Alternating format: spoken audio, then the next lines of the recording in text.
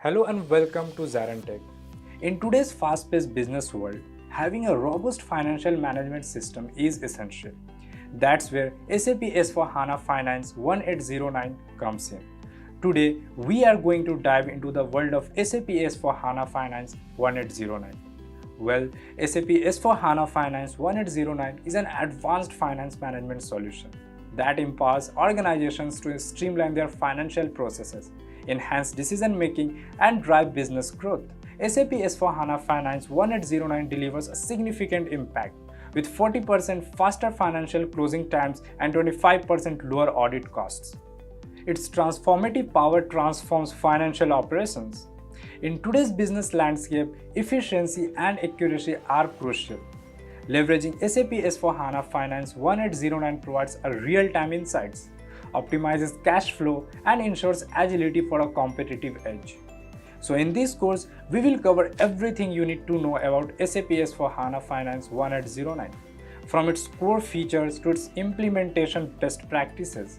We will explore topics such as financial accounting, cash management, assets accounting, and more, equipping you with the knowledge and skills to excel in your finance role.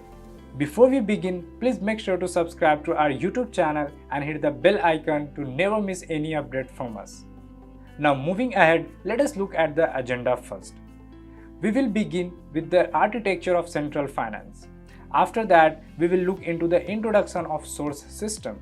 Once we are done with this, we will dive into the SAP S/4HANA Finance Roadmap. After that, we will look into the SAP HANA OLAP OLTP. Moving ahead, we will dive into overview of SAP S/4HANA 1809. So, before any further ado, let's dive in. So, let me put out something on the board. Okay, so we are into the class of introduction part of SAP S/4HANA. SAP S/4HANA. By this time, you people have been might be known about what is the definition of SAP S/4HANA. SAP S/4HANA stands for. Okay, so I'm putting on the board here everything. So I'll go step by step. Okay, there is no hurry. Okay, so we'll go by step of evaluation of SAP from SAP ECC to SAP S/4HANA. I'm going to touch everything in a very detailed way because this will be added for your certification questions actually. So there will be some 8 to 9% of the certification questions are coming on the basics of SAP S/4HANA and HANA database. So let me start from the evaluation of SAP basically. Okay. So how the SAP has been evaluated, let me go through from the scratch. Okay. So we all know that SAP is the platform of ERP. SAP stands for systems, applications, and the products in data processing. Very, very important. So earlier, if I go back to 20, 30 years back, we all know that SAP has come out with two-tier architect. Okay, I'll tell you what is the meaning of two-tier architect, which is going to be called as in 1979. In 1979, we came out with SAP with the initial version of SAP has came out with two-tier architect where we call it as the R2 architect. Where it is going to be called as R2 architect. We are working on the mainframe architecture actually. We are working on mainframe architecture. Later on, we came out with our client server architect after 1992. The first SAP platform, we are working on the mainframe architect, which is called as a two-layer architect. R stands for real-time two-layer architect. And next after the journey from 1979 till 1992, we came out with a new architecture. Actually, we came out from the SAP mainframe architect, that is IBM mainframe architect, to 1992. We came out with SAP client server architect. That is known as SAP R2 architect. That is known as SAP R3 architect. So just to put over here everything, this is a main server architect. This is very, very important. Mainframe, we are working on mainframe, and in 1992, okay, we are shifted from R2 architect to SAP client server architect. Very, very important, client server architect. So we have three layers of architect over here: presentation, application, and the database. So what are the three-layer architect? R stands for real time, R stands for real time, and 3 stands for 3-layer architect. So how the 3-layer architect look like? The 3-layer architect look like, this is our client, this is our server. If you take a server, this is our server. So we have 3 layers are there. Okay, one is going to be called as a presentation, and the second one we call it as a application, and the third one we call it as a database layer. Third one we call it as a database layer. So this is the presentation.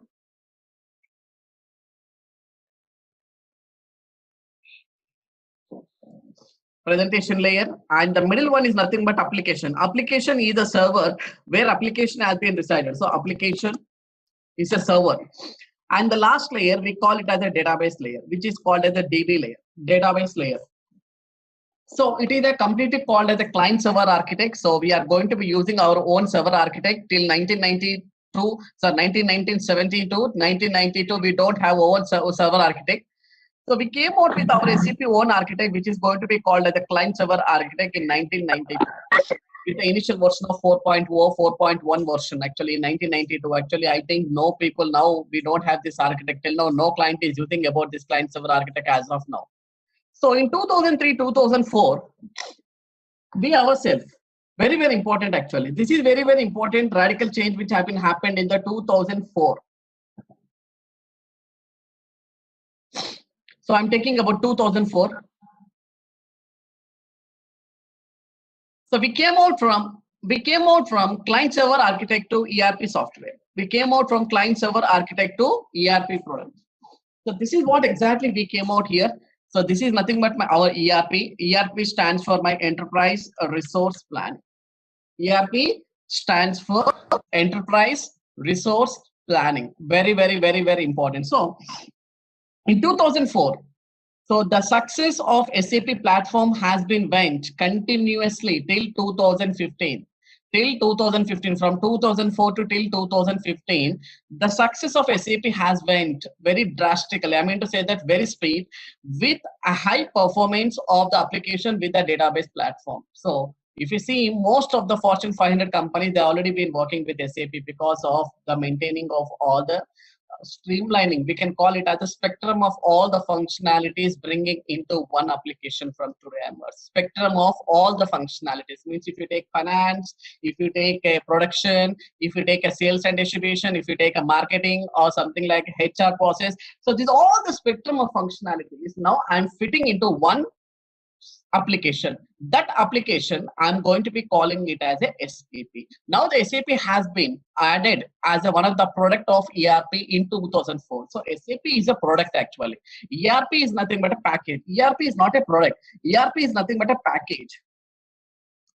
ERP is nothing but a package. It is not a product. So in 2004, we have been nominated ourselves as one of the product of ERP, except for if you take a lot of ERP products are there, like Oracle is one of the ERP product, JD Edwards is the one of the ERP product, PeopleSoft is one of the ERP product. In the same continuation, we ourselves has been nominated as one of the ERP products, so that now when you take an industry specific solution, if you take an automobiles, if you take a pharma company, if you take something like agricultural industrial product, if you take any product, if you take any industry specific like media or something like anything, our product is going to be well suited for all types of industry. Means we are covering about 25 industry specific solutions for all the applications which are integrated tightly, within our application. That means if you see here, finance is one of the module, and sales and distribution is one of the module. Okay, MM is one of the module. So we see there are 3 modules are there: finance, sales and distribution, and MM. All these 3 applications, all these 3 components, I can call them as a component. All these 3 components are within the SAP, within the same application, which are tightly integrated with each other. So there is an integration process has been built up between one module to another module within the same application of the product called as SAP. So here, what is happening? So we nominated ourselves to the SAP ERP product in 2004. So what is happening? The same client server architect is going to be working for us. Same client server that is going to be called as R3 architect. So there is going to be called as a presentation, application, and the database. Same thing. But we have been introduced ourselves to one of the ERP product. In which year? That is in 2004. So presentation will remain as it is only. If you take a presentation will remain as it is. Same presentation I'm going to be using over here. Same application I'm going to be using over here, and same database I'm going to be using here. So there is no change in the presentation, application, and the database. So this is also called as R3 architect. We call it as the R3 architect. We are working on the same client server architect, but we are the product of ERP that is going to be called as enterprise resource planning. So when we call it as a product of ERP, when you take an SAP out of this box of ERP, SAP is not a single application, my dear friends. SAP doesn't contain only single application. If you take a PeopleSoft, this PeopleSoft is only related to the HR components, time management, risk management. Only the components of HR related activities are getting integrated. But when I take my SAP, when I take our SAP is going to be having the finance, SAP is going to be having the controlling, SAP is going to be having the sales and distribution, and SAP is going to be having the middle management and PP. And if we take one of the core model, which I'm going to be taking it as a HR also. So what is happening here? These all the functionalities, whatever the components I'm going to be treating, all these components are underlined within the same application where we call it as the SAP ECC application. So ECC, Enterprise Central Component. We call it as a Enterprise Central Component. Now what is happening? If a client want to go start the journey with SAP, if a client, if you take a customer, for example, if I take a customer, X customer is there. Now he wanted to start the journey with SAP. So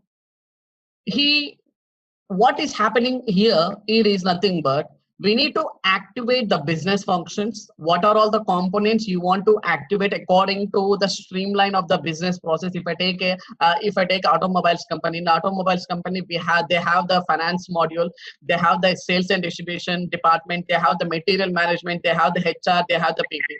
So they want to have all these components actually. So what we are going to do, we are going to activate these components actually. So what components should be activated? Okay, so within the same application of SAP ECC. So we are activating those components, and these components, what happening? Every component is integrated with each other. Mean to say that if I take a finance, for example, finance is nothing but for external reporting purpose. Mainly all the transactions, whatever the day-to-day transactions we are posting in SAP. So all these transactions are getting consolidated, and it is maintaining a central database for all the accounts within the GL for the preparation of P&L account and balance sheet. We all know that finance is mainly useful for external reporting purpose. So apart from this finance, so what is happening here? I have the sales and distribution, and I have the material management. Now, what is happening? Actually, these three components are independent. Actually, we can call the FI is a separate component, SD is a separate component, but MM is a separate component. But once you activate these functionalities, once you're activating these functions in SAP, what I'm going to find here, all these functionalities are integrated to my finance module. All these functionalities are integrated with my financial module. There is no manual integration. Automatic integration is going to be done. There is no manual thing which I can extract the data from the sales and distribution or the material management to the finance, and I can use this financial module for the external reporting purpose. No, nothing. Everything is tightly integrated with each other. FI module is integrated with SD, SD is integrated with FI, MM is integrated with FI. So all the modules within the same application are tightly integrated. So what is the benefit? The benefit here is, whatever the financial transactions you're posting in MM. See, for example, I have procured a raw material. Okay, so I have procured a raw material. So I want to get some raw material from the vendor. So what you're going to do, you're going to raise the purchase order. And with the reference of the purchase order, you're going to get some goods from the vendor. Whatever the goods you have been ordered, this is called as a goods receipt. We call it as a goods receipt. So you have raised some raw material. So you have raised the purchase order. and the vendor is sending a material to you. So that is going to be called as a goods receipt. Normally we call it as a goods receipt. So goods receipt in terminology, we call it as material document actually. When you come to the MM module, they will call it as a material document actually in their terminology, material documents.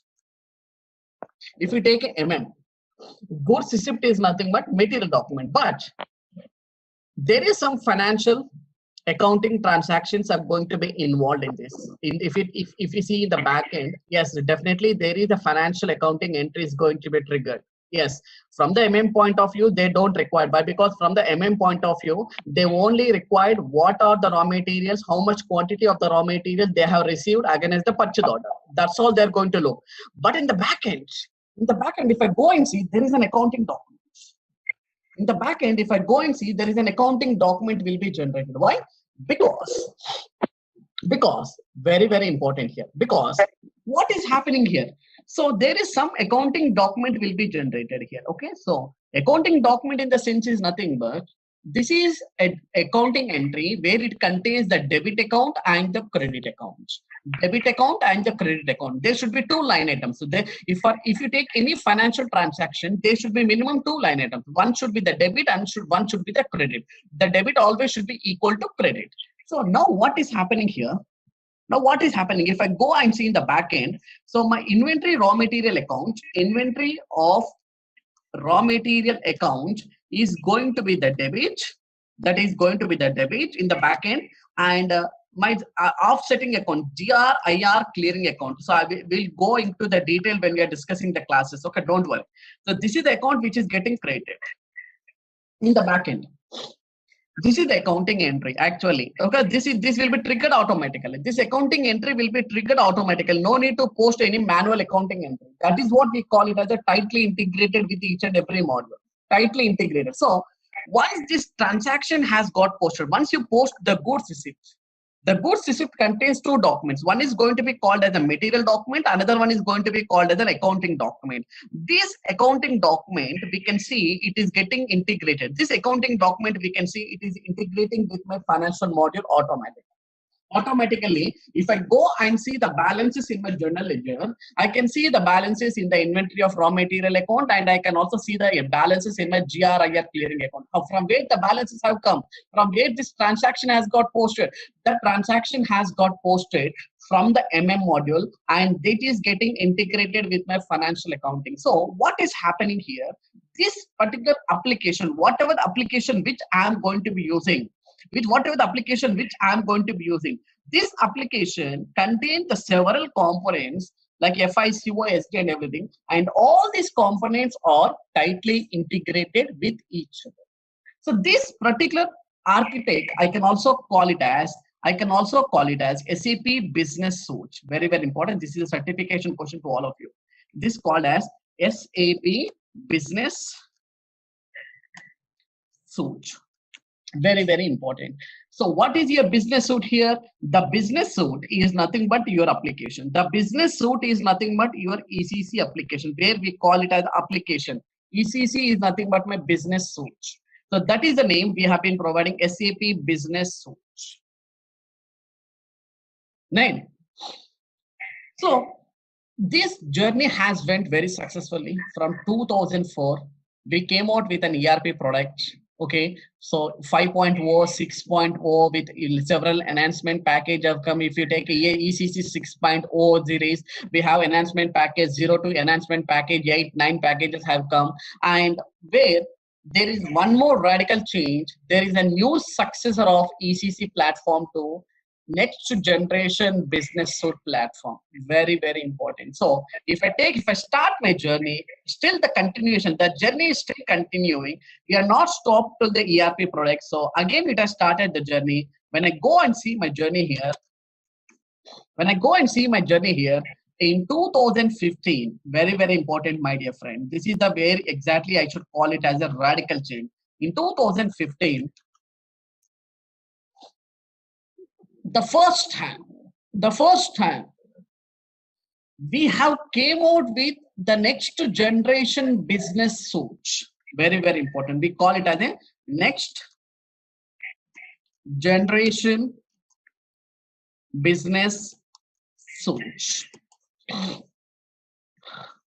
What is the next generation business suite? Till 2004 to till 2015. Till 2014, you can take till 2014. We call our application as an ERP product. My dear friend, we call our SAP application as a ERP product. It is not the next generation business suite. It is just called as the SAP Business Suite only. It is just called as the SAP Business Suite, where all the components will lie within the SAP component. But in 2015, there is a new application, the successor of ECC application. We call it as a successor, which is called as the next generation business suite. In 2015, we call it as SAP S4 HANA. Very, very important. This is very, very important here. So in 2015, in the month of November, the new SAP next generation business suite has been introduced, called as SAP S4 HANA. Now we don't have the ECC application component. Now we don't working on ECC, my dear friend. ECC is going to be supported only till 2024, 2025 only. After that, all the customers who are still working on to the ECC application, SAP will not support after 2025. Down to next 5 years. All the customers who has been resided in ECC application should be get converted to ECC to SAP S4 HANA by 2024-25 in the starting of 2025. Why? Because in 2025, from the month of April, SAP has clearly told to all the existing customers, if still you clients are still resided in ECC, SAP will not be supporting you. There will be no action on releasing the nodes and support packages for ECC customers. So it's an important to every client. They should come out with an alternative to get the system to be converted to SAP S4 HANA by 2024 or in the early stages of 2025. So the new successor of SAP S4 HANA has been introduced in the year of 2015 with a release called as, very, very important, 1511. The first version of SAP S4 HANA is called as 1511 with S4 core called as 100. S4 core is nothing but your application version. Our S4 core is nothing but your application version. It is called as application version. S4 core is nothing but your application. Where earlier I'm calling it as the same as the ECC. Earlier I'm calling it as the SAP ECC Enterprise Central Component. Now the same ECC application component, now I'm calling it as the S4 core. S4 core is the central component of your SAP S4 HANA. Now I'll show you one example. I log into the SAP now. See here.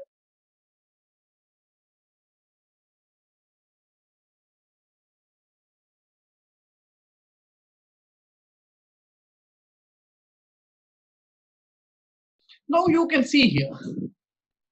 Now I'll show what is a S4 core now. Now I'm just logging into the SAP.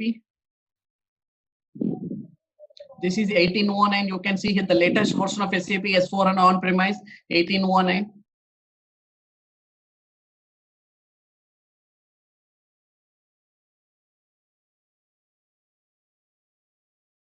Now, I'm talking about the two things, very, very important. One is SAP S4 HANA, another one is the S4 core. SAP S4 HANA, when I take your SAP S4 HANA, it is nothing but your SAP release. We can call it as SAP S4 HANA as the application component. S4 core is nothing but your application. You can see here. Now, when I log into the system, when I go to the system here, and when I see the status here, there is an option called as the status. And if I go into the installed product versions, now here you can see here. My S4 core. You can see here the component in the component.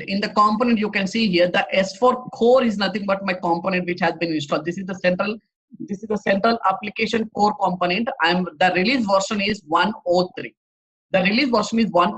Till now, you can see here. Till now, we have 4 releases in on-premise. First one is the 1511, second one is the 1610, third one is 1709, and the fourth one is 1809. Till now, when you come to the SAP S4 HANA on-premise, we have totally 4 releases are there. Okay, 1511 is called as S4 Core, release called as 100, and the second one we call it as S4 Core 101, and the third one we call it as S4 Core 102, and the fourth one we call it as S4 Core 103. At present, as on today, I'm telling, we have 4 releases in SAP S4 HANA. So the first, when the SAP S4 HANA has came out with the successor of SAP ECC, with the successor, which is called as the digital transformation product. Actually, we call it as a digital transformation product. Now everything is going to be happened as a digitalized. Okay, so we came out with the 2 deployment options. We came out with the 2 deployment options when in 2015 with SAP S4 HANA 1511. One is called as cloud, another one is going to be called as on-premise. So the first one is going to be called as on-premise, and the second one which is going to be called as cloud.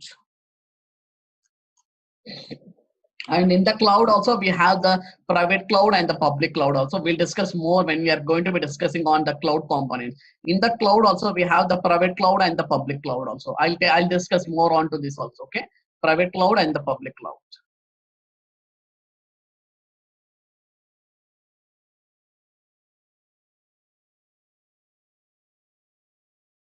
This is public, sorry. This is called as the public cloud. Now we have on-premise. On-premise is nothing but you're working on ECC application only. The applications are working on SAP ECC, that is going to be called as on-premise, and the cloud components are separately managed by the SAP actually. The cloud components is not an ERP product. Okay, the cloud components are separately managed by the SAP. When you come to the on-premise is the package of SAP ECC only. So we have the on-premise and we have the cloud. So the on-premise and the cloud, both these versions have come out with the same release called as 1511. And later on the on-premise is converted to yearly innovation cycle. Very, very important, yearly innovation cycle.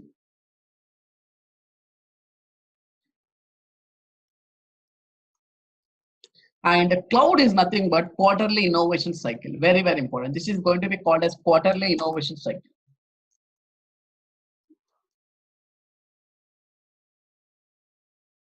So if you see here on-premise, every year, after 1 year, we are going to see the new version of SAP S4 HANA on-premise. So the SAP S4 HANA is going to be called as the next generation business suite, which is fully built on in-memory platform. Very, very important. See the definition once again I am telling. Let me discuss 1511, 1610, 1701, 1801 and later. But the most important thing is, what is SAP S4 HANA? SAP S4 HANA is the next generation business suite, which is the successor of SAP ECC. Which is the successor of SAP ECC, which is completely built on digital transformation process. Which is completely a digital transformation process where we can see the digital core and digital innovation now in SAP S4 HANA. So SAP S4 is nothing but suite for. The first 2 letters we can see here. S4 is nothing but suite for. 4 is nothing but 4th generation. S is nothing but suite. HANA is nothing but my database. HANA is nothing but my data. I can see here. Okay, SAP S4 is nothing but your application, my dear friends. So your first 2, this is what exactly I would like to tell. Many people are getting confused here. So SAP S4 is nothing but your application, and HANA is nothing but your database. HANA is nothing but the concept of HANA we'll discuss more. The HANA is nothing but your database here. So S4 is nothing but your core, that is going to be called as your application. S4 is nothing but your core application, and HANA is nothing but your database. HANA is nothing but your database. So we call it as a next generation business suite, which is fully built on in-memory platform. So what I'm saying here is nothing but, this is my previous, if I go back, If I go back, if you see, this is the architect I'm going to be seeing. Here we have the presentation. Here we have the presentation. And we have the ECC as the application, and we have the any database. We call it as the any DB. Any DB is nothing but, I'm not talking about SAP HANA DB. We are talking any DB, like people saw, like said Oracle DB, like Microsoft DB, RDBMS, DBMS. You can take any DB. So we call this core application as the SAP Business Suite, my dear friend. Very, very important. Why? Because your application has resided on any DB, not on SAP HANA DB. Your application, your ECC application has been resided on secondary access DB, which is called as Oracle or Microsoft or DBMS or RDBMS. I'm not specifically telling it is Oracle or DB. If it is any DB, except you accept with SAP HANA DB, you can call any DB as a secondary access device. So this complete architect, presentation, your SAP's ECC server underlying with any DB, this complete architect, I call it as SAP Business Suite. It is called as SAP Business Suite. Now, what is happening here? When you want to start the journey with SAP S4HANA, when I want to start my journey with SAP S4HANA, so my journey is going to start like this. Without SAP HANA DB, I cannot go with SAP S4HANA. My dear friend, this is very, very, very, very important. So now you have 3-layered application, that is 3-layer server. One is going to be called as a presentation, and the second one is going to be called as your application, and the third one is a database, but my database is on my SAP HANA DB. Okay, so presentation. And here, and earlier we have the SAP ECC application. Now I am converting this SAP ECC application to SAP S4HANA application. Now you have been resided with a new application called as SAP S4HANA. Now my DB always should be, your SAP S4HANA application will be always built on SAP HANA database only. No other databases can be supported. No other databases can be supported except with SAP HANA DB. Very, very, very, very important. So when you see the definition of SAP S4HANA, SAP S4HANA is the next generation business suite, which is fully built on, where it is built on, which is fully built on your ECC to SAP S4HANA is built on your SAP HANA database, which is called as next generation business suite. Now, SAP S4HANA contains 2 applications. One is on-premise, another one is the cloud. At present, we have the 4 on-premise releases. So on the current on-premise release, which we are working in, is 1809 with an SAP S4 core with 103. You can see here, this is what exactly I'm telling. With a 103. 103 is nothing but your core application component. You can see here. This is the core application release of S4 core. S4 core is nothing but your application. Okay, this is nothing but your S4 core. This is what exactly I can call it as the S4 core from today onwards. So the total S4 core is going to be running on 1819 with 103 release.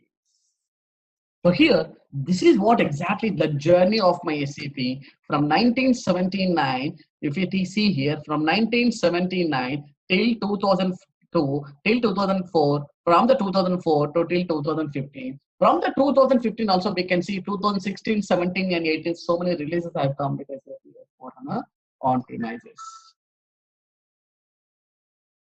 So this is how the evaluation of SAP has been done into the platform of SAP. Alright, let's test your knowledge. Here is a question for you. What is primary purpose of SAP S4HANA Finance 1809 solution? Your options are custom relationship management, supply chain management, financial management and accounting, human resource management. Take a moment to think, and when you are ready, type the correct answer in the comment section below. Hello there, ready to dive into the world of SAP S4HANA Finance 1809? Our course is here to guide you every step of the way.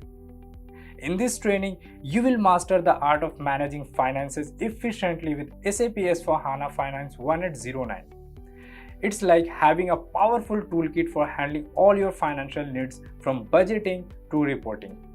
Our course covers everything from the basics to advanced techniques designed by industry experts.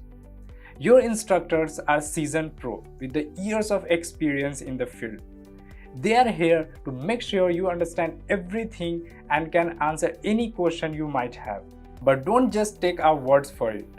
Our students rave about how helpful this course has been for them. People just like you have found it incredibly valuable. And the best part is it's budget friendly. This amazing opportunity to learn won't cost you an arm and a leg. Ready to become SAP S/4HANA Finance 1809 Viz? Enroll now on our page. And for more details, visit ZaranTech's website. The most important thing is before you do the SLT connectivity, to the central finance system, we have some source system. Actually, if you take some source system like SAP ECC, okay, SAP ERP, okay, so something like Oracle database, okay, so you have several source systems. There are some settings. There are some nodes has to be get implemented in the source system before you do the actual transaction process in SAP S/4HANA. So if I take a source system, this is my source system. Now I log into the source system, and here the most important thing here is actually whenever you go for any source system, make sure that the source system is going to be your ECC. Okay, I'll take out your source system is an ECC system. Okay, just I'll make it as a paint over here, so just it will be easy for you to understand. I'm taking the source system as ECC. Very important. This is very important. Now I'll take an example. Your source system is an SAP ECC. Before I start doing the connectivity of SLT to the source system, there are some SAP nodes has to be get implemented. Very important. This is a very important. We have to make it understand here. What are the nodes actually? So whenever you go for an SAP interview, okay, forget about the certification of the central finance. But before I go for any real-time scenario, this is very important that any consultant who has been assigned to the central finance project, this is the basic thing as the first step. What are all the nodes has to be get implemented in the source system before you go live with SAP S/4HANA Central Finance. So here I'm taking the SAP ECC as my source system, where I'm doing the transaction posting from SAP ECC to Central Finance system. Now this is my SAP ECC. Now when I go to the system, this is a source. I'm talking about the source system, not about the target system here. Okay. When I go to the system, here when I go to the status, based on the release, because we came to know that there are several releases have been come from SAP ECC. Okay, so based on the releases we are talking here. Okay, go for the document, and here if we go to the component, just come down.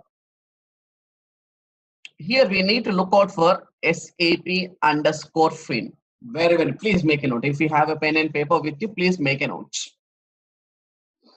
So the component and the releases are going to be very important. We see that the releases have come from the 600. Like there are several releases: 600, 617, 618. Okay, 700. Okay, we were able to 748. Okay, there will be so many releases there. But here my SAP_fin, the release is going to be the 618. Very important. So for 618, 600 will be there, 602 will be there, 603, 604. We see 605, the release have come with SAP ECC. Okay, 606, 616, 617, 618. There are so many releases have come in SAP as a component of SAP_fin. Now, my source system is on SAP ECC with the 6.18, that is the 618. And I see the support pack level with the 008. And this is what exactly my configuration in my SAP ECC. For this, what are the source? What are the SAP nodes I have to be implemented to run my system as a source system? Very important. I'll tell you from the scratch. Means, so I'll talk you from the SAP_fin. I'll make a note here. Very important. These all of it. They'll ask you in the interview question also, please. They will ask you in the interview question also. So when your system is on the release of SAP 600, so what are the nodes you have implemented? What is your source system release of SAP ECC? Is it a 600, 601, 602, 603? If it is a 600 or it is a 617 or it is the 618. What source nodes you have been implemented? Please let me know. So then this is the answer you have to tell. So your component should be SAP underscore fill, because if this component is not activated, you cannot go with the central finance with the source system. First of all, very, very important, SAP underscore fill. Now, I'll come to the release. Very, very important. What release you're working? Yes, you are in SAP ECC. Okay, there is a component called as SAP underscore fin, which is going to be called as a financial. So we have seen so many releases from 600 to till we have so many releases up to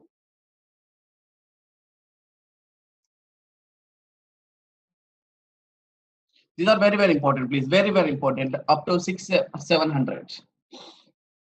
Up to 700. Now, if I go back to my SAP ECC system, yes, let understand that now I am working on SAP ECC. Okay, now I came to know the release is going to be the 600 or 601 or 602. What I have to do here? Which note I had to implement? So go this here. I'm talking from the release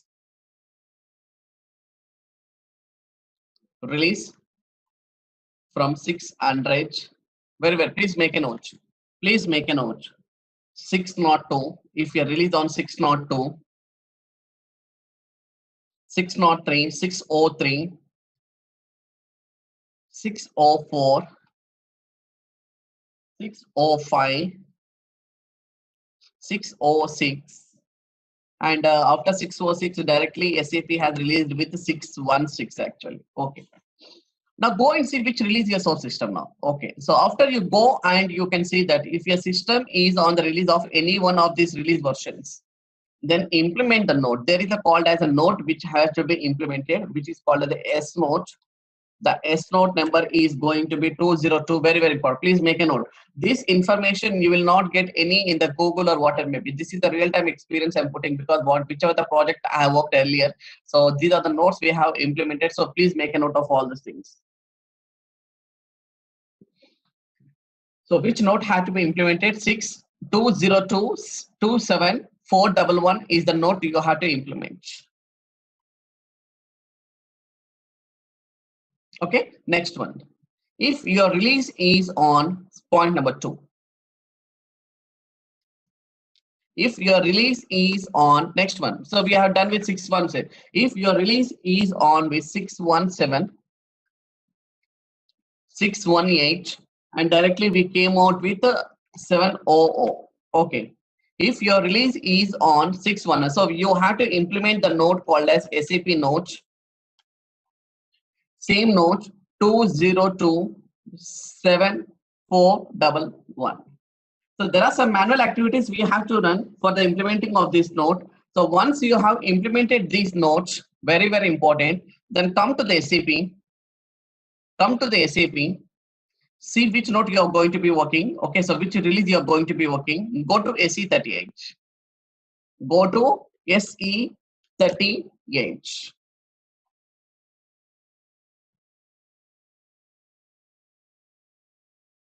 Okay, press enter. And make sure that you have this program is installed by default. Very, very, please make a note of this program. They will ask you in the interview question actually. What is the program in the source code you have to execute before you run any central finance system? So this is what exactly the program we have to understand. Pin underscore cfin underscore note underscore 2137557.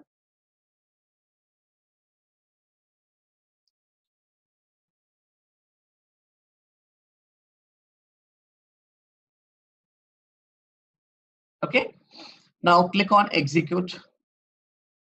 So you'll get this kind of functions. So what it is telling here, execute the given steps one of the other. If and an error occur, repeat the same step again until the error is going to be resolved. If does not harm, if the step is executed several times. So even if you are executing for the multiple times, there is no need, there is no harm.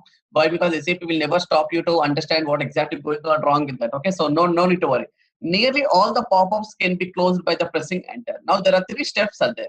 Step number 1, test run. Check the prerequisites and how the list of the objects without updating them. Okay, so this is the step number 1. So I'm selecting the radio button 1. and execute. So what it is telling that the necessary changes already came with the support package. Very, very important. So what is the support package? The support package which I'm going to be using is nothing but, so if I go into the components, so if I scroll down, so what is the support package? The support package is with 000H. This is what exactly the support package, very, very important. SCPK 610181 and SCP Fin. Okay. So with this support package, I can see that already with this support package, already the system is very clearly telling that KY support package, report executed, not required anymore. So yes, whatever the support package we are working, this is the latest support package. So what is the SAP is very clearly telling. So you have the latest service SAP support package. No need to execute this particular program. It is already by default, it has come over with SAP ECC with the same support package. Okay, very good. Next, go back. Select the second one, update. Update and activate. Update the object. So whatever the objects we are going to be working with the connectivity of SAP Central Finance. So we are going to be updating this object and the platform activity. So what I'm going to do, I'm selecting and I'm clicking on execute.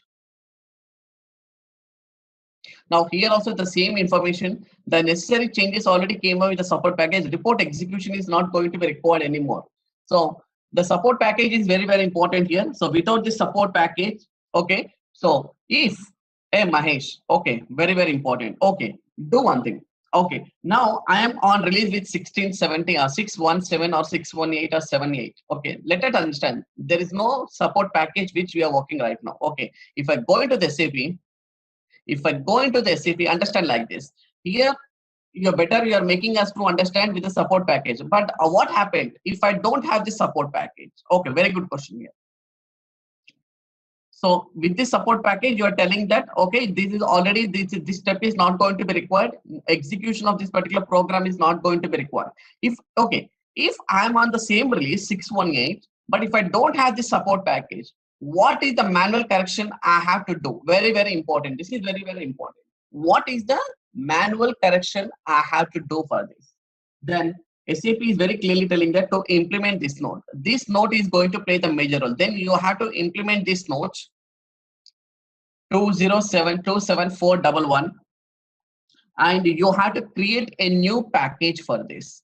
We have to create a new package. Please, I'm writing over here. Okay, create a new package. This is all the technical people will do. No need to worry from the functional side.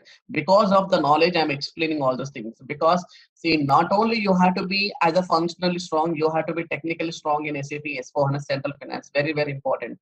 Most of the customers, most of the projects are going to be dependent as a consultant for both. So you have to be technically and the functionally strong. Because of that, I'm giving all this information. So what you have to do that? You have to implement this SAP notes. If you don't have the latest support package, you have to implement this node and create a package. Very, very important. You have to create a new package. You have to create a new package. Very, very important. That is already I told that fin underscore c fin underscore. Okay. Very, very important integration. There is a new package. Okay, so this is the new package you have to create. Okay, now let me go and see whether this package is available or not. Because if this particular support pack is not available, whatever the support pack you are going to be talking, if the support pack is not available, then I have to implement this node and I have to create a new package with fin underscore c fin underscore integration. But here in my system, already the support package already available, so no need to create. So this is the program actually. If you see here, this is the program actually. This is the program actually. C fin underscore 2137557. This already, this node has already been implemented. So no need to implement this particular node. No need to implement this particular node because already the support package is already available for me. Now go to the support pack now. Okay, what is the transaction code I have to use? If I want to go to the support pack, so I have to go to SE38. Please make a note. Go to SE38, or otherwise you can also go because already we have seen the program. So I'll go to SE80 because we are looking out for the support package now. So I'll go to SE80. Please make a note. All these are going to be very, very, very, very important.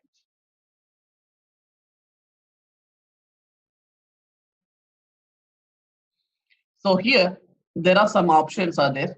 So in this option, you have to select the program, sorry, you have to select the package, because as I told you that, because my SAP source system is working on 618. Already there is the latest support pack is there. So I want to see that support pack. What is the support pack you are looking out for?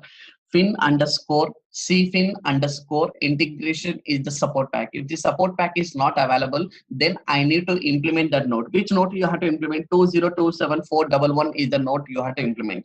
But already by default it is there. So I'm giving them, okay, this is the support pack. You can see fin underscore cfin underscore integration. This is the support pack. And what you have to do here is you have to click on display. Yeah.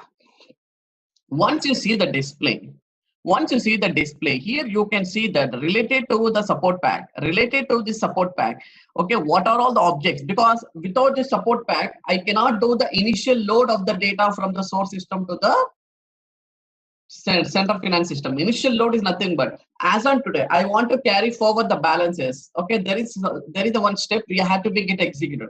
So I cannot do the initial load of the balances. So whatever the balances you want to load from the source system to the target system.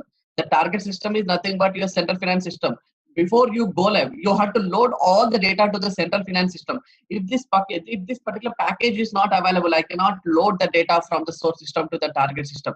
So this package is very, very important for the integration of the source system to the target system for the initial load of the data. Initial load is nothing but the balances from the source system to the target system before you go for the go live. So from here, if I go and see the dictionary objects, so these are the database tables. Already by default it has come. You can see these are the database tables. Okay, so these all are going to be called as the transfer tables from the source system to the target system action. Transfer means whatever the data I am posting in my SAP in the source system, the data will be transferred to the central finance system. If this object is not available, if this particular package is not available, then what is the impact?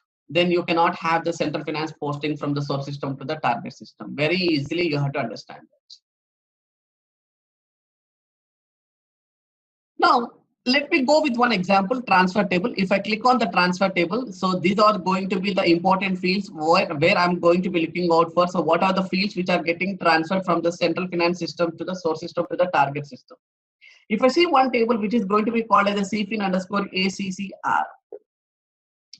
Now I can see that these are the various fields I can see. Okay, these fields are by default inbuilt has come with the help of this particular package. If this package is not there, then I cannot have all these kind of fields over here. So there are different fields are there you can see here.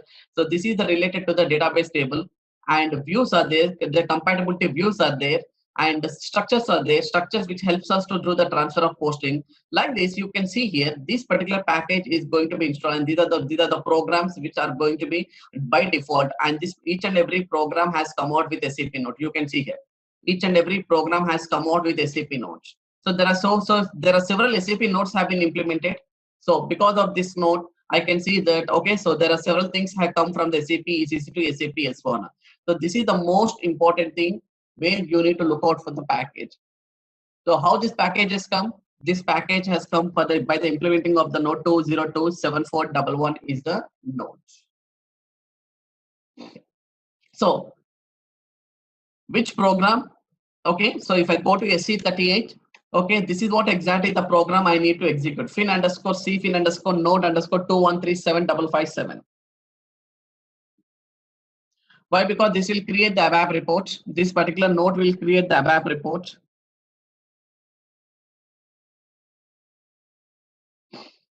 So these are the two things. One is make sure that your release on support package should be the latest one. If you don't have the latest server support pack, you have to implement the node and make sure that this program is going to be the default for executing of all the transactions. So here, if I go to the step number 3, I see here the necessary changes already came with the support pack. No need to execute this particular program. Already all the related support packs have come with the necessary. So how to look at the support pack? Which support pack you are talking about? I'm talking about the support pack. If you go to SE 980, if you go to SE 80, okay, this is what exactly the support pack which I'm going to be looking. CFIN underscore integration.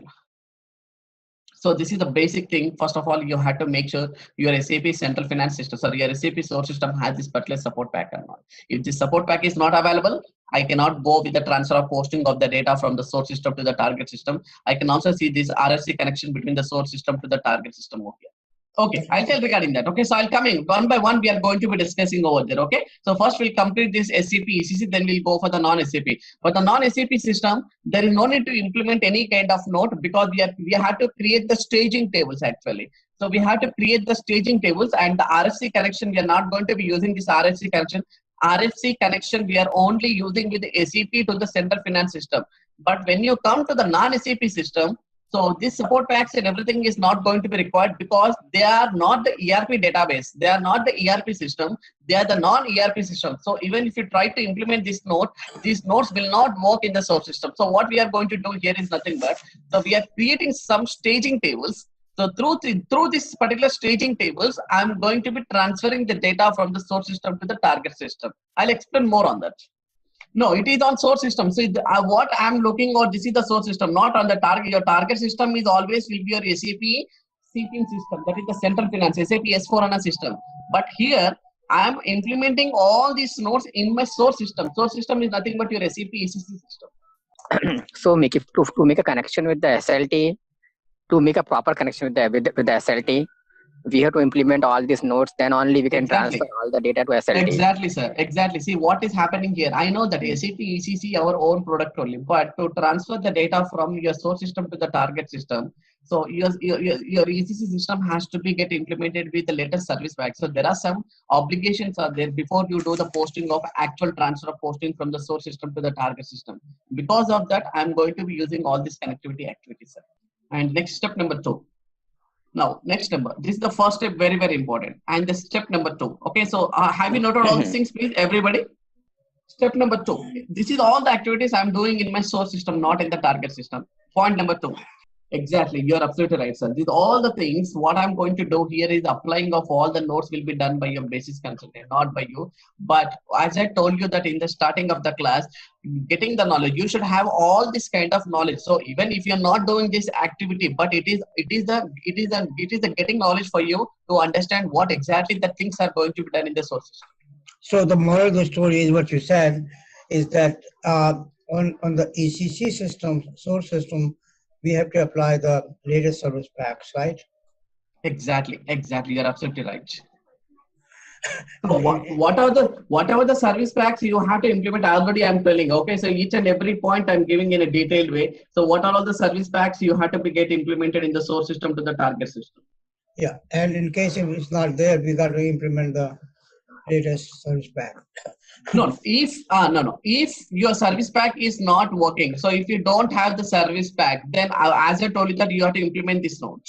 Exactly, you have to implement this node. 2027411 is the node you have to implement, and you have to create a new package. This is the new package you have to create here, because already I told that because I'm working on with the latest service package, this particular package is already available. So if this package is not available, then I cannot do the transfer of posting. So this package is very, very important for me to get the information from the source system to the target system. Okay, now second point number 2. There is the one note which we are going to be working. Point number 2. So I'm just pasting over here. Point number 2. In the point number 2, you are doing the transfer of posting. Okay, so I'm just giving the step number 2 here. Okay, so when an FICO documents, for example, if you see, because when you come to the SAP Central Finance, okay, Central Finance will only take the financial and the controlling data, not the other data. Okay, so other data are like cost objects are going to be replicated, but all the FI and CO postings are going to be updated from the source system to the target system. So before you do any kind of postings of FI and CO, before you do postings of any transaction posting on FI and CO, When an FI and CO document is posted in the sender system, for example, when I take a document which you are posting in a sender system, sender means always you have to keep it as a source system only. Like for example, I take salaries, account, debit to my cash or bank account.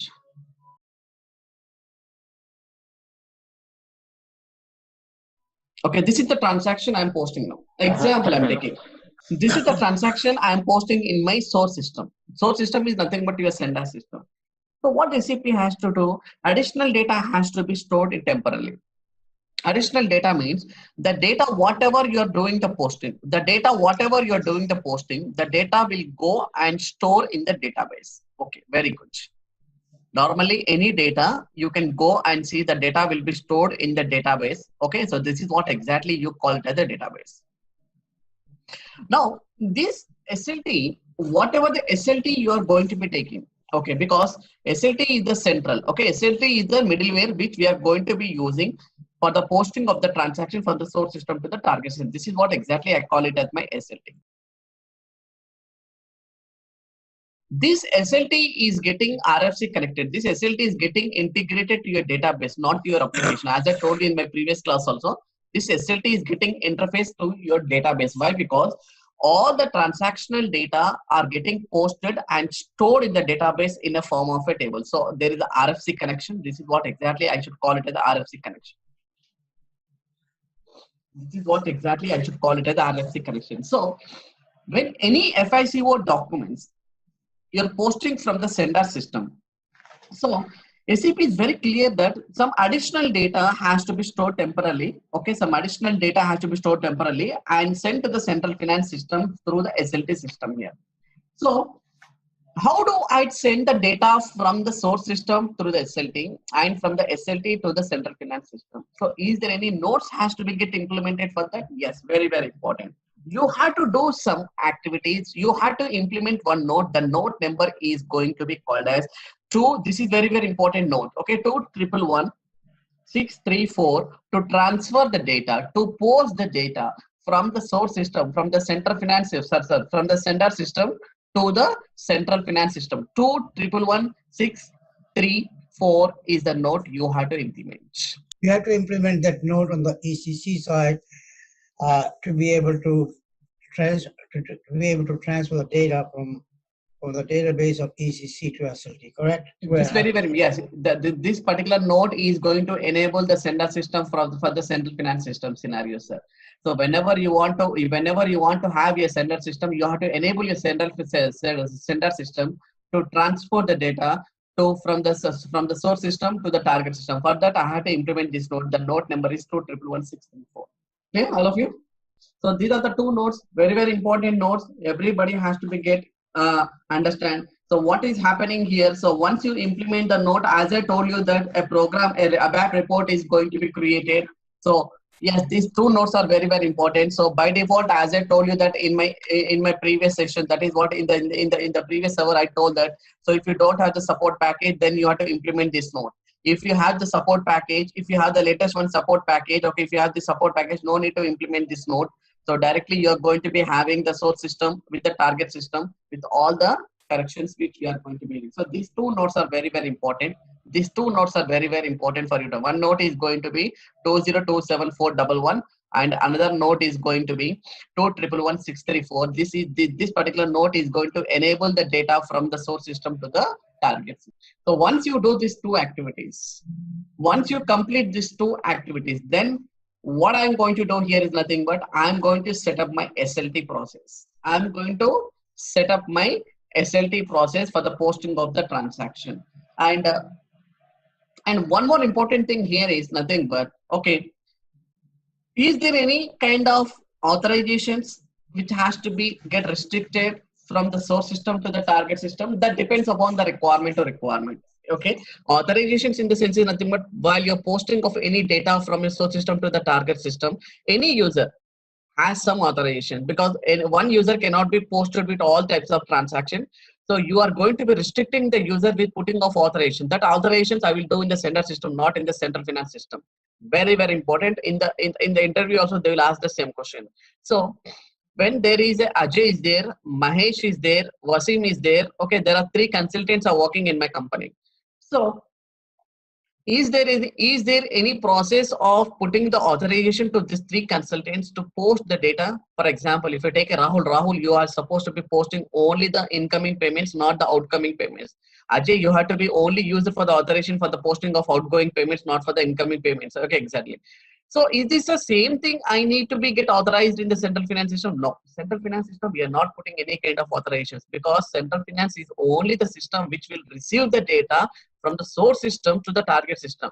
But if you want to do any kind of authorization, that authorizations I will put in the source system in the SAP ECC, not in the central finance. This means the user which is in the central finance, like authorized user, that person can see all the data. Yes, very good. Okay, see, whenever I do any kind of posting, sir, for example, let us take an example. Now I'm posting. So you're the same account, salaries account debit to cash or bank account credit. So Mahesh is posting this data from the source system to the target system. Now, once the data has got posted, okay, now if I go and open the document in my database, I can see what is the document has got posted in the central finance. Easily I can understand whether the document has posted or it has stopped in the error correction, or is it something has happened at the SLT level, whether the document has not been posted to the central finance system. I can have the full information about all this kind of process. Yes, you will have the view whether the central document has got posted or not. Why do I have to put a restriction on the ECC side, the source side, that you can post the incoming payments, AJ has to put outgoing payments? Why can't I do both? Exactly, sir. Sir, if we go for any company, see, all the users have not given all the authorizations, sir. Okay, so it is just like before also, because as I told you that the central finance system is only replicating the data from your source system. Okay, we are not going to have any kind of authorizations or the restrictions in the central finance system. Why? Because as I told you that it will only receive the data. When you come to my ECC system, users are posting the transactions in the ECC, not in the central finance, no sir. So for that, I'm having all these kind of authorizations of the transactions based on the user level. Yeah, so basically what you're saying, the authorizations have to reside on the ECC system, and there is no authorization on the central finance because... No, because that is what I'm telling. Because if I put the authorizations in the central finance system, okay, because there is no user level, no users are not posting any transaction directly in the central finance. So I'm not creating those users in the central finance system. I will create the users in the only in the source system, and I put the authorizations and the restrictions over here. That is where I'm telling that these are going to be the basic things we have to understand, because see, sometimes, because see, as a consultant, it is very, very important that is there any authorizations I have to make in the central finance system? No, nothing is going to be required. Only the source system, because you are receiving the data from the source system to the target system. Now, if I go to SC11, there is the one program, actually, please make a note of this particular program. Okay, so already I'm okay, cfin underscore source underscore set. Please make a note. This table is very, very important actually. This is the source table where the set of all the transactions are going to be maintained as a looping point. This is the table actually. So this is what exactly the table. So with the help of the node, I can see that, okay, setting for the central finance in the source system. Please make a note of this particular table. This table is very, very important for us. So what this table is going to do? This table is going to do the initial transfer, initial load of the data from the source system to the target system. Okay, now I'll go to the central finance system. My dear friends, I'm telling you, this is a very, very important. All things are going to be very, very important. You will not get this information in anywhere. Okay, you are looking out for the data. Please, very, very important. These all are going to be the very, very important. If I go to the central finance, so there is a concept called as central finance source system, and because this is not the practical, just I'm going to be showing them some important information, not the practicals, please, just to make you to understand. Because whenever I start the practicals, I'll go into the detailed way. This is only the table information. Why this table has to get activated? So, for example, there is a one table which we are going to be looking. This is what exactly. Where is the table here? Yeah. Okay, so why this importance of this particular table? Okay, I'm making you to understand about this table. What is the purpose of this table? What is the importance of this table here? Okay, the importance of the table is going to be initial load of the data. Now, Tomorrow I'm going for a go live. Tomorrow I'm going for a go live. Before you go for the go live, some data, the initial load has to be done to the central finance system. Okay, so to load the data, to do all these things, okay, now there is some program, there is some table has to be created with the help of the program. This table is containing of all these fields. Now I'll go to that particular program with the table. Okay, so I'll go to the central finance, general replication settings. This activity I'm doing in the source system. See here, I'm not doing the target system because the initial load has to done from the source system to the target system. So I'm doing this activity in the source system, not in the target system. General replication settings. So if I take a company code RK02, so if I take a company code which is going to be called as RK02, now let me come to other point also.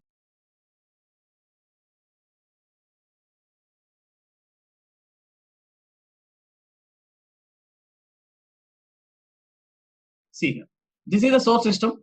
In the source system, there is a company code where we are going. This is see, EPX is nothing but your SAP ECC system. EPX is nothing but your SAP ECC system. So in the SAP ECC system, you have a company code which is going to be called as RK02. RK02, that is RAK, okay, Cermix Private Limited, whatever may be. Okay, now there is only one company code in the source system. Now from tomorrow onwards, I am going for a go live. Okay, now I'm taking this company code and I'm giving the data, I'm giving the dates, and I'll go to the document list. Again, I'll give the same dates. This I'm seeing in the source system, not in the target system. RK0. Now you can see here, there are 3 transactions have been posted in the source system. Before you posted, okay, before you done this transaction in the source system, have you done the initial balance upload? Yes, very, very important. Initial balance upload is nothing but, now here you can see this is my central finance system. DV2 is nothing but my central finance system. It is not a, yeah, let me get like this. Yeah, let me get like this. This is your central finance system.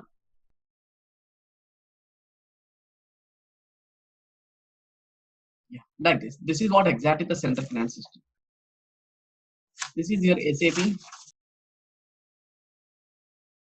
S4 HANA system. Now, what I am going to do, whatever the company codes you have in the source system, okay, like for example, okay, I have one company code RK02 is the company code.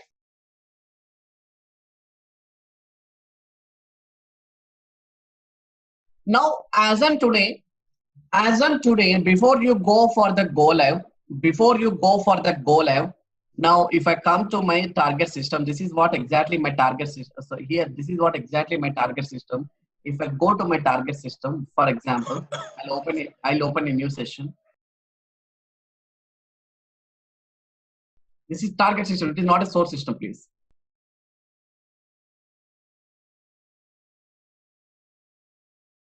RK02. So I'm seeing this RK02 company code both in the source system and in the target system, sir. Can somebody tell me why, sir? Why you are able to see the same company code in the source system and the target system? You have to configure RK02 in central finance. Exactly. What happens if I'm not going to? What happens if I'm not going to do this configuration in the central finance system? You will have nothing but rejections here. I mean, exactly, sir. Yeah, the thing of it is, you have to define all the organizational structures within central finance. Okay. Exactly. You are absolutely right. Correct. So if I have 3 more company codes, for example, RK02, I have the RK03, and I have the RK04.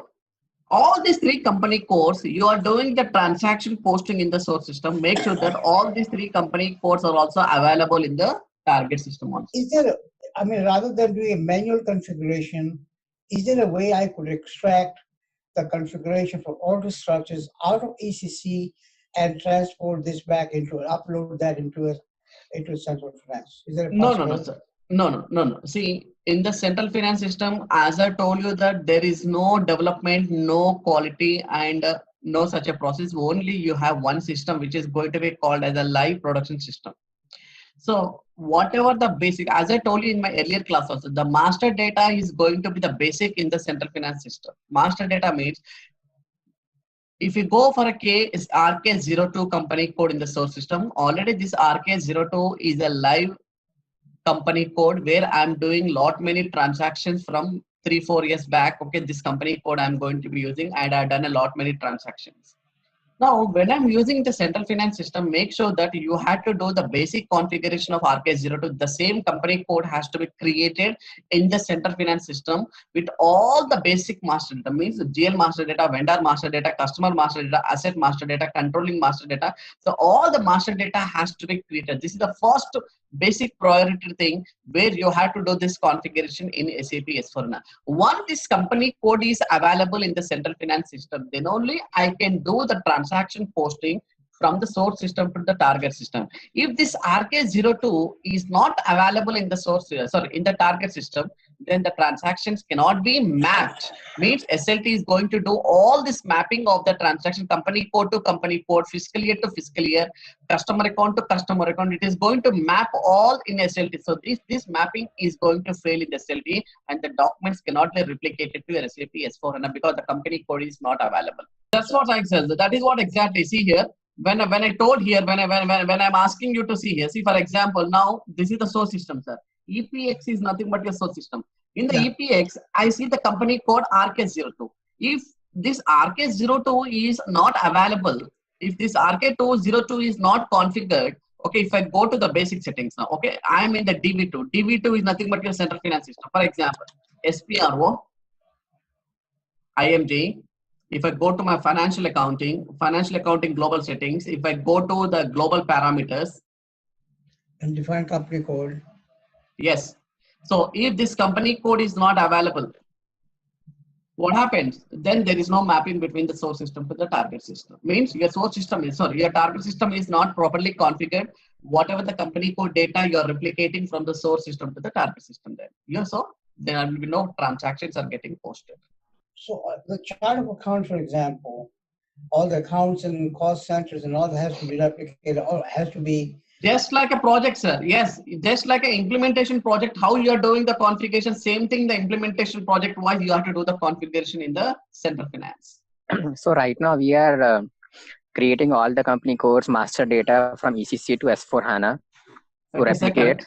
And no. All the master data, I'm doing the configuration in the target system, in the central finance system. Yes. So for example, on the other side, if you have a S4HANA system already, so right now on the side, okay. In the other side, you're talking about it if S4HANA system is already available. Okay, right. Right. Okay, sir. So in that case, what happens? So what you're telling here is, you're telling that, okay, you're talking from the source system point of view, or you're talking from the target system point of view, sir? So, okay, I think the whole purpose for central finance was that we can take data from ECC, non-ECC system. So for example, if company has some S4HANA system, some ECC and some non-ECC. So our source is also S4HANA. Oh, very good. Okay. Yes, very good. So in that case, what we have to do in central finance at that point of time? Okay. So you're talking from the source system point of view. Okay. So for example, sir, okay. Now you are already live went with the SAP S4HANA with the central finance. Example, I'll take like that. Okay. ECC system, SAP system, and you went the live with the central finance. And later on, after 1 year, you acquired a new company. Okay, like some XXS company you acquired. That particular company has already been implemented with SAP S4HANA. Example, we'll take like that. Okay. Now, that company I have acquired, but already they are using SAP S4HANA. Now, that SAP S4HANA landscape will become as a source system, which is not a target system. Because now what I'm going to do, I'm doing the postings in the SAP S4 HANA, because already I'm acquiring this company. Already a lot of transactions have been posted earlier, that's before the acquisition. Now this whatever the system I have with this acquisition company, this SAP S4 HANA system, this will be acting as a source system, not as a target system, because already I have a target system of SAP S4 HANA.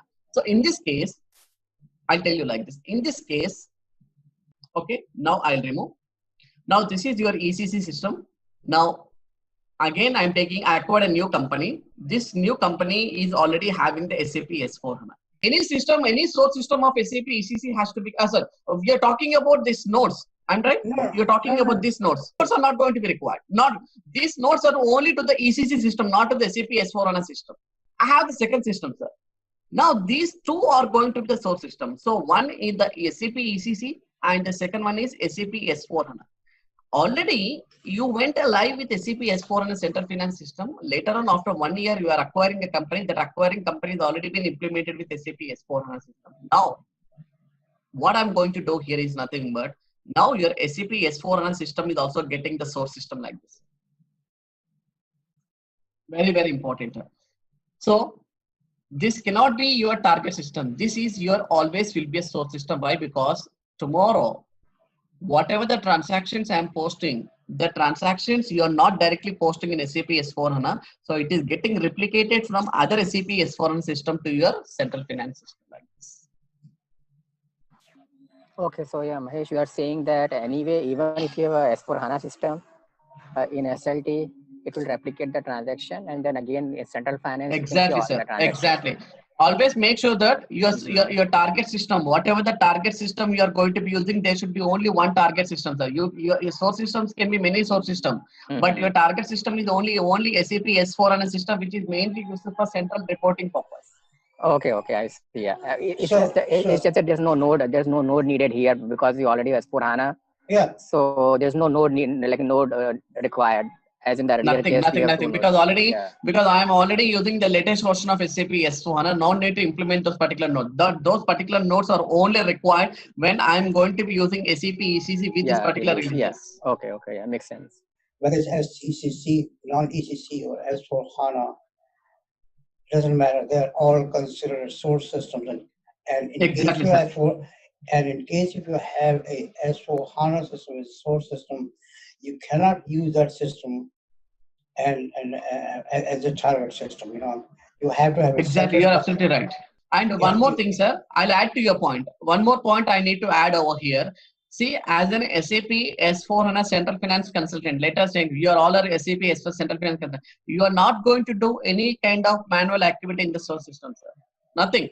In the source system, you have to see whether these nodes have been implemented or not. That is only the activity we have, as a finance consultant, I am going to do. So all the activity will be done in the central finance, not in the source system. Source system is only replicating the data. That replicating of the data, how it is getting replicated, mapping, everything will be done by technical consultant, not by you. Your only activity is nothing but you have to do the central finance configuration and make sure that the mapping has been, technical specs have been properly given to your technical people so that they have done the proper mapping between the source system to the target system. Hey, how much time, between the functional consultant and 6 months, the technical? 5 to 6 months. No. If I have, is it 50% of the effort is done by technical consultants and 50% by functional? What is that ratio in terms of? The ratio will be, see, sir, here there will be going to be acting different consultant. It is not an ABAPer, it is not an basis, or it is not an FICO consultant. When you come to the functional point, the functional part is going to be up to 50 to 60%, and the technical part will be going up to the 40%. Yeah, 60-40 rule. Yes.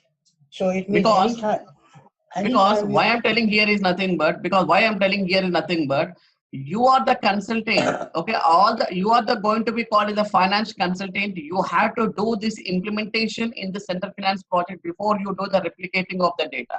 So your duty is going to be the more in the central finance, because you have to develop all the master, just like how you are doing in the implementation project. The same way I have to do this configuration. Without doing this configuration in the central finance system, I cannot do the mapping of SLT, and I cannot do the mapping of your source system to the target system. So my question to you, based on your experience with the projects that you have worked on, Yes, sir. say I've got 10 legacy systems, which could be S4 HANA, could be ECC, could be non-SAP. Do I need one resource then from the technical side to put in my estimates 40% of the time for 6 months, or I need? No, it depends upon the number of source systems, because see what experience I have faced with one of the Australian project is nothing but they have only the 4 source systems actually. All the 4 systems, 3 systems are SAP ECC, and another system is something they are using something quantum. Quantum is something like ACS system. They call it as the ACS system they are using. So they have only the 4 source systems and 1 target system. For this, we have taken up to 5.5 to 6 months for the go live. So how many technical resources you had? We have 2 functional resources, and when coming to the basis point of view, we have taken the 2 bases and 3 ABAPers.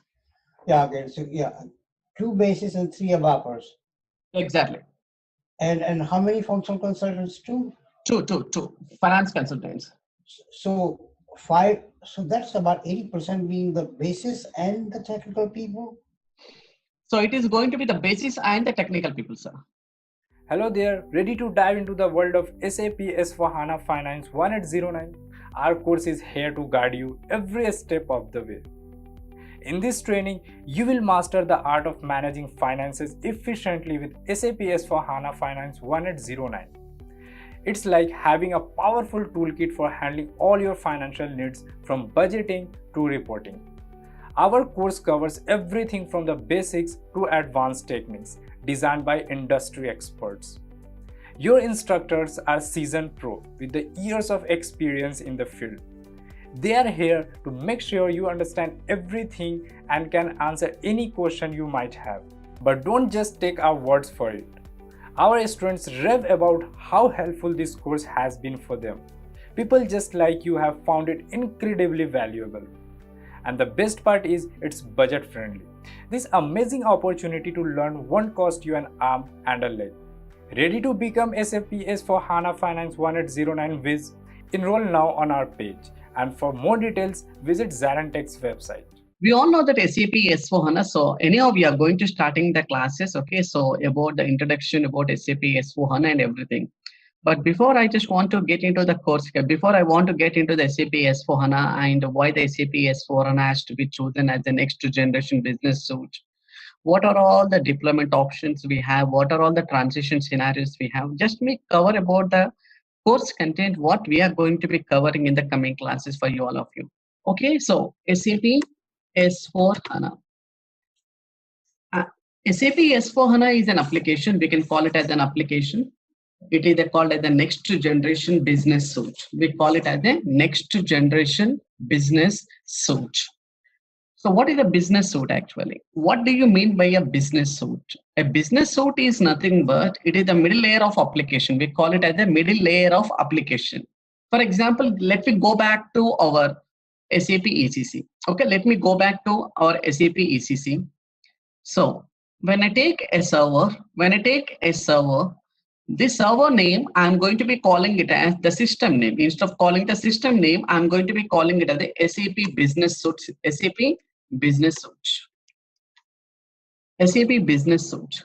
Why should I call it as SAP Business Suite? What makes me to call me as SAP Business Suite over here? So how many of you are there? Okay, so in this class, I've seen about 78 people. So how many of you are aware about the concept of SAP Business Suite? Somebody can give me some clue about what do you know about SAP Business Suite? Maybe it's wrong or right. Doesn't matter because it is a session because it is an open session between you and me. So no need to get panic whether I'm going to be giving a right answer or the wrong answer. So let me get open for you. So a business suite, SAP Business Suite means that it is a whole package of for the client, and it is including the database. It is including the database on which the application is also running along with the database. So it is a combined in-memory database along with the GUI, the interface of the client. So okay. The suite is on HANA, basically. That's what, yeah. Okay, I'll tell you that. Okay, so you're correct. Okay, so just let me put out in a in a elaborated way, based taking an example of an organization. Now let me take one organization, sir. Let me take one organization. Your organization may contain different departments. You can see the organization may contain about the different departments which are getting integrated with each other. Okay, let me take like this example. Okay, for example, I'll take this kind of environment. Now, when I take an organization, when I take a company which is going to be called as a manufacturing company, like an example, I'll take a company called as a Benz Automobiles. Benz Automobiles. Okay, so what is the product which is getting manufactured? Automobiles, like B4 cars, B6 cars. Okay, now latest one C6 version of the cars, Benz C6 version. So they're producing the cars. Actually, they're producing the luxury cars to the customers. So from the point of the sales order, from the raising of the sales order, when a customer has given a quotation, when the customer has given a sales order, okay, from the point of the sales order till the goods have been delivered to the customer, there are various operations are going to be involved. To get the goods manufactured and till the goods have been sold to the customer and we receive the payment from the customer, which is going to be called the incoming payment. So in this process, I can see there is a department, a sales department is working for us. And at the same time, sales department is working, and we can see the production department. And at the same time, there is a finance department. And we can see some R&D department, something like about R&D. And we can see some marketing or the production. Okay, we can see some HR process is going to be working. Okay, so example I'm going to be taking over here. So we can take each and every process as an operation. Every process in an organization is going to be called as an operation. Now we want to fit all these operations. We want to implement, or we want to get the things into my system, which is going to be called as my SAP now. Okay, I had to implement SAP for this particular organization. So I want to choose one SAP Business Suite. SAP Business Suite is nothing but, okay, an application where we can call it as an application. Here, if you see here, okay, will be application. There will be 3 layers will be there. The first layer, second layer, and the third layer. Okay, so you can see there are 3 layers will be there. So the middle layer where we are going to be calling it as, this is what exactly I call it as application, where your server is going to be resided over here. This is called as your application. So here I'm going to be taking application which is going to be called as SAP ECC as my application. Now where I can call it as SAP Business Suite on HANA. SAP Business Suite. Why we call it as SAP ECC or some other software as an SAP Business Suite? Why? Because my SAP is a product, and my SAP is a product in a platform which is going to be called as an ERP. Okay, so it is one of the product of ERP. ERP is nothing but Enterprise Resource Planning. So Enterprise Resource Planning is the package. So and under this, there is a product which is going to be calling it as my SAP. So SAP is a product of ERP where any business, if you take any common business or something, like if you take any company, like whether it is a manufacturing or it is a service or it is the insurance or banking industry or it is the retailers or something, like whatever the company, you media, whichever insurance, whatever the company you take, so SAP is going to be the best solution for the implementation, so that I can fit your organization into the software which is going to be calling it as an SAP. Okay, so SAP is a product of components. SAP is a product of components which contains several products, like finance is one of the components, and we have the sales and distribution is one of the components, and we have the other, like, okay, we have the other, like controlling of the cost with one of the product component. Like this, we have the production, we have the marketing, we have the real estate, we have the finance, we have the HR. Okay, so these all are nothing but the components in SAP, where each and every component are tightly integrated with each other. Each and every component is tightly integrated with each other. So now, whichever the company you take, which has to be implemented, get implemented into the software, which I call it as an SAP. So that's the reason I call it as SAP as a business suite. My SAP is going to be supporting to all types of organization, irrespective. 25 industry specific solutions are going to be covered in SAP. 25 industry specific solutions. If you take any industry in the world, from the large scale to the small scale industry, I can fit your organization into my software, which is going to be called it as a SAP. So that is the reason I call it as a SAP Business Suite. SAP Business Suite. So your SAP Business Suite is nothing but your ECC. So on the top of your SAP application, there is a front end, which is going to be calling it as a GUI, graphical user interface, where maybe it will be helpful for you to do the transactions, all the end user transactions, the day-to-day transactions from the raising of the sales order till the goods have been sold to the customer. All the end user transactions are getting posted in the front end, which is going to be calling it as a GUI, and whatever the transactions you are going to be storing. So I do some sales transactions, I do some finance transactions, I do some product transactions. Like this, various transactions are getting posted. Where those transactions has to go and save, the transactions will go and store at the bottom, where we are going to be calling it as a database. Yes, database, where we call it as a database. You can take any database, okay? Either it is Oracle database or DBMS database, or you can take any other database. So now the transaction, the master data and the transactional data will go and store in the database in a form of a table, okay?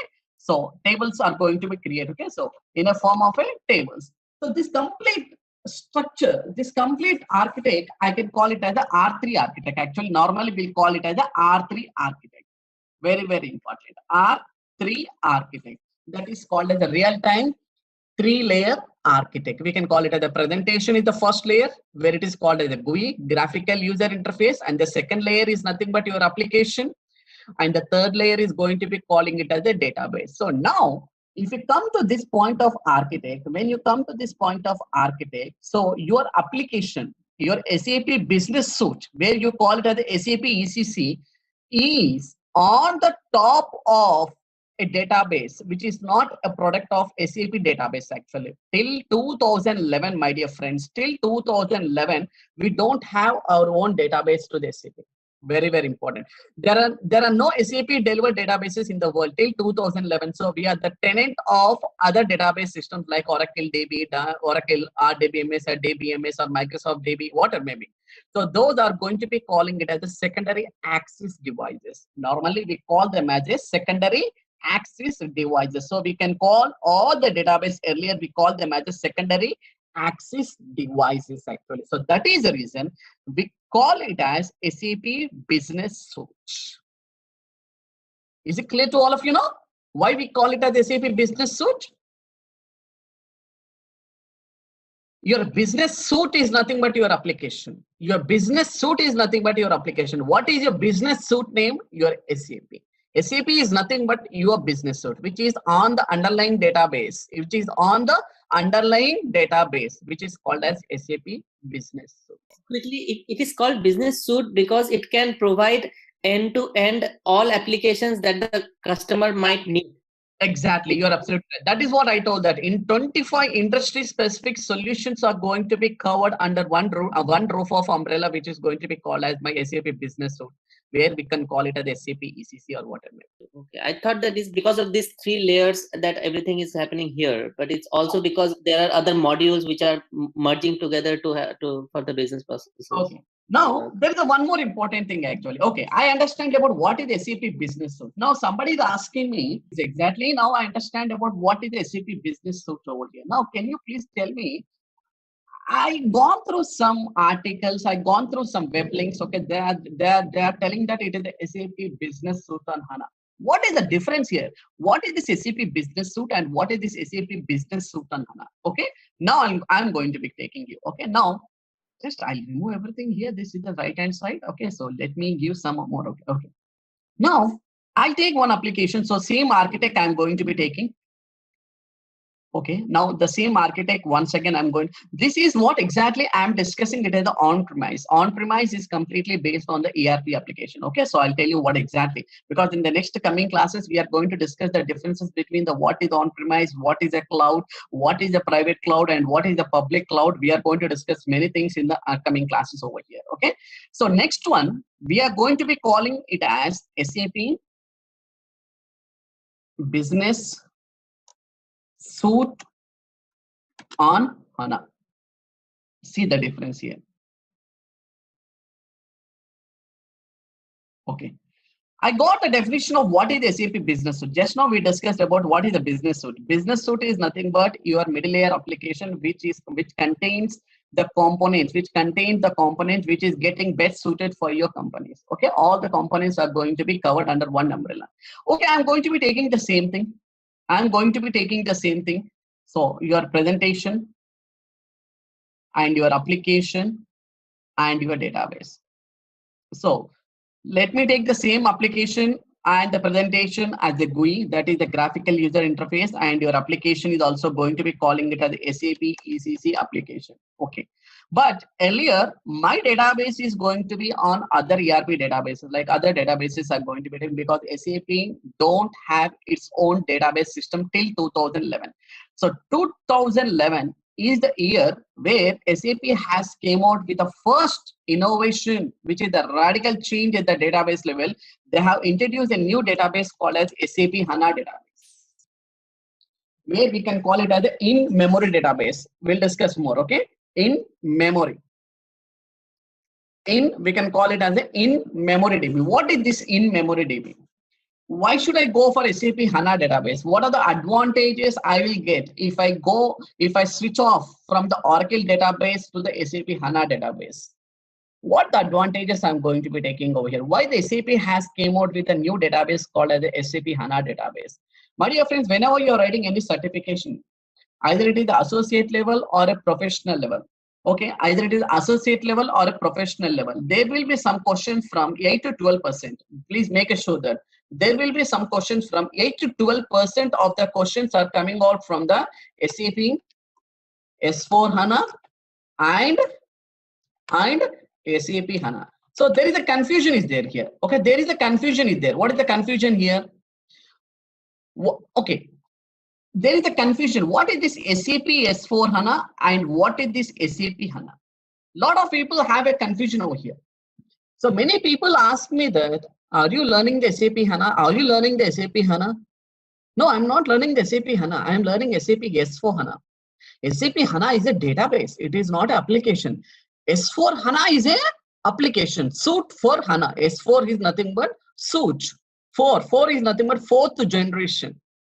As I call you that SAP S4 HANA is the next generation business suite, which is fully built on an advanced platform, which is going to be called as SAP in-memory database. Okay, I'll discuss. Okay, I'm not going to confuse you all. Okay, so let me discuss about that. Now, why should I discuss about more on HANA? Why? Because 8 to 12% of the questions are coming on from the basics of SAP S4 HANA and SAP HANA. As we know that 2011 is the year where SAP has came out with their own database system, which is called as SAP HANA in-memory database. So now, what I'm going to do here is, earlier, whatever the database I'm going to be using, I'm just migrating the database from the Oracle database to a new database, which is going to be calling it as SAP HANA database. Very good. SAP HANA database. See the difference here. Same architect. I'm not changing any architect. Your GUI will be the same. Your application is going to be the same, but only the change is nothing but I have done the DB migration. We can call it as a DB migration. DB is nothing but database migration. Database migration here. Very, very important. I have done the DB migration. The tool which I'm going to be using is going to be called it as a DMO, Database Migration Optimizer. The tool which I am using here is DMO. DMO is nothing but Database Migration Optimizer. So with the help of this tool, I have done the DB migration from the Oracle. Earlier, I'm using the Oracle database, which is going to be called as a disk process database. I can tell you what is the disk process, because now today we have to discuss about something about. So today we have came out with a new database, which is the most advanced database, which is maintained as an in-memory of parallelization, and partitioning. Actually, we can call it as the parallelization and the partitioning.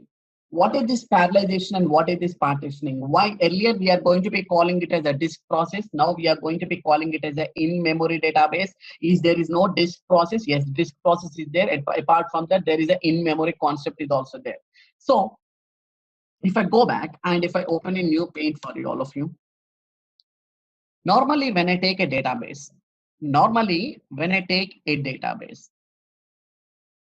okay, this is my CPU, this is my CPU, and this is my disk process. Actually it looked like this.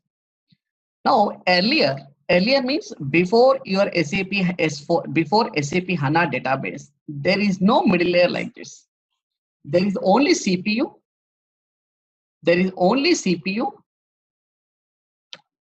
And the CPU will be connected to your disk, and which is very far away from the CPU to the disk. Okay, so now the CPU will get the data from the disk, which is going to be called as the parallelization process like this. So what is happening?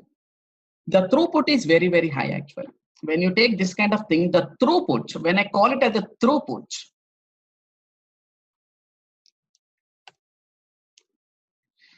the throughput is very high earlier. Okay, what do you mean by a throughput? Throughput is nothing but the execution time of the report. The execution and the compiling time of the report is very, very, very, very high.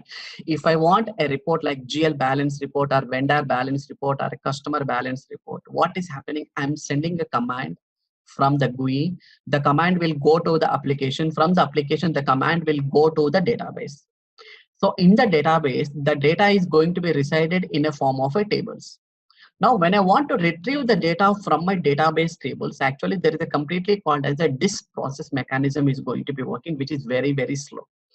The same report, whatever the report which I have executed from my Oracle database, when I want to execute the same report through my SAP HANA database, the throughput is very, very, very, very low. Why the difference is coming over here? I'll tell you the differences. Okay. Now, in the SAP HANA, where we are going to be calling it as an in-memory database, Now, I'll remove this, the bridge link between these two systems. Okay, I'll remove this. Okay, let me remove this. So earlier the database is going to be under the disk process. Now what the SAP HANA has done here is, we know the RAM, everybody know what is a RAM. Okay, random access memory. So we are going to be taking the RAM as a middle layer over here, which is called as the in-memory database. So RAM is going to be calling it as a database RAM. Now RAM, no, this is only the introduction, because we are going to discuss more in the coming classes what is the in-memory. Just making you to understand, just I'm giving this definition over here. That's all. But later on, we have several classes on this, what is the SAP HANA database and how it has been emerged till SAP S4HANA. We are going to see the life cycle of SAP HANA to SAP S4HANA in the coming session. Now this RAM, whatever the RAM you are going to be taking, this RAM is 1 TB of your database. 1 TB. I'm taking, I can afford for 1 TB, more than that also, but example here I'm going to be taking. This RAM is very near to your CPU now. This RAM is very near to your CPU like this. Now, earlier, the same customer balance report or the vendor balance report, when you're executing the report will go from the CPU. From the CPU, that report will extract from the disk process. Now, no need to go. The query will not go to the disk process now. The query will never go to the disk process. The query will go and take the data from the RAM instead of going for the disk process. Disk process is also there. But now the query will enter, because all the data is going to be resided in the RAM now. all the data is going to be resided in the RAM. Now this RAM contains about the data what you're going to be expecting, means all the frequently accessing the data. All the frequently accessing the data, now I can extract from the RAM, and all the rarely accessing the data, rarely means every 3 months once or quarterly once, whatever may be, the rarely accessing the data is going to be resided in the disk process. It is very, very slow actually. Now, the same customer balance report, earlier it has taken from the, if you go back to your normal SAP ECC with Oracle database, it has taken me 15 minutes of time. Now the same report, when I am executing with my HANA database with in memory, even it is not taking 15 seconds, even if it is not taking 15 seconds to execute the same report from my SAP in memory database. Because there is a parallelization and the partitioning, where we can call it as the in-memory database. In database, SAP HANA database is not a single tenant of database. There are several databases are going to be there. In that, the RAM is one of the database where I'm going to be using it as the in-memory columnar storage. Okay, so now my database has been completely changed. Logically speaking, my database has been completely, the execution part of the database has been completely changed now. So now what the customers are making me, the customers are, why can't you migrate? If I want to go with SAP HANA database, so can you migrate my Oracle database to SAP HANA database? Yes, I can do the DB migration with the DMO tool. Means you're only doing the migration, your whatever the tables you are going to be working, the same tables are available now here in the in-memory now. The same tables, I'm only doing the DB migration. I'm not going to I'm not going to do any kind, I'm not going to do changes, any data structure changes or any compiling part of that. I'm only doing the changes at the database level. I'm changing one home to another home. I'm shifting my luggage from one compartment to another compartment. There is no change at the data structure level. There is no change at the table level. All the tables are going to be resided as it is only. But my ECC application, earlier it has been resided on the Oracle database or any other database. Now, from today onwards, my ECC application has been resided on my own SAP HANA database. Now that is the reason we call the SAP Business Suite on HANA. Mean to say that your business suite, as we got the definition of what is the business suite, your business suite is nothing but your application. Now your business suite is where? Now my business suite has been resided on the new database, which is called as my SAP HANA database. So that is the reason I'm calling it as the SAP Business Suite on HANA. Clear, all of you know? Guys, friends, got it or not, all of you? Okay, so if you respond, that will be very good for me, so that I can feel happy, so that I can move on to the next topic. That's what. If you're not talking, means I'll put myself in a dilemma that whether my friends have been understood or not. We call it as a next one. Now I'll come to the point of the next one. The same continuation. 2015. It is the year of 2015, where SAP has came out with a new application which is going to be, which is called as the next generation business suite. We call it as SAP S/4HANA. But in the middle, there are so many transitions have been happened. Yes, I'll discuss. Like 2011, we came to know that SAP HANA database has been introduced. And 2012, we came out SAP Business Warehouse powered by SAP HANA. What is this SAP Business Warehouse powered by SAP HANA, which we are going to be talking it as the 2012. Now, in 2013, there is one more radical change, which we are going to be calling it as SAP Business Suite on HANA. Just now we discussed about this. 2013 we discussed just now. That is what exactly I told here. This is the 2013. Your SAP Business Suite is on the HANA.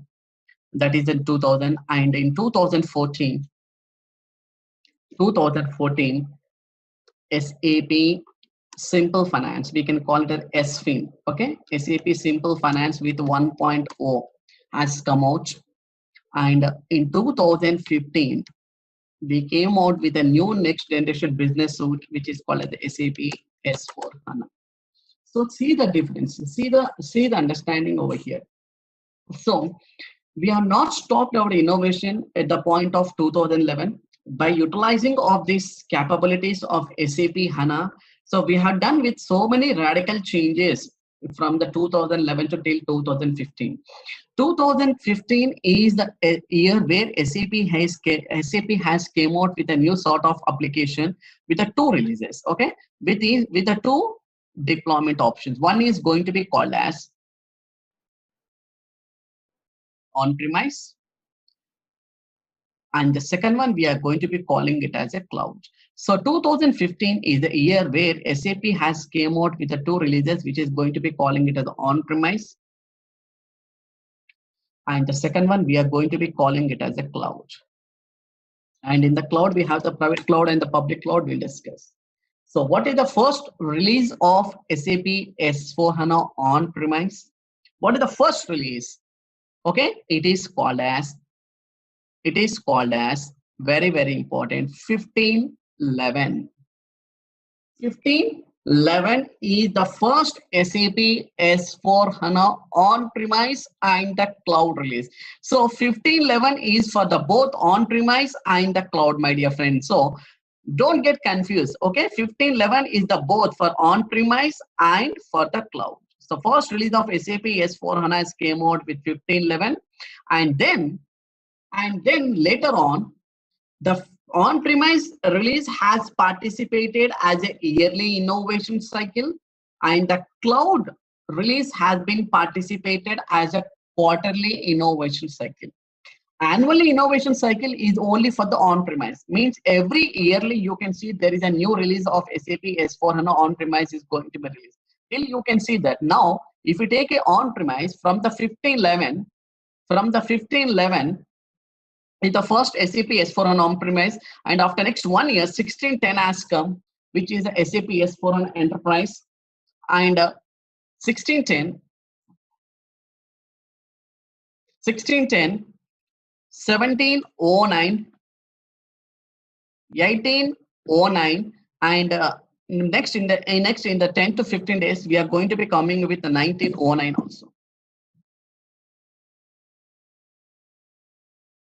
1909. So now you can see the cycle over here. Now you can see the cycle here. Now next cycle of SAP S4 HANA is going to be, the next SAP S4 HANA on-premise cycle is going to be the 1909.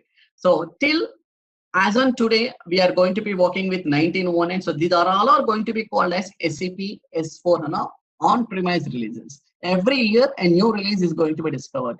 Now the cloud is going to be participated in the quarterly innovation cycle. Quarterly means in every year you can see there will be 4 quarters will be there. Every year you can see there will be 4 quarters. So every quarter a new cycle is going to be released. New release of SAP S4 HANA cloud release are going to be. Now the latest which is running in the market, the new version of SAP S4 HANA has came out with the cloud is latest one, which is 1908 has been released. 1908, 1905, 1902, these all are going to be called as cloud cloud SAP S4 HANA releases, whereas 1511, 1610, 1709, 1809, and 1909, these all are going to be called as on-premise releases. Now, how should I know that? Now, I have a question over here. How do I know that whether I am working on with the SAP ECC application or with the SAP S4 HANA application? Which version I am going to be running? So I'll take you to one example now. Okay, see here. I'm just logging into the system. So now you can tell, now I can show the difference here now. Okay, see here. I'll show the difference of both. Now, what are the differences I'm going to be showing here? I'm going to be showing the differences, how the SAP Business Suite on HANA and what is SAP S4 HANA. This is my ECC application. You can see this is my ECC. It is not a SAP S4 HANA. This is my SAP ECC application. Now I'm logging to the system. On-premise. This is on-premise. It is not a cloud. You can easily take that. Okay, it is called as the on-premise system. Actually, we can call it as the on-premise system. Okay. Cloud will not look like this. Cloud will be completely different. It is working on the platform called as a SaaS, SaaS application. Whereas your ECC or SAP S4HANA application is working on ERP. Okay, so I'll tell you the differences. Now, when I go into the system, if I go to the status, now you can see here, my database is going to be calling it as a SAP database. Okay, you can see here, my database is on MSSS. Okay, see, you can see here, it is not a SAP HANA database. Very, very important, my dear friends. So everybody, if you want to know what is the database, which database has been recited to my application, so I'm going to be explaining here like this. It is not a SAP HANA database. It's not a SAP HANA database. It is a MSSQL database. Now, what is the application on the top of it? If I go to the product versions, so I'm working on SAP. So if I come down,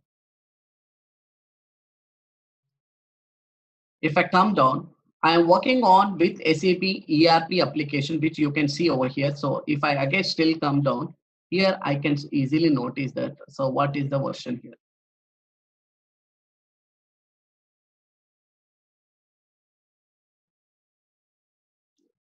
So here you can see here.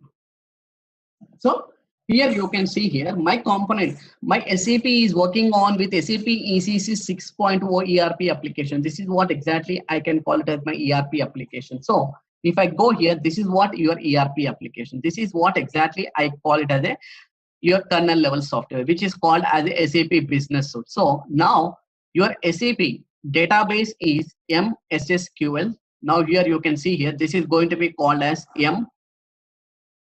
SSQL database. This is not a HANA database. So on the top of your MSSQL database, what is your application? My application is called as SAP ECC 6.0. You can see here with SAP ECC 6.0, which I am working on my SAP. This is called as SAP Business Suite.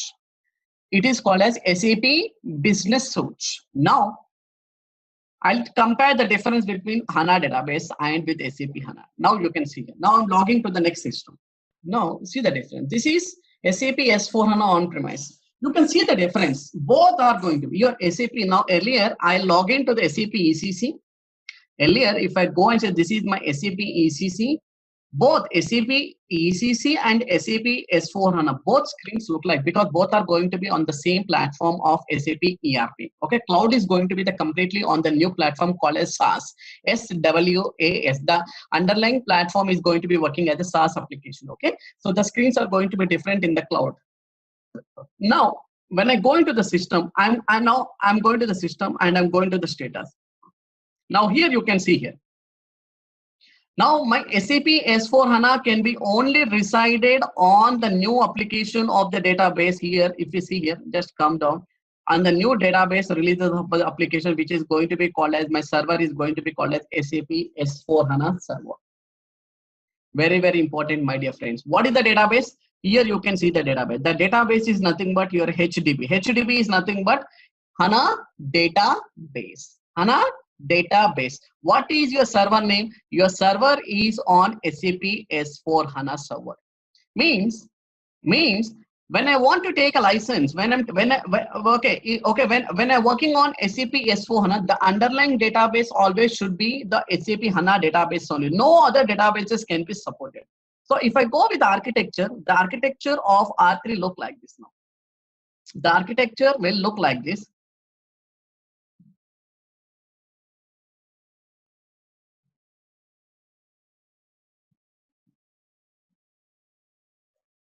This is your front end. This is your front end. Now the front end is, earlier your front end is working on GUI. Now the new front end is coming UI5 application. I'll tell you what is the UI5 application. Now the middle layer, earlier you're working on SAP ECC. Now it is an SAP S4HANA. As I told you that SAP S4HANA Business Suite, which we are going to be calling it as the next generation business suite, will only trigger, or which only can be installed on the top of your SAP HANA database only. Mean to say that no other databases can be supported for SAP S4HANA except SAP HANA database. Very, very, very, very important. So this structure, I call it as SAP S4HANA. See the difference. SAP Business Suite, SAP Business Suite on HANA, and what is SAP S4 HANA. So S4 HANA is going to be called as the next generation business suite, which is fully built on in-memory database, which is going to be called as advanced complaints reporting system database, where we are going to be calling it as the SAP HANA database. So if I go into the architect, I can see here the server name is good. This is the server name. I'll go and show the application. Now my SAP DB is HANA DB is going to be my database. And if I go into the components, and if I see the components, these all are going to be called as components. You can see these all are going to be called as components. Now in that, if I go and see, finance is one of the component. EA-fin is going to be the one of the component here. You can see here.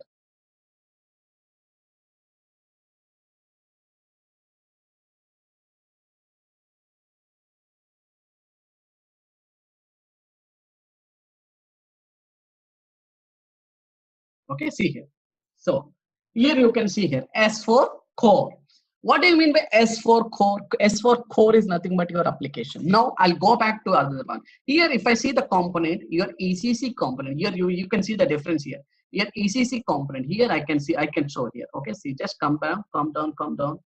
Okay, so here ECC fin is nothing but your component. You can see the finance is one of the component. Okay, these all are going to be called as your components. You can see here. See the difference between the SAP ECC to SAP EA-HR, EA-fin, EA-CC. These all are going to be called as. Now the new component which we are working is going to be called as S4 core. What is S4 core? S4 core is nothing but your application. So if I come back, this S4 core means the thing we are going to be discussing. This is what exactly the new core of application you are working on to the system. New core of system. So what is earlier?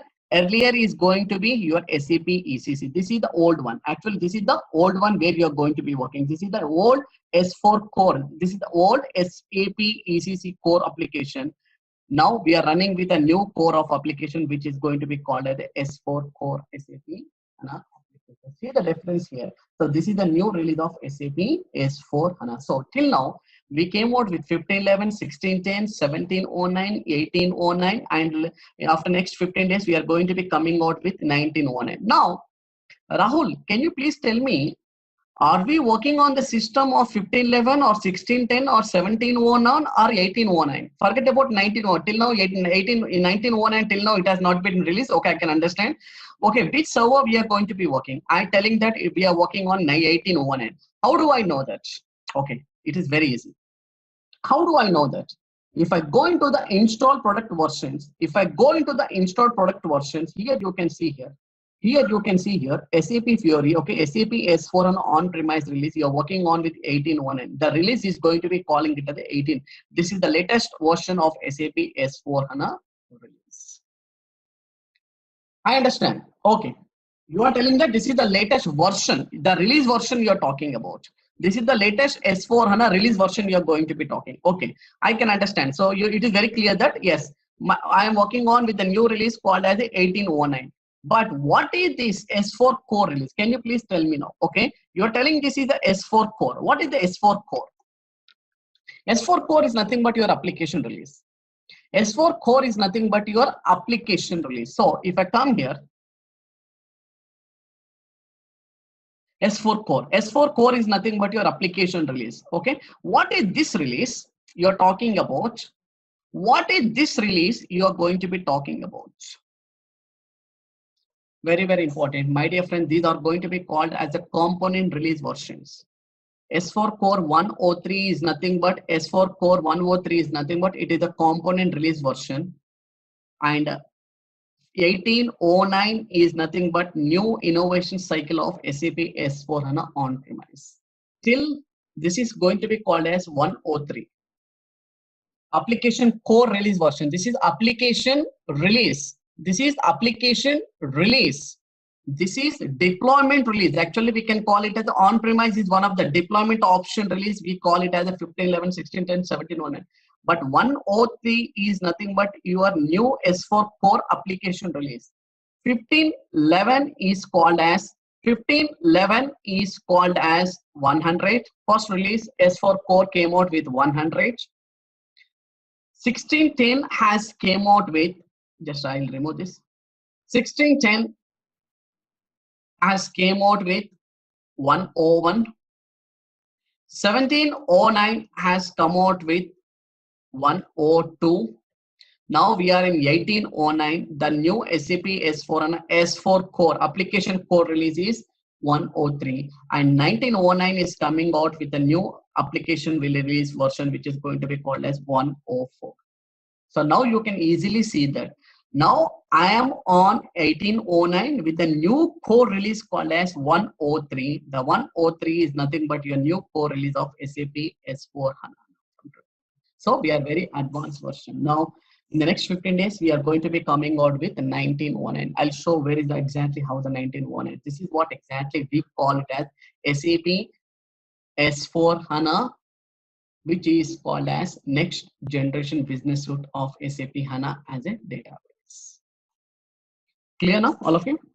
When you were mentioning about the database migration from the Oracle database to the HANA database, did you mention that everything remains the same and the data, it is only a database migration, but we don't change the structure of the data? But I thought that the HANA is on. Exactly. My ECC application will remain as it is, sir. I'm not going to do the data structure changes from SAP ECC to another. Okay, my data structure of SAP application, core release of SAP ECC application will remain same. But the underlying database system, I'm moving out from MS SQL to SAP HANA database. That's all. Means all the tables are moved to the new database structure. So we will move into the columnar storage in HANA, right? Exactly. We'll come out, sir. One topic by topic, we are coming in the next. Yeah. I was just trying to understand. Yeah. Okay. If you are converting, then if you want to, okay, after the SAP HANA database has been successfully migrated, and then later on, you can also migrate. You can also convert your ECC application to SAP S4 HANA application. This is called a conversion, not the migration. Alright, let's test your knowledge. Here is a question for you. Which module in SAP S4 HANA Finance is used for managing general ledger accounts? Your options are accounts payable, accounts receivable, assets accounting, general ledger accounting. Take a moment to think, and when you are ready, type the correct answer in the comment section below. Hello there, ready to dive into the world of SAP S4 HANA Finance 1809? Our course is here to guide you every step of the way. In this training, you will master the art of managing finances efficiently with SAP S4 HANA Finance 1809. It's like having a powerful toolkit for handling all your financial needs from budgeting to reporting. Our course covers everything from the basics to advanced techniques designed by industry experts. Your instructors are seasoned pro with the years of experience in the field. They are here to make sure you understand everything and can answer any question you might have. But don't just take our words for it. Our students rave about how helpful this course has been for them. People just like you have found it incredibly valuable. And the best part is it's budget friendly. This amazing opportunity to learn won't cost you an arm and a leg. Ready to become SAP S4 HANA Finance 1809 Viz? Enroll now on our page. And for more details, visit ZaranTech's website. SAP HANA 2011.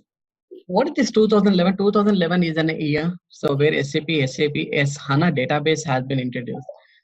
So SAP HANA is a database. Actually, it is not a S4 core application. We cannot call it as application. It is a database. It has been introduced in the year of 2011. Okay. So what is the reason behind that to get out SAP to know about more about the SAP HANA as a database structure? What are the advantages before and after? So what if I'm going to run my SAP ECC application with any other database? Okay, mean to say that MS SQL database or something like Oracle database, I have my own concerns over there. Now, what are the new advantages I'm going to get if I use SAP HANA as a database? Now, I'll take a small example here. When I go back to my SAP ECC with Business Suite, when I'm calling it as the SAP Business Suite, I take a Business Suite application. One is going to be calling it as the OLTP system. There are two systems are there. One is going to be calling it as the OLTP system. This is very, very important. You can expect 1 or 2 questions, certification questions from this today's class. Very, very important session this is. So one, we can call it as the OLTP system, where we call it as an online transactional process. We can call it as an online transactional processing system. And the second system, we call it as OLAP system. Second system, we call it as the OLAP system.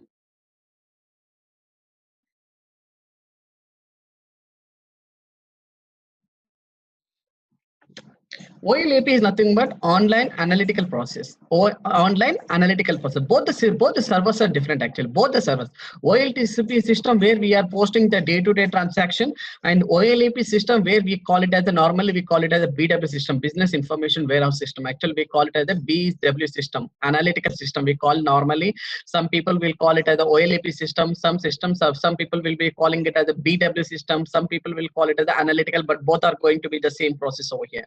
So what is the difference here? Why should we maintain the 2 different process systems when a landscape is going to be very heterogeneous? Heterogeneous is nothing but one landscape process I'm maintaining for the online transaction, one landscape process I'm maintaining for the analytical processing over here. So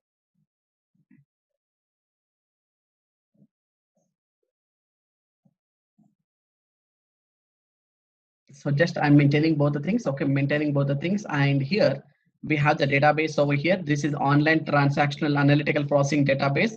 Now we are going to connect this both the databases. Why? Because okay, there will be a there will be OLTP system and OLAP system, both are going to be connected here. Okay, so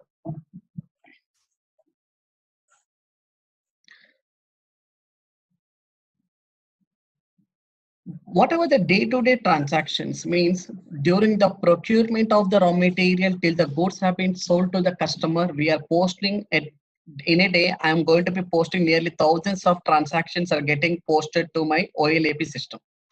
Thousands of transactions are getting posted to my OLAP system.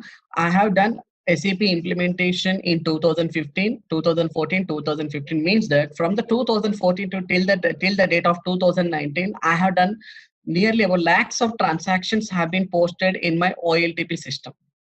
Now, when I take the analytical process, when I want a report, for example, I want a GL balance and the customer balance report for the management information purpose, which I'm going to be talking about the management information purpose. For example, I'll take a GL balance report. So I have so many GL balances. I have so many GL accounts are there. So I'm taking this balance report from which year to which year. I want to have the comparison of the GL balance report from the 2017-18 to 2019. So I'm expecting a report from 2017 to till the date of 2019. Means completed 2.5 years of data. You want a report which has to be give the GL balances for the management reporting purpose. Now what I have to do, so my database, if I see my OLTP system, this is only, we can call it as the operation system only. We can call it as the operation system where I have only 1 year of data in my database. So only 1 year data is only available. Only 1 year data is going to be available, and remaining previous year balances are going to be available in my OLAP system for the analytical purpose. So what is happening every week or something like every month? There is a batch jobs are going to be run every month. You can see every month, or some companies, if the transactions are very low, so they will schedule some background jobs at a quarterly or yearly or something like off yearly. So we can call it as a extraction, transformation, and loading the data. Normally what we do, extraction, transformation, and loading the data. So every week, something like if you take a company called as the Walmart or General Motors, so there will be something thousands of transactions are getting posted to your database. So at some time, your database is going to be reaching up to 99% of the data. So what now the next transactions are not going to be posted to the database because of the size of the database is very limited for you. So what you have to do, you have to run a batch job every month end. So this batch job, what it will do, it will extract all the data. It will extract all the data from the OLAP system, and it will transform and it will load the data to another system where we can call it as the OLAP system. This OLAP system, normally we call it as the BW system, for the business information warehouse system actually, which is mainly useful for analytical reporting purpose. Now, when I want to see the data of the GL balance report from the 2017 to 2019, in my current OLTP system, I have only 1 year of data. If I go and see the previous year of data, the previous year of data is available in the OLAP system. Now I want to bridge connecting between all the data, and I had to form a report for my management reporting purpose. So now what I have to do here? Now this ETL process, whatever the data you are requesting, whatever the data you required for the developing of the report in the BW system. So what normally I will do, I will extract all the data from the OLTP system and transfer, and I load the data to the BW system over here. Now the complete data is available. Now I cannot form a report in the OLTP system. Normally, when you take the OLTP system, assume that, okay, now there is no OLAP. Assume that now there is no OLAP system. Now, whatever the data you're calling from the 2017 to 2019, assume that the data is available in the OLTP system only. Yes, I'll take the OLTP system. Now, when you're sending a command, of the report, when you're giving the company code with the fiscal year, what are all the GL accounts, you're inputting some parameters and you're executing the report. The report, what it will do, it will be get executed in the GUI. From the GUI, it will go to the application. From the application, that the query will go to the database. So in the database, what the query is going to do, the query normally it has to be splitted into multiple queries. Actually, to be very frank, there is a completely disk process is going to be happen. Because of the disk process, what is happening, my query is not going to be splitted into multiple queries. Because of that, I'm missing some parallelization and the partitioning mechanism in the database. Because of that, I'm not going to extract the data, and that data is not able to compile in my application. I cannot do the compilation. Yes, even though you got all the required tables from your database, the tables has to be compiled and they have to form a report actually. That report normally will be compiled in the application. So when you see the middle layer, we can call it as application. Actually, we call normally it is an application layer actually. So application is nothing but a server. Normally it is called as a server. Now, whatever the data, whatever the tables you have extracted from the database, now actually the database has to do the compiling of the report. What do you mean by compiling? Compiling is nothing but to form the report. But this database is not going to perform the activity of compilation. Now, what this query will do, it will move all the tables. Now it will move all the tables to your application. Now, whatever the data you got from the tables, now the tables have been brought down to your application. Now your application has to do this compilation. Normally, as a general practice, database has to do the compiling of your report. But in my case, what is happening? The database is not going to do the compilation because I'm the tenant of other database system like MS SQL database or Oracle database, which is only performing as a database activity. It is not going to serve me to compile the reports. Now your application is going to take the duty of compiling the report. Now this application is a server. So what my basis people are going to do, they are going to put some time limit. They are going to put a buffer time limit to compile the report. Every report has to be compiled within 10 minutes. Why? Because it is application. Application never do the compilation, but there is no other way. Now there is no other way. I had to do the compilation in the application level. So what is happening, if the compilation is going to take huge amount of the data with a given time, within the crossing of 10 minutes or something, like if it is taking more than 10 minutes, then the system has to throw a runtime error. Definitely. Why? Because application will collapse if the runtime error is not going to be taken. If the compiling is taking more than 10 minutes, sometimes what happens, your application will collapse. Completely your application will become down, and your SAP has to be shut down sometime. Okay, because of upgrade. So now to avoid that kind of situation, what I'll do, my basis people, what they're going to do, yes, they're going to put a runtime. The runtime should be within 10 minutes. Your compilation has to be completed within 10 minutes. If the compilation is going to cross more than 10 minutes, then that report has to show with the runtime error. Definitely. So I'll take you one example of ECC here. So there is a drawback is there earlier in our SAP ECC. So I'll take you one example. Now, okay, now I'll shut down everything. This is not required for me.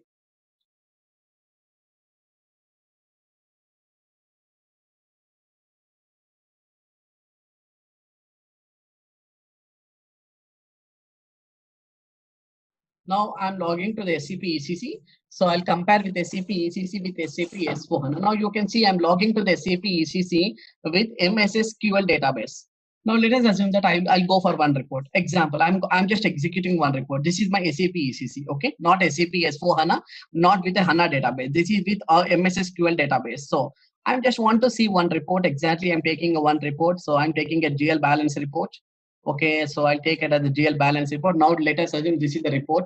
Now I'm giving a chart of accounts and the company code and everything. Okay, so I'm giving some input parameters. You can see here. I'm giving some input parameters. Okay, so for example, I'm taking an input parameter. I'm taking the data from the 2017 to 2018. So I'm sending this command. Okay, the example 2017 to 2019. Complete 3 years of data I'm expecting. Now when I'm executing here, that this is a query. What happening here when I'm executing the report? Okay, so specify only one fiscal year. So I'll just maintain with 2019. Okay. Okay. Now I given only 2019. Now when I'm executing, now see here. Now what is happening here? No list is generated, means the query has gone to the database and it has gone to the tables which the program has been designed, and there is no data which is available for the 2019 which I am trying to execute the data for a particular report. Now let me remove this chart of account and execute.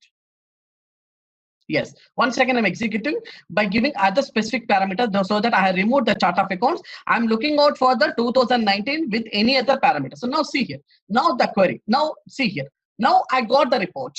I got the report. Now what is happening? Now how this report has got? Now the query has gone to the application. From the application, the query has moved to the database, and the database, now the query has collected all the required tables and it has compiled. Now this compilation has done only within 10 minutes, within the 10 minutes, so that I'm able to see the report over here on my desktop.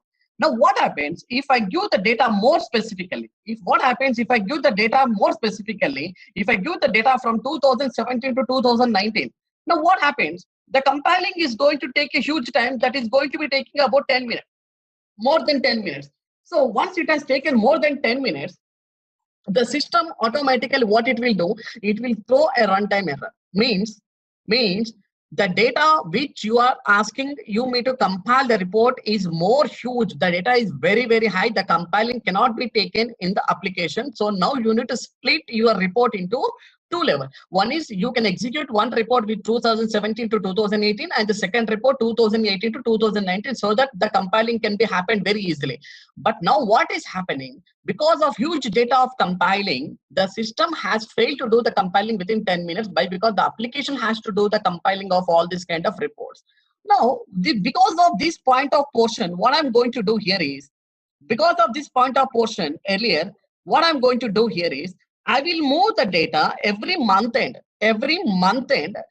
Automatically a job is going to be, my basis people, they have scheduled the job and they will extract the data from the database, and they will transform and they will load the data to the business information warehouse system.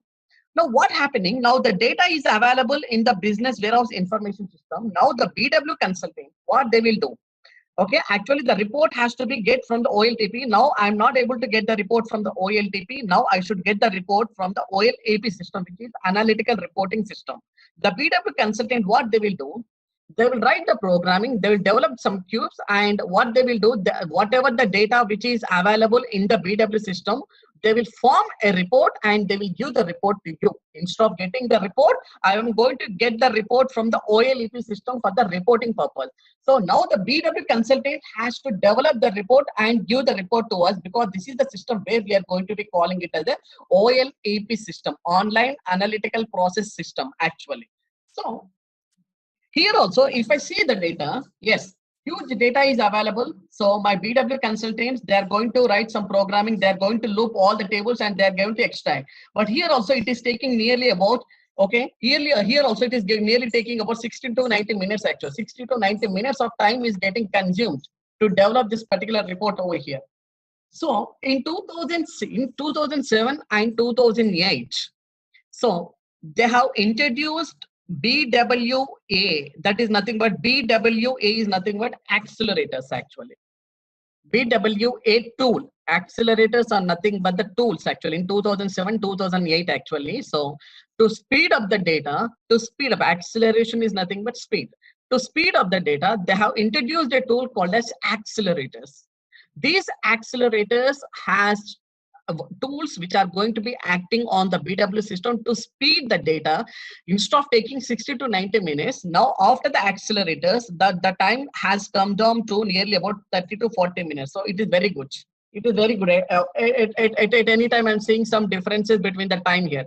So what is happening? It is completely a post-mortem report to me. Why? Because you are extracting the data from the OLTP system, you're transferring the data, you're loading the data to the OLTP system, your accelerators are going to be acting over there, and it is taking 30 minutes to get the data from the OLTP system. Now, this is what exactly we call it as two different database approaches, and there is no common database approach which I am looking out for in my SAP. This is called as a two database approach. One database I'm using for the online transaction processing, and one database I'm using for online analytical processing.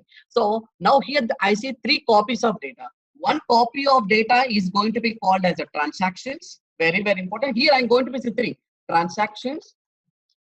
And one copy of the data we are going to be seeing as analytics.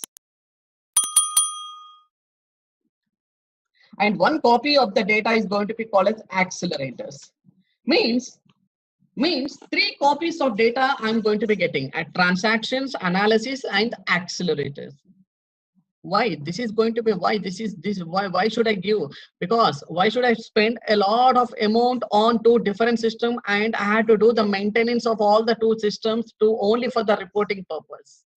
So what this SAP HANA database, when it has been introduced in the year of 2011, we came out with a common database approach. Yes, very, very important. We came out with common database approach.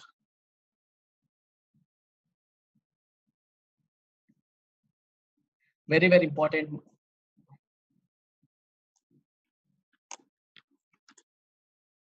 What is this common database approach? Okay, now we have seen that OLAP and OLTP both are separated. OLAP and OLTP both are separated. Now the SAP S/4HANA, which has the underlying database as a HANA database, now it is playing the role as a common database approach where both in a single database, you have the both OLTP plus OLAP approaches. In a single database, your database is going to play both the roles. One role is your online transaction processing is happening within the same database, and online analytical processing is also going to be happened within the same database. No need to have a separate BW extractor. Now, no need to have a separate BW extractor for the separate online analytical processing. Why? Because now you're both OLTP plus OLAP is going to be played, which is going to be calling it as a common database approach with the help of SAP HANA database. So when the SAP HANA database has been introduced in the year of 2011, it is called as in-memory database. We call it as a in-memory database. I'll tell you what is the in-memory database now. Okay, in-memory database. So normally when you see the databases, actually, when you see a CPU will be having a database where we are going to be calling the database as a disk process. Completely, we are going to be having it as a disk process. So the mechanism is going to play the separate role. Now I'll explain the concept of in-memory database. Then why it is so called as a OLAP plus OLTP together. Okay. Now I'm taking a one. I'll take the same examples. I'll take the same example as the GL balance. I'll take the same example.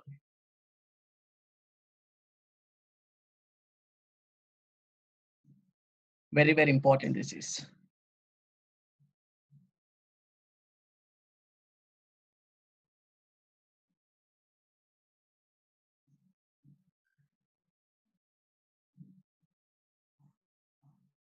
This is called as a presentation.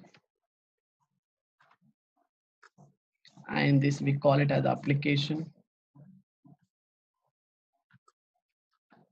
and this is called as your database. So I can call it as any database. So I'm not calling it as a HANA database. It is any database. We call it as any database except HANA. Okay. Now I'm sending the same query, GL balance query. Now I'm executing the same query. This is what exactly the query I'm sending. Now I'm sending the query. Now the query, what it will go to the database. It will go, once I execute that query, it will go to the database. Now the query, what it will do, it will come from the presentation, and from the presentation, the query will go to the application, and the application will send the query to your database like this. Now, within the database, there is a called as a disk process mechanism. We can call it as a disk process mechanism. What is the disk process mechanism? Here, when I see the CPU, this is my CPU.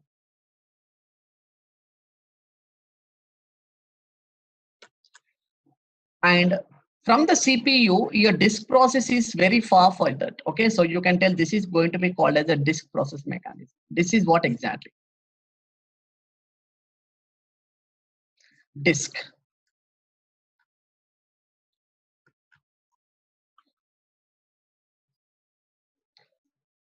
Now, when the query has been sent to the disk process, when any query has been sent to the disk process, the CPU will send the query to your disk process.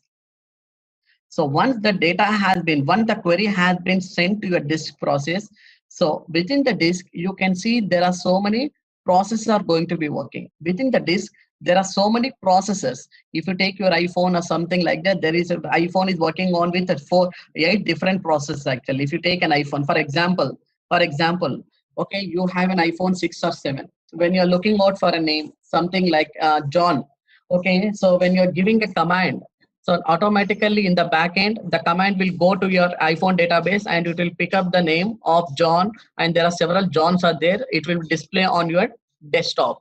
Now you're looking out for certain name, John something like XXX. Okay, again you're giving a command. Again it will go to the processor and it will pick up the John XXX and it will give the name and number and address and everything.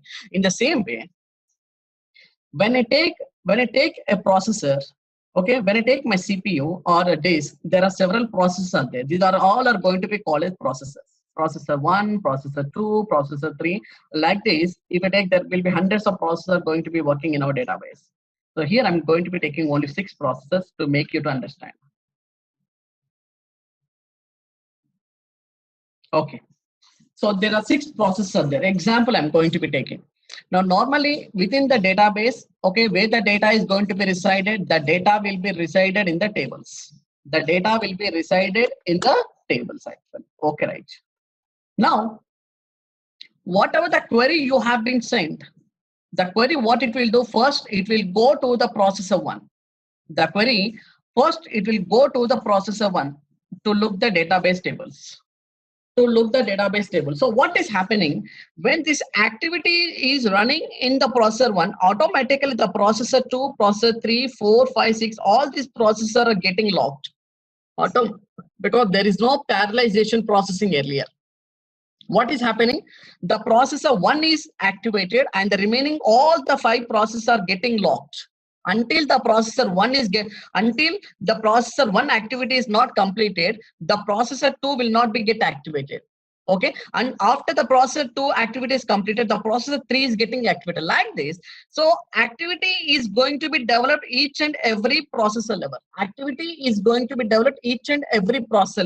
Now once it has completed, the same query will go to the processor 2. Now what is happening? The processor 1, 3, 4 and 5, 6 are getting locked. And once it has complete, then it will go to the processor. Now, tell me now, how much time it is going to be taking to extract the data from the processor? Means, actually, what I'm looking out here is the processor, whenever the query which I'm sending to the processors, the query has to be get splitted into multiple queries. But this is not happening with my SAP, with my MSQL database or any other database. Now only one query, it is looking out for all the processors and it is picking off all the related tables from each and every processors and it is sending the data to the application for the compilation purpose. It is sending the data to the compilation purpose. Now, for a single report, for the GL balance report, now when I see the process are going to be working, the processor activity itself is taking more than 20 minutes, my dear friend, believe or not. The processor activity itself is taking more than 20 minutes to fetch the data from the each and every processor. Finally, the processor activity has completed. Now, what happened? Now it has got all the related data from each and every table. Now, what the processor has to do, now what this query has to do, now the database has to compile the reports. Yes, you got the data from the processor, but who has to compile the report? You has to compile the report. The database has to compile the report by getting all the queries from the processor. Nothing is going to be happen like this. Now, what it is going to do? Now it is sending the data back to your application. Now your application has to do this kind of compilation of the report. Okay, let me go with one example. See here.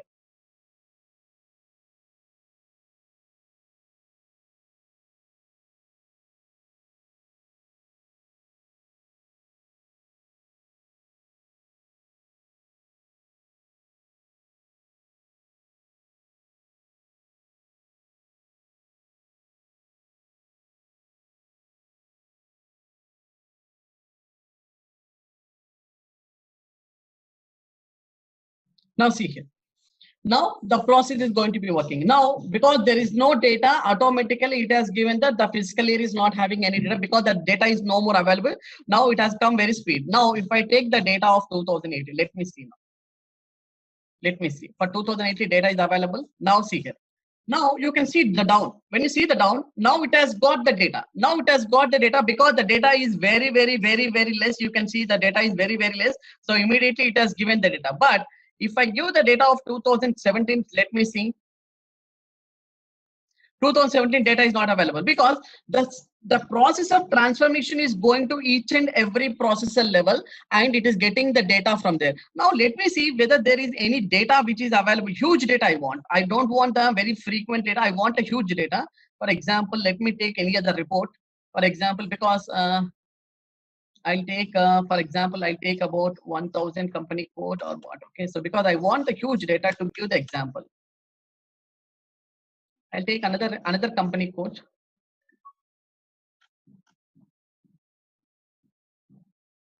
I'll take another company code. Let me see whether the data is, yeah, it is also very less. Okay, so I want the huge data from 2017 because I want to execute the report. Yeah, data is very less. Okay, so there is no such a data which is going to be available if I take 999. Hello there, ready to dive into the world of SAP S/4HANA Finance 1809? Our course is here to guide you every step of the way. In this training, you will master the art of managing finances efficiently with SAP S/4HANA Finance 1809. It's like having a powerful toolkit for handling all your financial needs from budgeting to reporting. Our course covers everything from the basics to advanced techniques designed by industry experts. Your instructors are seasoned pro with the years of experience in the field. They are here to make sure you understand everything and can answer any question you might have. But don't just take our words for it. Our students rave about how helpful this course has been for them. People just like you have found it incredibly valuable. And the best part is it's budget friendly. This amazing opportunity to learn won't cost you an arm and a leg. Ready to become SAP S/4HANA Finance 1809 Viz? Enroll now on our page. And for more details, visit ZaranTech's website.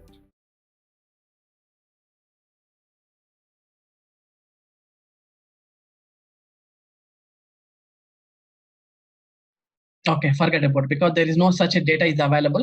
So that report is coming very speed. Now, normally it is going to be happen like this only. Okay. If there was huge data, then would the system might also run into a runtime error or something? You wanted to show? Yeah, that's what I'm telling. If for example, I'll tell you one example. That's what I'm telling. If I take a 2018, sir, 2018. Now let us assume that the database is going to be having the data which has been posted into 2018 is a huge data. It has to compile in the application. Now what is happening? Normally, If it is within the time period of 10 minutes, okay, something like whatever the buffer I given in the database, so it will give the data and it will pull up the report and you will see that report on your database or something in your presentation. Assume that the data which has to be the compiling of the report which is more than 10 minutes, what is happening here? Then automatically system, what it will do, it will throw a runtime error. A runtime error is nothing but it will not give the output like this what you are going to be expected. Mean to say that now you're able to see this output without any issue. Correct. Now you're able to see this output without any issue because you are able to see the balances of the debit balances and the credit balances. There is no issue here. But what's happening if the data is very, very high? If, for example, if it is crossing more than about 500 GB or 600 GB of the data is going to be crossing to extract that. Now automatically go to the runtime error. What is runtime error? Runtime error is nothing but actually, why should I call it as a runtime error? Why? Because when I see the compiling is going to be happened in the application, when the query has sent all the tables back to your application, when this application is doing this compiling of developing this reports, actually application will not compile any reports, or actually application should not compile because application is a server. Actually database has to do this compiling, but there is no other source for me. Earlier we don't have that kind of database which has to compile and which has to form a report to me. So now my application is taking that part of dedicating of that work. Now what I'm going to do, I have to compile the report. Once the compilation is being completed, now this application will fetch the data back to a presentation. Now I can see the data like this. This is what exactly I can get the data like this. Now, what happens? Now there is no such a kind of compiling. Why? Because as I told you that in my earlier screen, as I've been telling you here is nothing but now when I'm extracting the data from each and every processor, the processor itself is taking it 20 minutes. And if I start doing the compiling of application, the application is going to take more 20 minutes. So to develop the report and give the report to me as the compiling report, it is taking 30 to 40 minutes for me to get the data. See the sign means the throughput is very low. The throughput is very low, which I'm expecting the throughput should be very high. Within the short period, I want to get the data from my database, but that is not going to be the case of your SAP MS SQL databases or the Oracle databases. So that is the reason what I'm going to do. I'm missing this kind of parallelization and the partitioning between that. I'm missing this parallelization and the partitioning. Now, when I introduced this SAP HANA as a database, now I came out with two advantages. One is called as parallelization, very important. Why should I go for SAP HANA? Because I have the parallelization. And second one is partitioning. Parallelization and the partitioning. Now the same report which you have executed in your MS SQL database, when I'm executing in my HANA database now, the same report, what I will do, I will execute in my HANA database.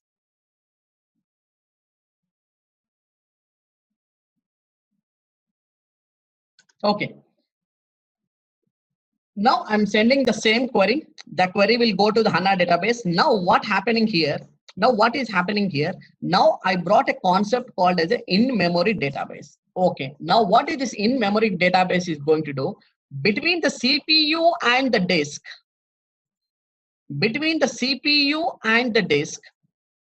there is one more database which I am going to be introducing over here. This is called as a RAM. Normally you heard many times. What is the RAM is nothing but random access memory, which is going to be using as a storing capacity within our laptops. When you see the RAM is going to be using as a storing mechanism. Now, this is what exactly I call it as a DRAM. This DRAM, I call it as an in-memory database. This DRAM, I call it as an in-memory database between the CPU and the disk. This RAM is very near to the CPU. Now, what is happening? Whatever the frequently accessing the data will get it from the RAM. Whatever the rarely accessing the data will be get fetched from your disk. Now, what is happening when I want the same report? Now the query will go into the RAM. there is the RAM will be available. Now the query will go into the RAM. Now within the RAM, we have this parallelization and the partitioning mechanism. What is the parallelization and the partitioning? The query now, what happening automatically? Automatically, it will be get splitted into multiple queries. It will be get splitted into multiple queries. Means one query will look out for the GL accounts. One query will look out for the amount. One query will look out for the fiscal year. One query will look out for the line item. So automatically, if the single query, once it has gone to the in-memory, it will be get splitted into multiple queries. Very, very important. This is what interesting, which we have been observed in your HANA database. So now what is happening here? Now, one query. So now there is no locking mechanism, sir. Now there is no locking mechanism. Earlier we have the locking mechanism between each and every processor. Now there is no locking mechanism. So now the query is going to be split into multiple queries, and each and every query will go into each and every processor like this. Yes, no restriction, that locking mechanism. Each and every query will go into each and every processor now, and it will get the data. See the data. Now earlier it was taken 30 minutes. Now the same query, if I'm sending into my HANA database within the DRAM, within the HANA in-memory database, now what is happening? The 20 minutes has been reduced up to 20 seconds. The 20 minutes has been reduced up to 20 seconds. Within the 20 seconds, my processing has been successfully completed, which is going to be called as a parallelization, and there is a partitioning is there. Partitioning is nothing but between each and every processor,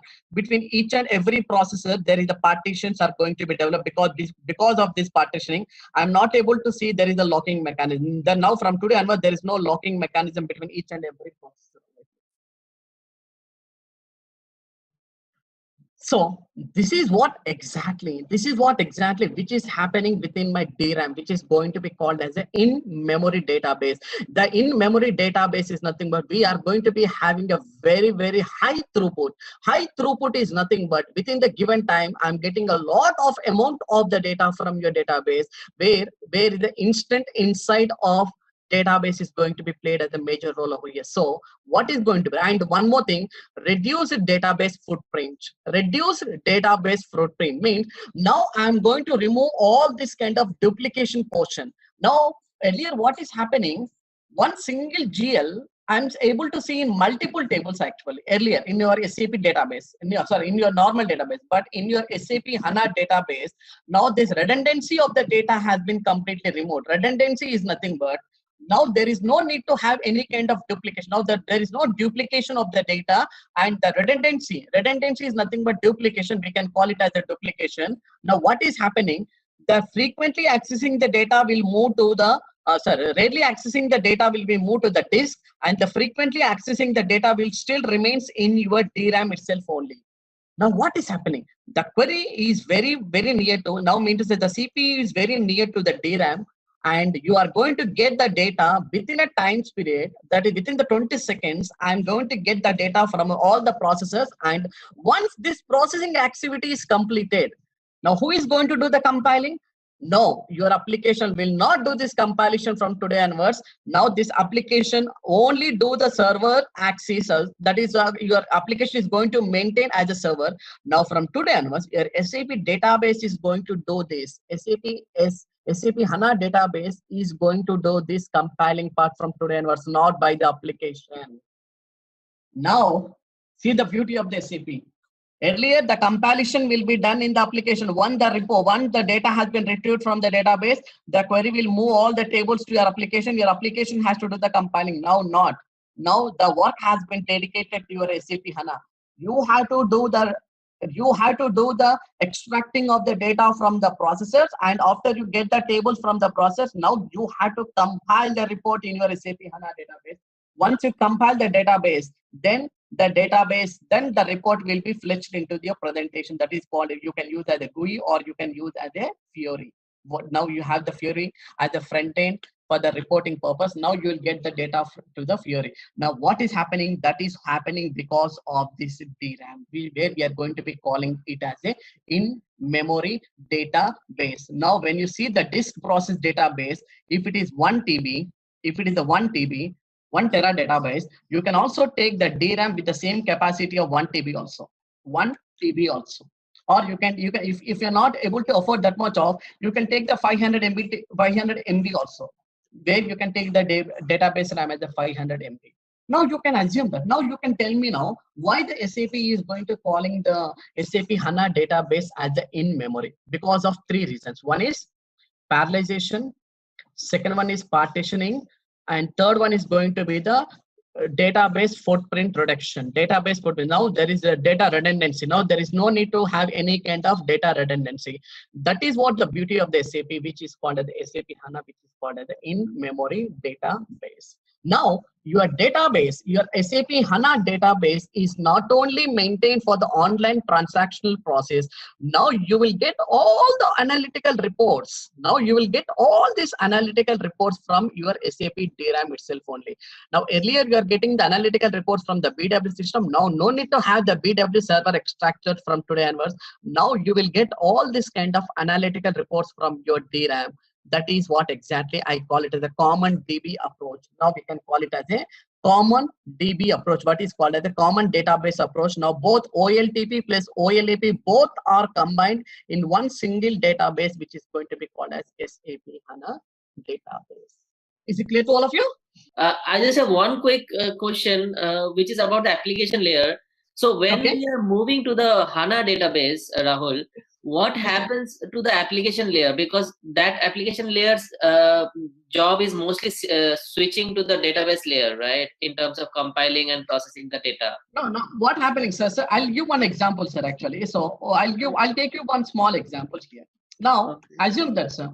Assume that earlier you are using your application is on SAP ECC, sir. Assume that. Mm-hmm. So where we are going to be calling it as SAP Business Suite. We call it as a SAP Business Suite. Yeah. Okay. Now this is your SAP, and if I take your application, this is your application. Your application is on with SAP ECC, sir. ECC 6.0 or whatever maybe. Okay, you can take it. Yeah. Now earlier your database is Oracle database. Correct. Yeah. Okay. Now this is your SAP application. Now today you want to switch off from the Oracle database and switch on to the SAP HANA database. Yes. Yeah. So I'm taking the same architect. The architect is never changes, sir. The architect is going to be the same here, which we are going to be calling as R3 architect. Now, what I'm going to do here is nothing but I am only migrating your database. I'm only migrating your database from the Oracle DB to SAP HANA database. Mean to say that your application has been stapled on the Oracle database. Now what I'm going to do, now your application is going to be the same, sir. I'm not changing your application. Your application is going to be resided with the same kind of application, which is going to be called as SAP ECC 6.0 only. I'm not changing your application here. Your application is going to be the same, but only I am doing the DB migration. DB migration means earlier your tables have been resided in your Oracle. Now the same table architect I'm moving on to the SAP HANA database. This is called as a DB migration. So there is a tool called as DMO, Database Migration Optimizer.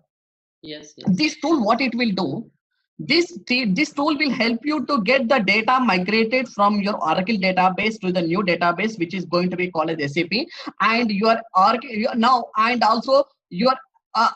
application is going to be stapled on the same database. Now what you are going to be taking as a new database, which is going to be called as SAP.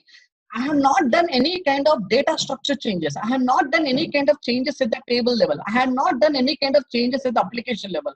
Your application data structure will remain same. Only the box of your SAP database, I changed from Oracle database to HANA database only, where I can utilize some in-memory concepts with this HANA database. Now, I call this particular architect as a SAP Business Suite on HANA. Earlier, we called it as SAP. This is called as SAP Business Suite. Now, what I'm going to tell, now your same SAP Business Suite is on HANA. Yeah. This is what exactly I call it. But here the data retrieval will be faster, right? Because of the in-memory capability of that. Exactly, sir. Exactly, sir. Because not only as a in-memory, my throughput is going to be the very, very high. Now, earlier, whatever the table you had taken, the table is based on the row based. In the next classes, we are going to discuss about the row based and the column based. And today we have the column parallelization and the partitioning. Now, both OLEP and OLTP both are combined. Why should I use the BW extracted for the analytical reporting, sir? Now I call it as a common database approach. Earlier the OLTP is separated and OLAP is separated. Now what is happening? Both OLAP and OLTP both are combined in the single database now. Yeah, exactly. So the pressure on the application layer is low, right? That's I'm trying to understand. I'm coming, sir. Exactly. You are right. Now what is happening earlier? Now, Shelly. There is one more question. What is Yes, frequently madam. accessing data and rarely? Because every company is having their own requirements. So how it should be how the database, who will decide which is frequently accessing and which is rarely accessing? Very good question, madam. Actually, who is going to be decided? See, something like there will be some reports normally will be executing yearly once for auditing purpose only, not for more than that, madam. So if month-end closing reports will be some completely different, like quarterly reports are going to be completely different. Something like when you go for a 5 years of planning of the report, those are going to be completely different. Now, instead of giving a huge amount of data in memory, such a kind of reports, I can move it to the cold storage. Cold storage is nothing but where I can call it as a disk process. Hot data is nothing but your in memory, and cold data is nothing but your disk process. So who will decide? The company will give the client will explain us what are all the reports which are going to be executed as a frequently, and based on that we will schedule. So if the volume of the data, the posting of volume of the data as a weekly, see, first of all what I will do here, before I design the database to them, first of all I am going to study the complete legacy system. Before the SAP, they are using some legacy system. So I'll study the legacy system. What is the amount of the transactions they are posting daily basis? What is the amount of transactions they are posting on weekly, quarterly, and annually? So it depends upon the volume of the data. Now I need to ask the client whether I need to go with the in-memory with 500 GB or 1 TB or 2 TB. So it depends upon that volume of the data. I will design your database architect. So client has to give the requirement to us, madam. First, tell to the basis people what exactly we need, and then accordingly they will move. Exactly, madam. Sizing of the database is very, very important before you go for any project implementation. One thing actually people may ask you, when you're taking as in-memory, it is the same capacity of the data of the disk process. So normally we call it the in-memory is going to be, now if I go here, in-memory is going to be called as a hot data. This is called as a hot storage. We can call it as a hot data because all the transaction processing and the disk processing is going to be called as a cold data. We normally call it as a cold data. Cold data. So it is not a compulsory that whatever the disk process data database capacity you're taking 1 TB, the same should be equal to your DRAM. No. Your DRAM can be less than or it can be greater than of your disk process also, because depends upon the volume of the data you are going to be posting. That is what I'm telling over here. So SAP HANA is not a single tenant actually. SAP HANA database is not a single tenant of database. It contains several databases within the SAP HANA database. It is a multi-tiered database. It is a multi-tiered, nothing but multi-storage. We can call it the multi-storage database with a multi-tenant database with a multi-independent databases are going to be working within the SAP HANA data. One database is called the in-memory. Second database is DB1 is going to be called as a disk process. Like that, there are several databases are going to be working. So the monitoring of all these databases will be done by your basis consultants. Now, this is my SAP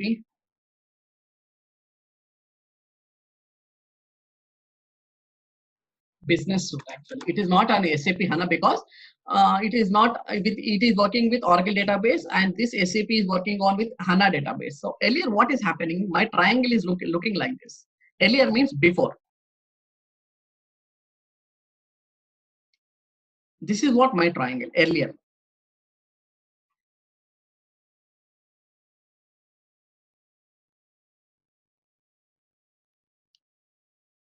This is exactly my triangle. See here.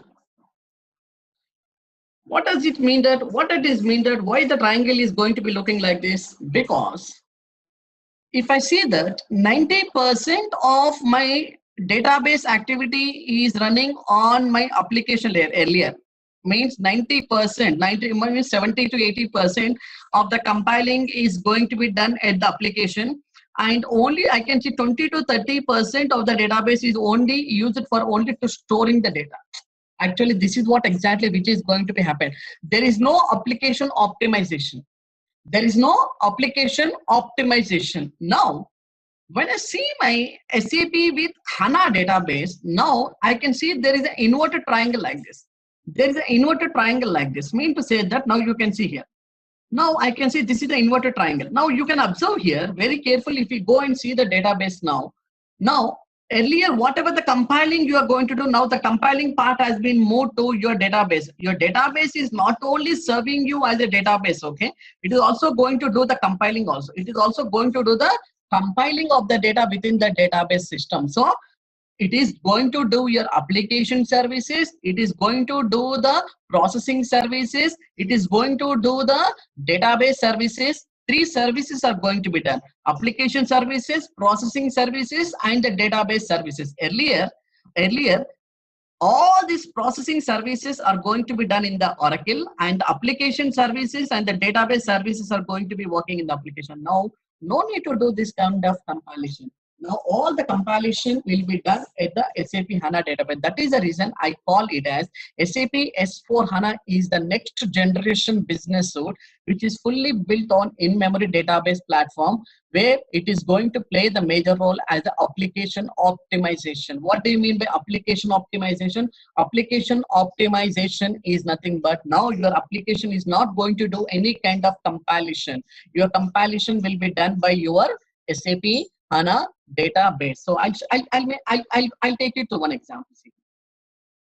So this is what exactly SAP S4 the next generation, which is fully built on the advanced in-memory platform existing today with SAP. The product is modern design principle with SAP Fiori experience, blah blah blah.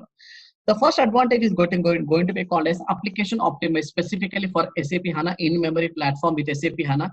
The SAP optimizes the application to make the best use of the capability of SAP HANA database. For example, we have removed all the aggregates and the reduced the data footprint from today. Why don't you utilize now your HANA database? Why can't you optimize your application? Now, all these application performances I brought down to your database from today onward. So you can use this application. Now you can optimize your application to make the best use of capabilities. Lot of capabilities are, lot of advantages are there in SAP HANA database. Why can't you use them instead of giving a lot of burden to your application? That is the reason I have made it as an application optimization. Second one is responsive user experience design. Now what I'm going to do here is nothing but within the time I'm going to get the data from my in-memory database. Within no time, within the seconds, I'm going to be getting the data because of this parallelization and the partitioning, because of the Fiori, which is going to be calling at the front end, and unifying functionality in all the core modules, removing the redundancy, removing SAP, remove the redundancy by providing one functionality with one objective. Earlier, for customers, earlier for the GLs, I'm maintaining a separate tables. For controlling, I'm maintaining a separate tables. For asset accounting, I'm maintaining a separate tables. Now, I see there is a lot of redundancy of the data is there.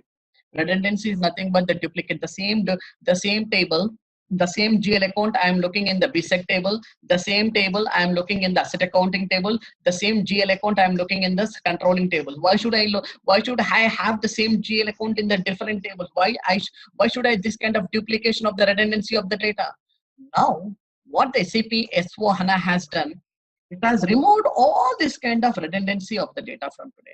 Redundancy is nothing but now there is no separate set of GL accounts, there is no separate set of GL tables, no separate set of asset accounting tables controlling material ledger. Now all these aggregate tables have been completely removed, and I'm bringing only one table from today onwards.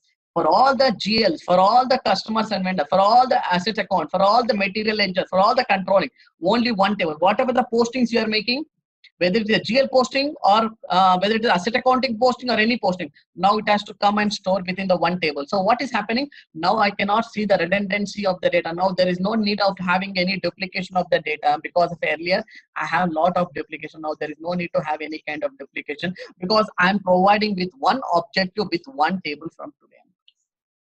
Tell me now, why can't I go with SAP S4HANA, and why can't I choose SAP HANA as a database? That is exactly what I'm going to be looking out for your processing of the system for the differentiation purpose. Hello there, ready to dive into the world of SAP S4HANA Finance 1809? Our course is here to guide you every step of the way. In this training, you will master the art of managing finances efficiently with SAP S4HANA Finance 1809. It's like having a powerful toolkit for handling all your financial needs, from budgeting to reporting. Our course covers everything from the basics to advanced techniques, designed by industry experts. Your instructors are seasoned pro with the years of experience in the field. They are here to make sure you understand everything and can answer any question you might have. But don't just take our words for it. Our students rave about how helpful this course has been for them. People just like you have found it incredibly valuable. And the best part is, it's budget friendly. This amazing opportunity to learn won't cost you an arm and a leg. Ready to become SAP S4HANA Finance 1809 Viz? Enroll now on our page. And for more details, visit ZaranTech's website. So this is 1909. SAP has come out with the new innovations of 1909. You can see here, this is the new release yesterday night. Okay, so 20th September, according to the Indian IST time, 2:30 a.m. in the morning, it has been released. So this is the 21st. Okay, so you can see this is the 1909 release, and I will give this link to you, all of you, not to worry. Just go through this link. No need to have any kind of credentials for the same. So you can log in through, okay, you can log in through without any credentials. And here, when you scroll down, there is a called as what's new in 1909 compare with 1809. See, 1809, we are going to see the 1809. So in the coming classes, we are learning the 1809 on-premise edition of 103.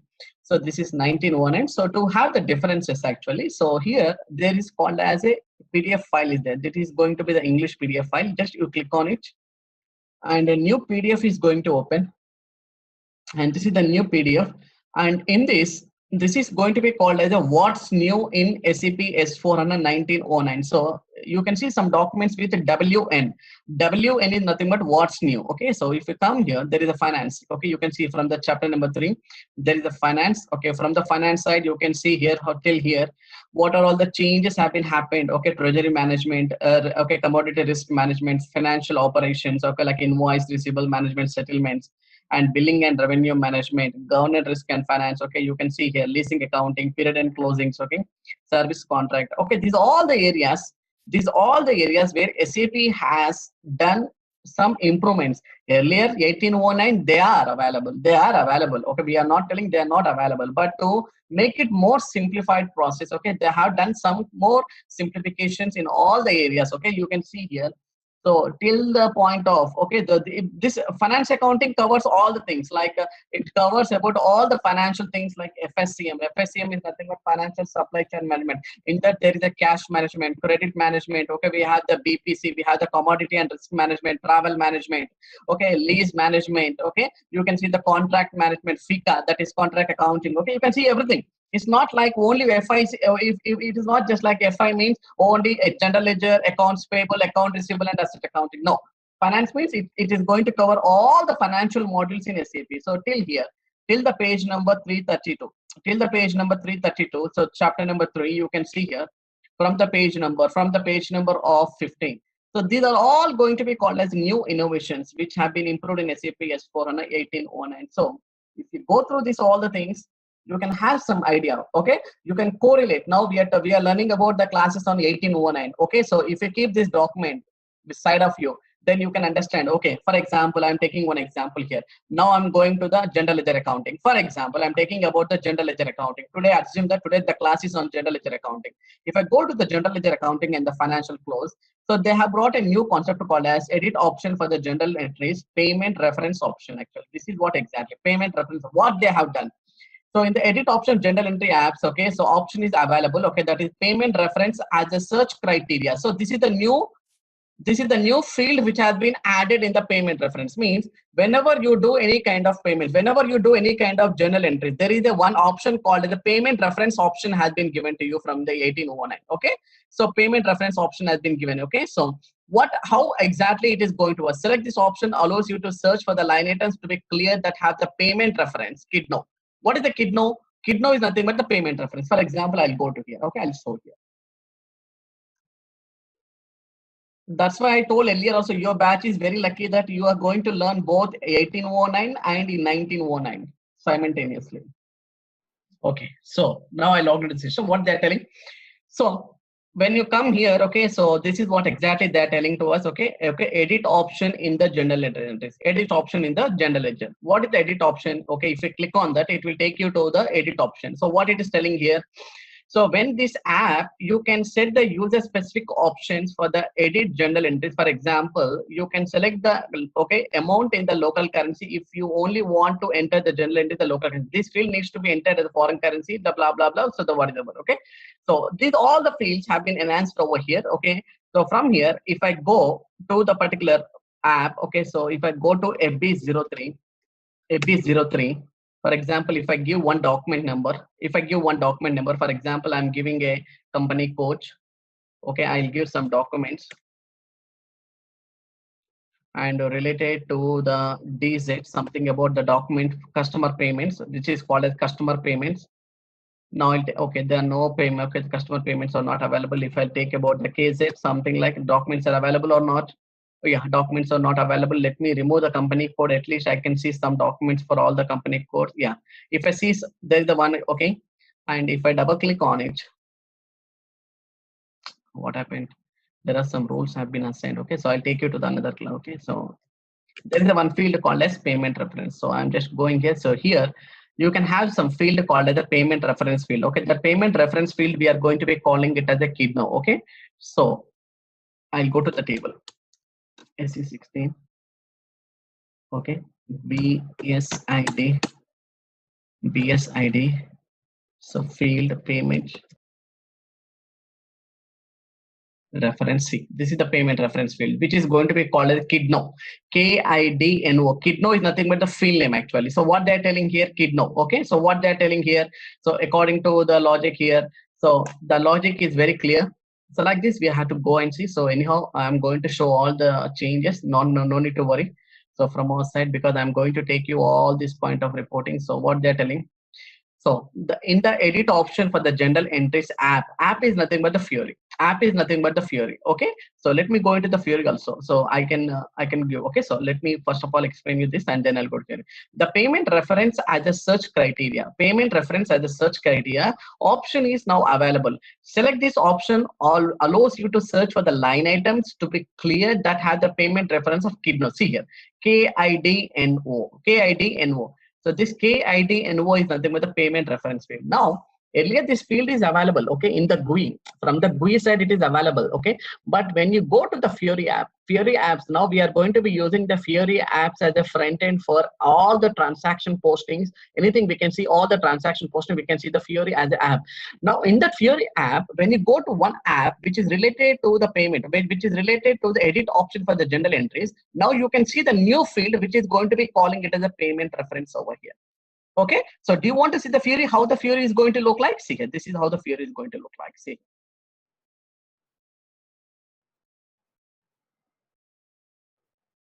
So I'll take you to the Fury now. So I'm logging into the Fury.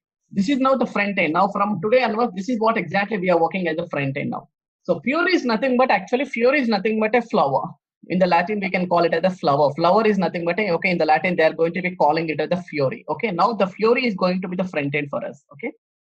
Same user ID and password for this also. So I'm using the same user ID and password. Now this is the Fury. Now from today onwards, we are going to be using the Fury. I'm giving the password. Now I'm logging into the Fury. So Fury is going to be the front end. Now earlier, okay, before the Fury, we are going to be using the GUI, graphical user interface, for the posting of all the transactions or for any kind of reports. We are going to be using the GUI. Now from today onwards, when the SAP S4 HANA with HANA database, so we are going to be using the Fury as the front end for all the end user transaction. It is going to be completely based on the role base. Now you can see here.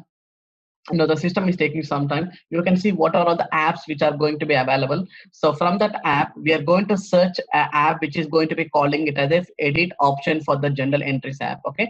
In this edit option for the general entries, we can see there is a new line item. Select option allows you to search for this option. Okay. So now what is happening? The selection criteria, they have added the new field which is going to be called as a payment reference. So you mean to say that, okay, so what is SAP is telling? Mean to say that this is the new app which is available only from the 1909? No, it is already available from previous versions also. But what they have done, they have added as a selection criteria option. Now, what is the selection criteria? They have added the new field which is going to be calling it as a payment reference as a new field, where you can search for all the line items related to that particular payment. So like this, when you go here, so it doesn't mean that when I go to the content of the table here, when I go to the content of the table, it doesn't mean that these are all whatever the content we are going to be seeing with the page number. These all are going to be the new enhancements. No, already available. These all the scenarios are available in SAP S4 HANA 1709, 1801. They are available, but as I shown you now, okay, there is a called as a general entry app. Okay, in the general entry app, they have added the new field called as a payment reference. In the same way, all the scenarios are available, but they have done some changes. They have improvement changes, means adding a new field or removing a new field or simplifying the new field, whatever may be. So because of that, those changes, whatever the changes we have done, SAP has done, those changes are going to be included in this particular document, which is going to be called as what's new in SAP S4 HANA 1909. So in 1809, when I go to the general entry, the payment reference field is not available. But the app is available, but the payment reference is not available. But in 1909, you can see that particular field has been added in the payment reference. The payment reference has been added in the general entry. In the same way, like this, when I go to the asset accounting, when you go to the asset accounting, in asset accounting, what they have done the changes. So they have added one baddie, customer specific changes to the line item in the asset document. When posting a document, you can see new business add-on. This is going to be called as a new enhancement. Customer specific changes to the line item level. The new baddie replaces the old baddie. That is nothing but there is a baddie is there. They have replaced the old baddie with a new baddie. That's all. Means it is not a new process. Already existing process is available, but they have simplified in a more simplification way. So you can change the document, for example, by adding the user defined characters to the line item. You can change the type of the document. You can derive the line item schema of the document. You can change the account determination to the line item portion. That's what. Okay, so this particular change has been including of all these fields such as whatever. So this document is very, very important. So I'm going to give you I'm going to be giving you so all the related. So when you go to this particular document or whatever, so I'm going to give this document. So you can go whenever you get a time or something like that. Okay, so you can go and you can understand what changes have been done between the 1809 and 1909. What changes have been, what are all the simplifications have been done? Actually, SAP has not yet released as of now. There is no simplification list as of now. So we have to wait and see the simplification list, okay, because as only they have released this and what new changes have been available in 1909. Remaining all, okay, we have to wait and see the next release actually. So this is what the changes you can see here. Now, starting guide, you can download this, okay, getting started to the SAP S4 and 1909. And you can see here the product assistance provide you more details about, for example, on the application level, what changes have been done at the application level. Okay, here you can see the simplification item catalog. Okay, I can convert and I can give it a simplification list of SAP S4 HANA. Now, if I click on the simplification, as a financial consultant, anybody, okay, not only the financial consultant, anybody, okay, you can download this simplification because this is very, very important. This is going to be act as a Bible for us. So if any customer, it is not related to your interview related, but whenever it is not related to your certification, but whenever you're attending any interviews, the interviewer is going to ask, what are the drastic changes you have been observed between the 1809 and the 1709 and 1909? So can you tell me something, what simplifications have been done in each and every process level? So this document is going to help you out now. So what new document is completely different? Earlier document, whatever the document I have been shown to you, that is the what are all the new things which have been added, okay, in existing apps or in existing scenario. But this simplification list provides you what are all the simplifications have been done each and every module wise. So if I go to this document, okay, if I come down, you can see all the modules are there. From these modules, what you have to do here, just go to the finance. So from here, okay, go to the finance. Okay, from here, the financial general ledger. Okay, here you can see here all the including of asset accounting, cash management, controlling. Okay, you can see the general ledger accounting, and you can see the trade management. Okay, treasury and risk management, all are going to be okay. So this is going to be give you more idea about what all the changes have been done when you come to the SAP S/4HANA. So when I come to the data model change, this is the data model change. Okay, universal general entry table. What are the universal general entry table? What simplification? Anyhow, we are going to discuss all these things in the coming classes. So I'm just giving you this document. Okay, so I'll download and I'll give it to you so that whenever you get any time, okay, so you can go through the simplification. So just I'm showing it. Okay, desktop. So I'll come to your meeting links. So here I'm going to be attaching. When you see here, assignment and case studies tab is there. Just click on the assignment and case studies. And I'm attaching now. Okay.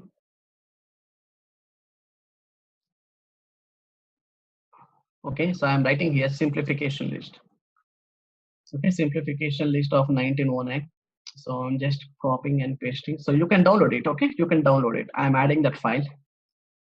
Here it is. You can download and you can start reading the simplification. But anyhow, I'm going to discuss all the simplifications, anything in our coming classes. So this is the new. So what WN is nothing but what new of OP is nothing but on-premise 1909. Okay. There is some slides which today we are going to discuss about the more important topic, which is going to be called as what are the advantages. So SAP S/4HANA. This is going to be called as SAP S/4HANA.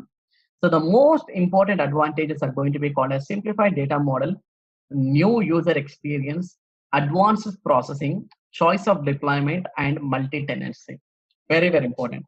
So I want to understand the differences actually. Okay, one of my client is asking, hey Rahul, okay, I am okay. So we are working on SAP from last 10 years. So can you please tell me how SAP S/4HANA is going to be preferable to me? So why should I go with the option of SAP S/4HANA? Why should not with my current ECC system? So your answer should be in a very realistic way, so that you have to tell that.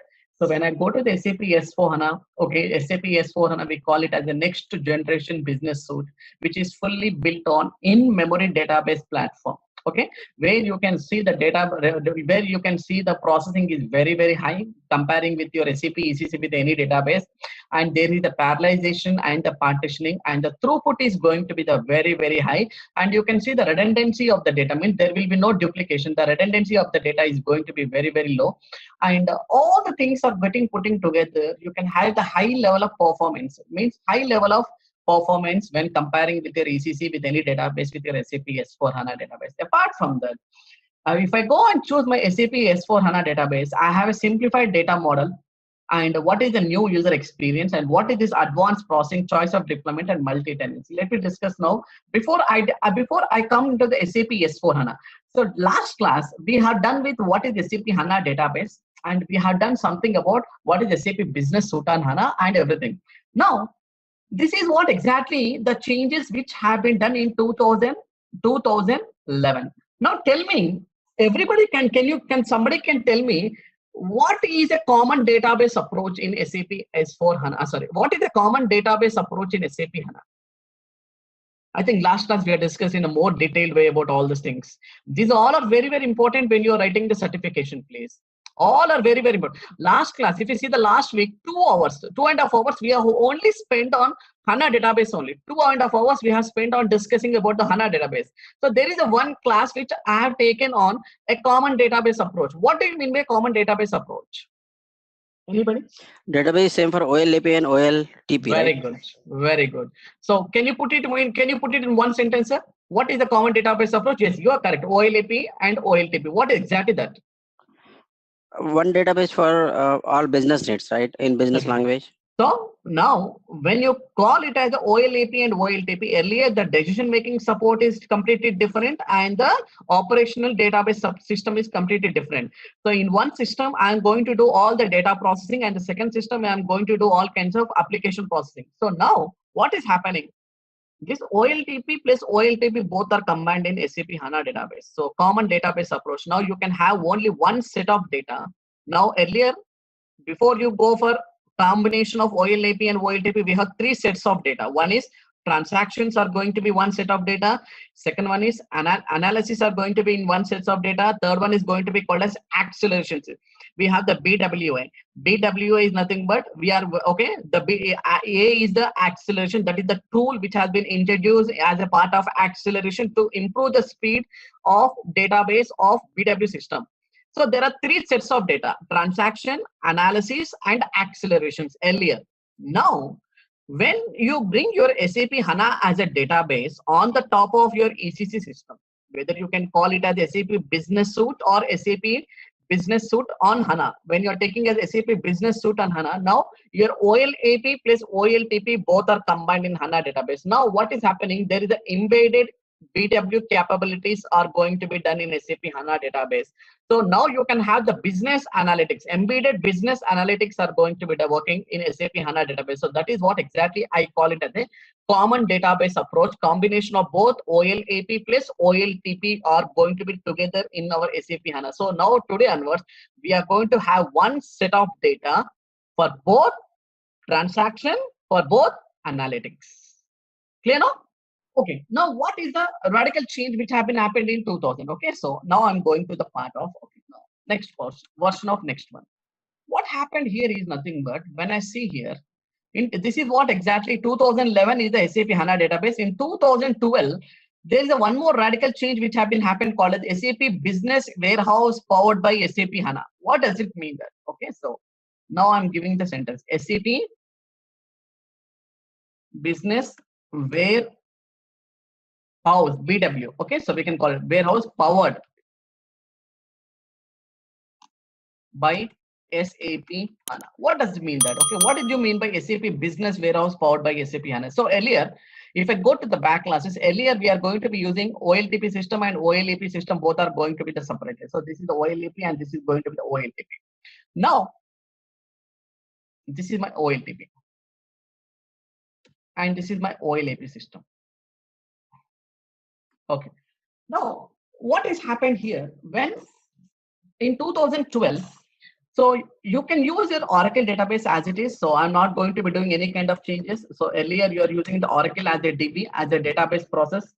Now, what SAP is telling that you can go with SAP HANA database also. What does it mean that now, apart from your normal primary database, so what you can do here is nothing but go a secondary database which is going to be called as your SAP HANA database. So both the databases are stapled to your same application. Okay, so this is your SAP HANA database, and this is what exactly you can call it as a secondary database, and your primary database is going to be, as usual, it is going to be the Oracle database only. Now both the databases, what I have done here, both the databases have been stapled to the same application. So the HANA database has been stapled to the same application, and parallelly you can see your Oracle database has been stapled to the same application. So your application is working on SAP ECC. So your application is working on SAP ECC. Now, as on today, okay, about 2 years of data which is available in my Oracle database, 2 years of data which is available in Oracle database. What I have done here, I have transferred, means the same data I have been replicated here also in SAP HANA database. So SAP HANA database, I can call it as the in-memory database. SAP HANA database, I can call it as the in-memory database. Okay. Now, whatever the transactions I'm posting from today onwards, okay, whatever the accounting entries I'm posting, that accounting entry is getting posted. That accounting entry is getting posted in both the databases. Means that accounting entry is getting posted to your normal database, which is going to be called a primary database, and parallelly I can see the same accounting entry is also getting replicated and get posted to your SAP HANA database also. So mean to say that my application has been stapled on two databases. One is SAP HANA database and the normal regular database, which I'm going to be calling it as the Oracle database. So what, okay, so I can call it as a secondary access device. So my SAP HANA is not a primary. So SAP HANA is nothing but my secondary database. Actually, we can call it a secondary database. So you have seen all the performances of how the SAP is going to be working with SAP HANA database. So you mean to say is whenever you enter a transaction, so that will basically automatically be copied to the SAP HANA database, right? Exactly. In addition to the Oracle database. So Exactly. it's online whenever the user is entering any transaction. Nothing like that. Okay, very good. That is the online processing where I'm going to be replicating the same accounting transaction to my SAP HANA database also. Okay. Now, I understand about, okay, what is going to be the SAP HANA database? It is going to be called as a powerful tool, as an in-memory database. Now you can have the high speed of extracting the database from the SAP HANA database. Why? Because your in-memory database, where you are going to be calling it as a RAM, the RAM is very near to the CPU, so you can the throughput is going to be the very high, and there is the parallelization and the partitioning, and it is also going to be calling it as a columnar. I'm going to explain all these things. Okay, what is the columnar database and everything. Now, in 2012, what I have done, instead of having a separate BW extractor, as a separate system, so what I want to do here is, so earlier what is happening, earlier before you brought this SAP HANA database, what you had done, okay, so let me remove this, okay.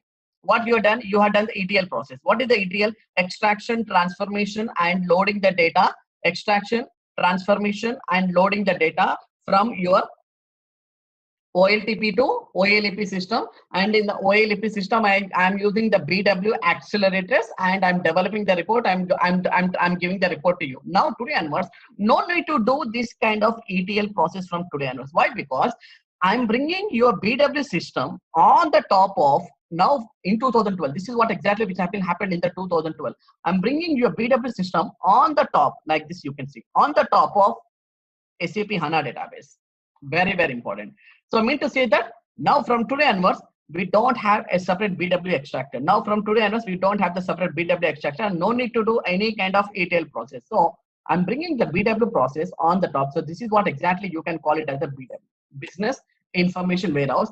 Now this Business Information Warehouse system has been stapled on the top of your SAP HANA database. Now you can see here. So I'm bringing on the SAP HANA database. So what is the advantage? What is the advantage behind that? What is the reason why you're bringing onto the SAP HANA database? In nothing but I have two advantages. One is going to be calling it a real-time reporting, and the second one is going to be called as real-time analysis. Very important. So earlier, all the real-time reporting and the real-time analytics I'm going to be getting from the OLTP to the OLEP. Now what I'm going to do, no need to do this kind of ETL process. Now all the data is going to be replicated from. So mean to say that all the data is getting reprocessed from the SAP HANA to the BW process in a real-time process. No need to do this kind of ETL. So what is the advantages? I'm going to be getting two advantages. One is going to be called as real-time reporting. Very well. This is certification question. Real-time reporting, and the second one is going to be called as real-time analysis.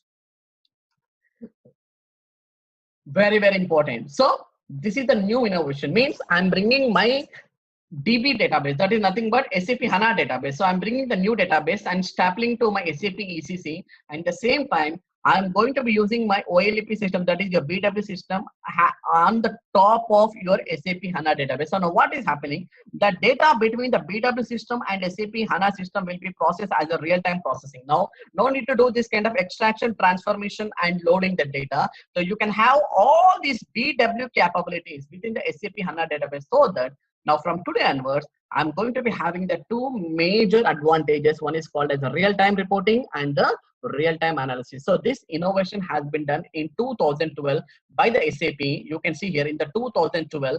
So the real-time analysis and the real-time reporting. So now what I'm going to be giving the name. Now earlier your BW system is on with other database. Now what I'm going to do, I'm bringing your BW application on the top of your SAP HANA database. So now this system is called as SAP Business Warehouse powered by SAP HANA.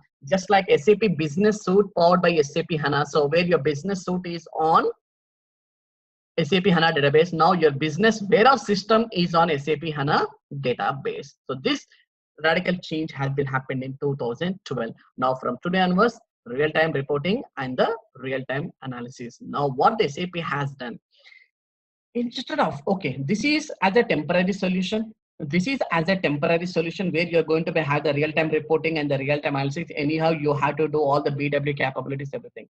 So why can't you do all this instead of replicating the data from the SAP HANA, instead of doing the real-time replicating the data from the BW to HANA, HANA to BW, why can't you bring all these BW capabilities within the SAP HANA database? Why can't you do this?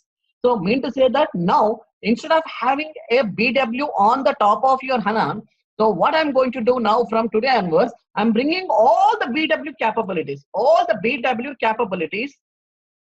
within the SAP HANA database. So mean to say that this structure has been ended only up to 2012 like this. This structure has been ended only up to 2012. Why? Because now whatever the BW capabilities you are going to be using as a BW system, now I'm bringing all these BW capabilities within my HANA capability system. So that now from today onwards, your real-time reporting and the real-time analysis is going to be extracted from the directly from the SAP HANA database. No need to have a separate BW extracted. Only one single BW extract is enough. No need to have a multiple BW extractors from today onwards. That is the beauty of the SAP. Now you can have all the BW capabilities within the SAP HANA database. So what is happening here? So now I am going to have all the inbuilt, means I am going to have all the analytical reports. What type of analytical reports?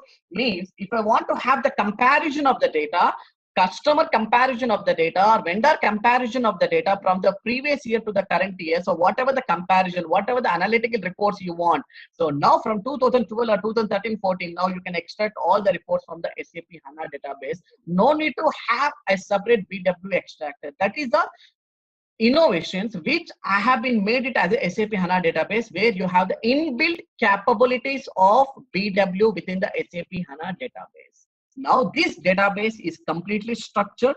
Now what I want to do here, now can I go and can I do the DB migration from the Oracle database, and can I use this SAP database as a primary database? Yes, this is what exactly I can call it as now SAP Business Suite on HANA with inbuilt capabilities of BW. Clear? All of you know?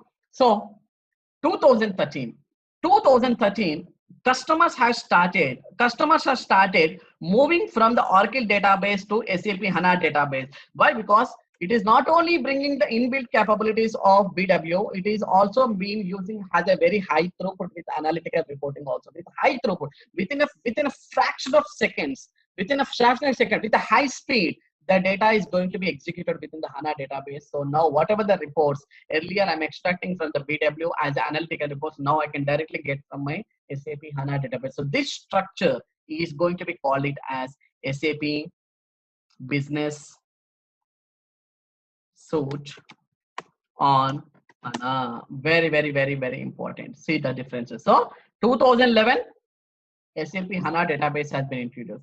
2012, SAP Business Warehouse powered by SAP HANA. And 2013, what we have done, SAP Business Suite on HANA, mean to say that now you have been migrated your database from the Oracle to the SAP HANA database. So what is the advantages? Now you can have the real-time business. And you can see the both OLAP plus OLTP getting together now, because all the analytical reports, now you have all the BW capabilities, and the SAP HANA Enterprise Cloud for the Business Suite on HANA is going to be introduced. Now you can have all the database approaches within the SAP HANA, where we are going to be having different types of advantages. If I go and use my SAP HANA database, your SAP HANA database is not only used for database services. The SAP HANA database is used for integration services, processing services, and the application services. So what are the three advantages? So I'm writing here. What are the three benefits you're going to be getting if you are using SAP HANA database? The first advantage is going to be called as your database is not only used for the database services, apart from the application services,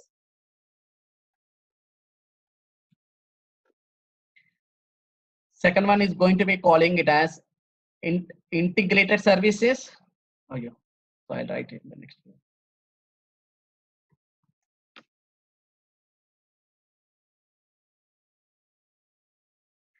All the certification questions.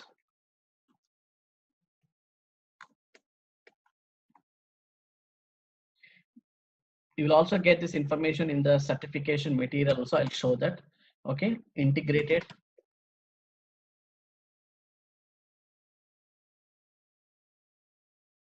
And third, but not the least, processing services.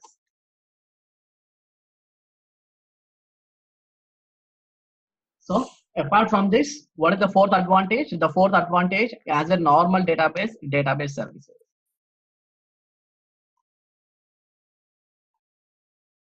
So these are the four benefits I'm going to be getting if I use my SAP HANA database. So application services, now you can have all kinds of database approaches from the application point of view.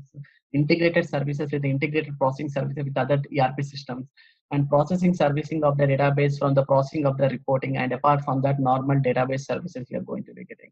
So these innovations, when I say this kind of innovations which has come out in 2013, so I'm going to be using my SAP Business Suite, which is completely built on my SAP HANA. So mean to say that, Mr. Rahul, okay, so SAP has started its simplifications in 2013? No. Only we have replaced the database from the Oracle database to SAP HANA database. Mean to say that I have not done any kind of changes at the table level. Your tables are going to be the same. Earlier, whatever the index and aggregate tables you are going to be working, the same data structure also available in SAP HANA. I have not done any kind of simplification. Simplifications are nothing but I have not done any kind of data processing as of now. So in 2014, when I came out with SAP Simple Finance powered by SAP HANA, Simple Finance is nothing but which is going to be called as an add-on. So from 2014 onwards, I started doing the simplifications. Simplifications is nothing but now what is happening? Now only one table. I simplified all the database tables, and I removed all the index and aggregate tables, and I brought a new table which is going to be calling it as a universal general entry table. Means earlier for the general ledger accounting you have a different sets of tables. For asset accounting you have a different sets of tables. For controlling, for material ledger, and for the COPA. So now what is happening, whatever the postings you are making, whether it is a general ledger or asset accounting or material ledger, whatever. So now there will be only one table is going to be triggered. No need to have a different tables. Only one table is going to be triggered for all the universal general entry posting. That is going to be calling it as a single source of truth. Now I'll take you to the single source of truth. What is the single source of truth? Here you can see the difference here.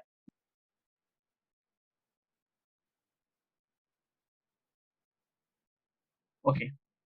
Here you can see the difference. So earlier, this is the previous diagram. What is happening?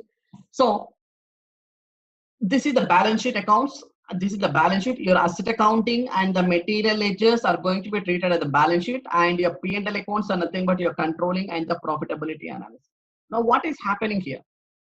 Whatever the transactions I'm making in asset accounting, let us assume that when I am acquiring an asset from the vendor, so I see there are different tables are going to be triggered, like header tables and the line item tables. When I do any controlling documents, I see there are various tables are going to be updated. Now what is happening? Finally everything has to be get reconciled to my general ledger accounting. Why? Because GL accounting is the central tenet of total accounting system, where all the reports are going to be executed from the general ledger accounting. So whatever the financial transactions you're posting in various other sub ledgers are automatically getting reconciled. You can see there is a reconciliation is going to be happening, and I can see that, okay, so I can see all the data is going to be reconciled to your general ledger accounting. So this is what exactly I'm working earlier in our SAP ECC. Now what SAP has done, so remove this complete architecture from today onwards. No need to do this kind of architecture. Yes, I understand that. Now, no need to have these reconciliations. No need to have a subset set of tables. So what I'm going to do here, I'm bringing only one table from today onwards. Only one table from today onwards. What is the table? That table is going to be calling it as a universal general entry table. Now, if you're posting any asset related transaction, that asset related transactions will go into that particular table called as universal general entry table. Whatever the actuals you're posting to the material ledger, now it will go to the universal general entry table. The controlling, it will go to the universal general entry table. In the same way, profitability, analytic costing, that will go to the universal general entry table. And the GL, it will go to the universal general entry table. Mean to say that now I have eliminated all data. Means I have removed all kinds of index and aggregate tables. Now I'm bringing only one table for you. For all the transactions are getting updated for a single database with a one table. Now you can have one table for all the reporting purpose. That is going to be called as simplification. Okay, so to go into the more details, see here. To go into the more details, this is the screen I'm going to be bringing. So what is telling here? See, this is what exactly. Now, your general ledger postings will go into the same table. Your COPA postings will go into the same table. And your controlling postings will go into the same table. Asset accounting and the metal ledger postings will go into the same table now. What does it mean that? Now I'm bringing a single source of truth. Means I'm bringing only one table. One table is nothing but single source.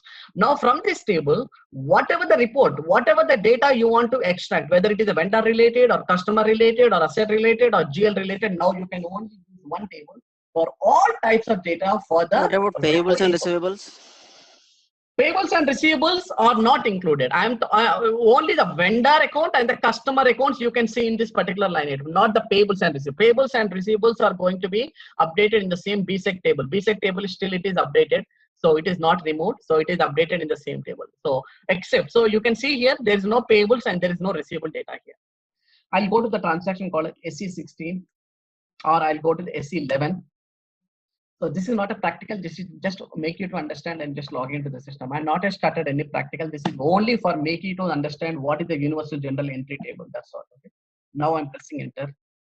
So I'm taking the database table called as ACDOCA table.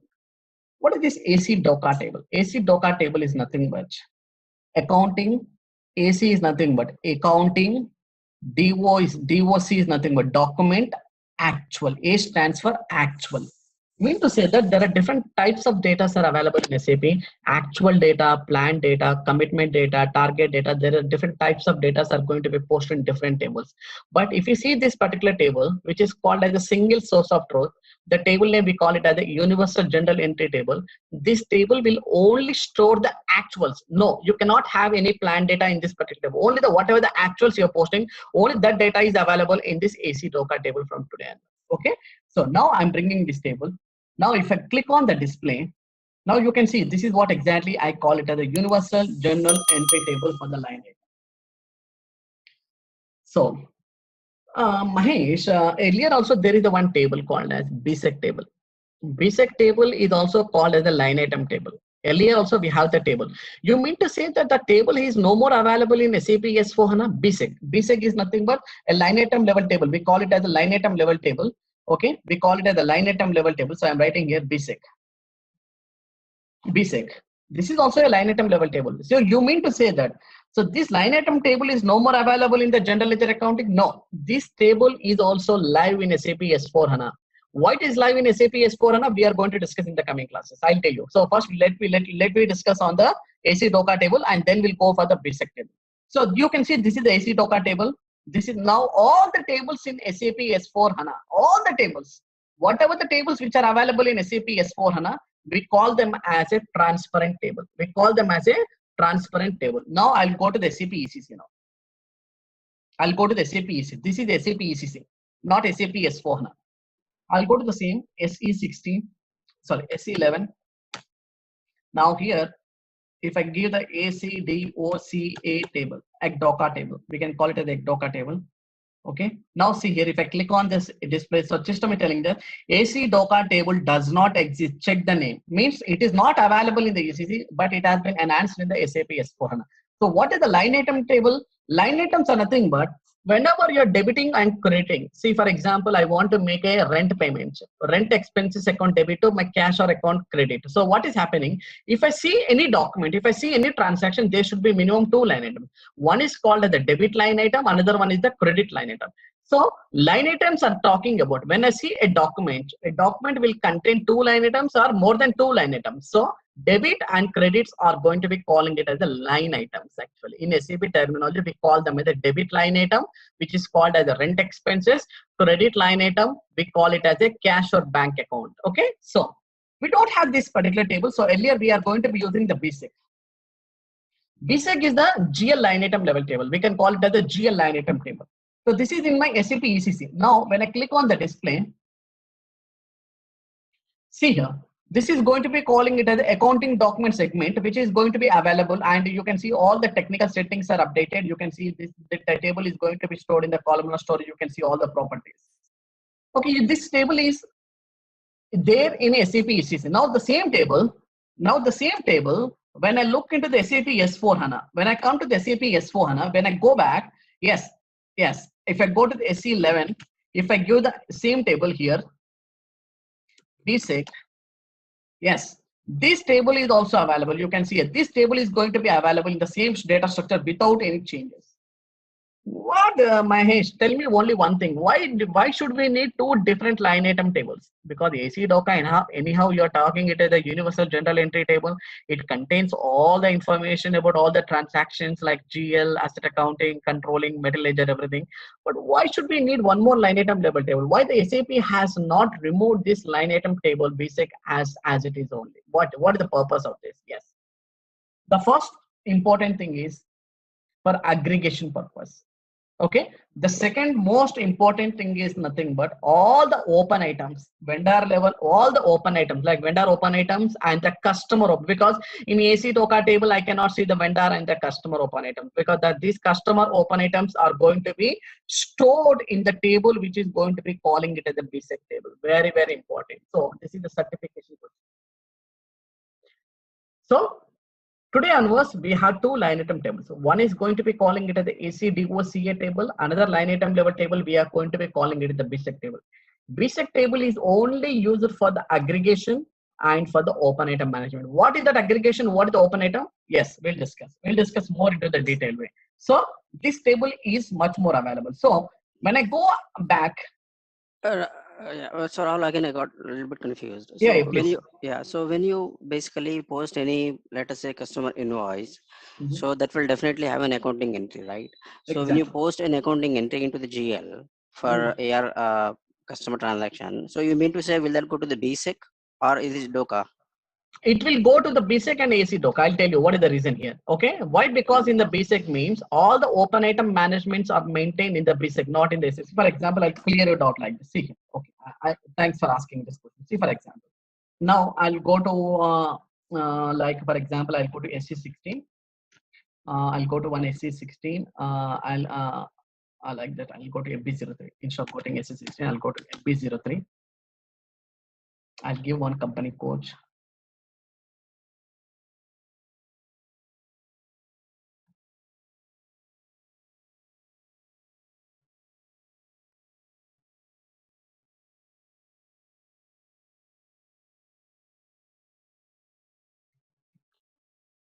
In that I want to filter something. If the system is not having the data, I will log into another system. For example, KR. Okay, see here. So KR is nothing but vendor invoice. KR is nothing but vendor invoice. You can see here. KR is nothing but vendor invoice. Now I'll select this document. I'll select this document number. I will open a new session now. Okay, I'll go to SC16. I'll give the ACDOCA table, a Docker table. Okay, just let me filter it with the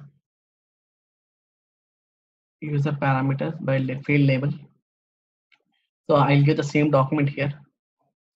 I will give the same document here. Okay, see, very, very important. Okay, now what is happening here? Parallelly, I am also opening a new session. I'll give the same SC16. Here I'll give the BSIC table.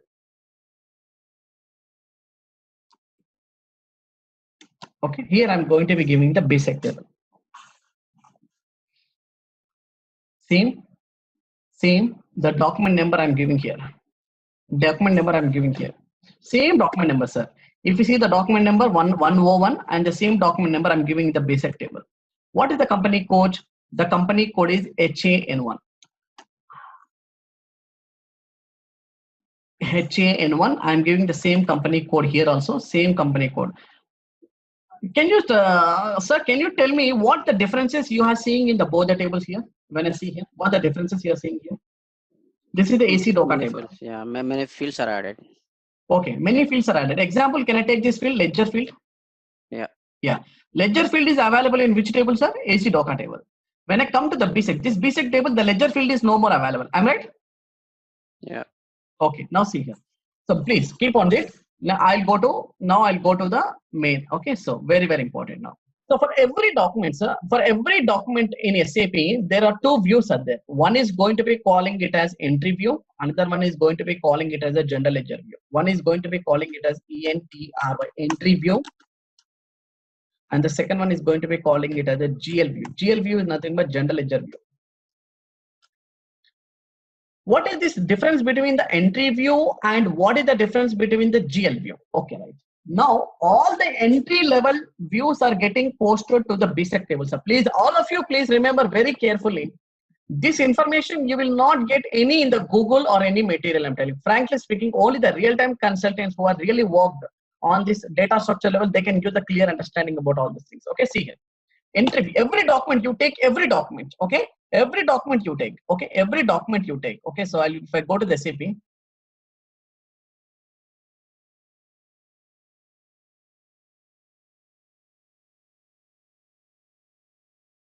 101 document number. Okay, 101 document number. See here.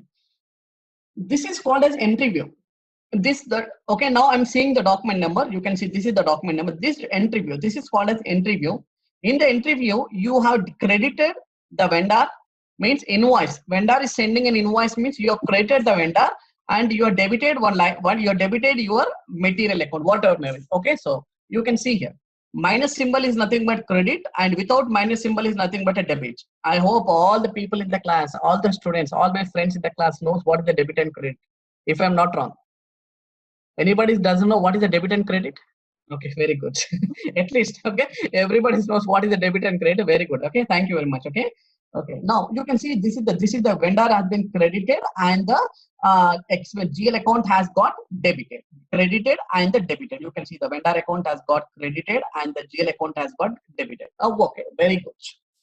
Now this is called as entry view. Entry view is nothing but when it is going to be saved in which table? It is going to be saved in the BSEC table. And general ledger view. Now, when I'm shifting from the entry view to the general ledger view, when I'm clicking on the general ledger view, now this is the general ledger view. Now, the entry has been shifted from the entry view to the general ledger view. Now, you can see that in the general ledger view, I can see the ledger. But in the entry view, if I click on the entry view, I cannot see the ledger. I can only see the vendor account and the expense account. But if I click on here, I can see the ledger. And here, the same vendor earlier who has been credited, the same vendor, now I'm able to see as a sundry creditors.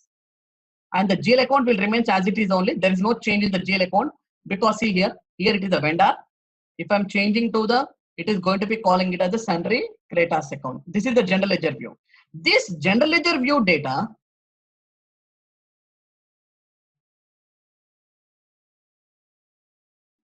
this general ledger view data is going to be stored in which table? ACDOCA table. Very, very important. So entry view in the BSEC table and the general ledger view. Now I'll come to the SAP now. Okay. This is my GL. This is called as a GL. And within the SAP FI, we have the GL and we have the called as AR, AP, and we have called the AR. AR.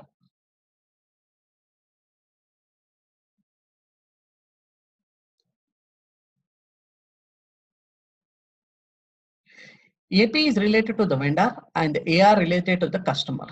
Now the vendor has sent a material, now he's sending an invoice to me. When the vendor is sending an invoice, your subledger, which is going to be calling it as AP, is getting updated. When you are sending an invoice to a customer, AR is getting updated. But the GL is when the GL is getting updated, I'll tell you. Now my accounting clerk, one of my accounting audit, okay, one of my accounting clerk is posting on invoice in SAP. So what is that? Okay, he is creating the vendor account. Mr. John is nothing but our vendor, John. What is the vendor account number? Example 1, 2, 3. This is the vendor account number. John is getting created, and my expenses account, my GL expenses account number is, my expenses account number is 567. Okay, this is getting debited. Okay, John is getting created and the expenses account is getting, GL expenses account is getting debited. This is the accounting entry my accounting clerk has posted, okay, for invoice. Now, when I open this document in the entry view, when I open this document in entry view, I can see the same. 1, 2, 3 is getting created, which is called as a John, and my GL expenses account is 567 is getting debited. This is entry view. You can see in the accounts payable. But there should be some reconciliation should be done. Why? Because this is the financial transaction. I would like to see the data has to be get reconciled to my general ledger accounting here. I would like to see the reconciliation like this. GL to the AP, GL to the AR. A reconciliation. This is called as a reconciliation. Means what is happening? This is the financial transaction. This financial transaction has to be reconciled, and I would like to see these financial transactions in my general ledger. Why? Because the general ledger is the central tenet of total accounting system for the preparation of P&L account and balance sheet. If no financial transactions are getting reconciled to my general ledger, I cannot prepare my P&L account and balance sheet. Now this is the financial transaction. How I should reconcile here? Because this is a John is a vendor account. It is not a GL account. John is a vendor account. Like we have vendor, customer, assets, and balance. So we have the GL, we have the vendor, we have the customer, we have the asset, we have the material. These all are going to be calling it as a master data actually. No, the John account is not a GL account. John account is a vendor account. I cannot show the John here in the GL because GL will never show the vendor, customer, assets, and everything. Now, but whatever the amount you are debited to the John, that is $100 you're talking, $100. This $100 you created to the John had to show here. So what I'm going to do, there is a one reconciliation account is there. Reconciliation account. What I'm going to do when I'm creating a John master record, when I'm creating a master record for the John, okay? So what I'm going to do here, I'm going to this. So when I go to the /n xd03 example, I'll take a one customer. Any customer I'll take, okay? Don't worry, okay? Any customer, but for you to explain only all these things, okay? I'll take a one customer from the 3 line.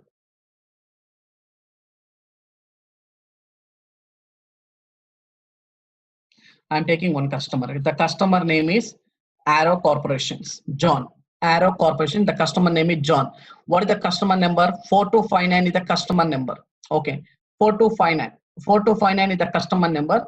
So whenever I'm debiting and creating this customer number, okay, so when I go to the customer account, there is a company code data is there. The customer name is John. So in the company code, this is what exactly my reconciliation account, 144003. It is a reconciliation account actually. What is happening? 144003.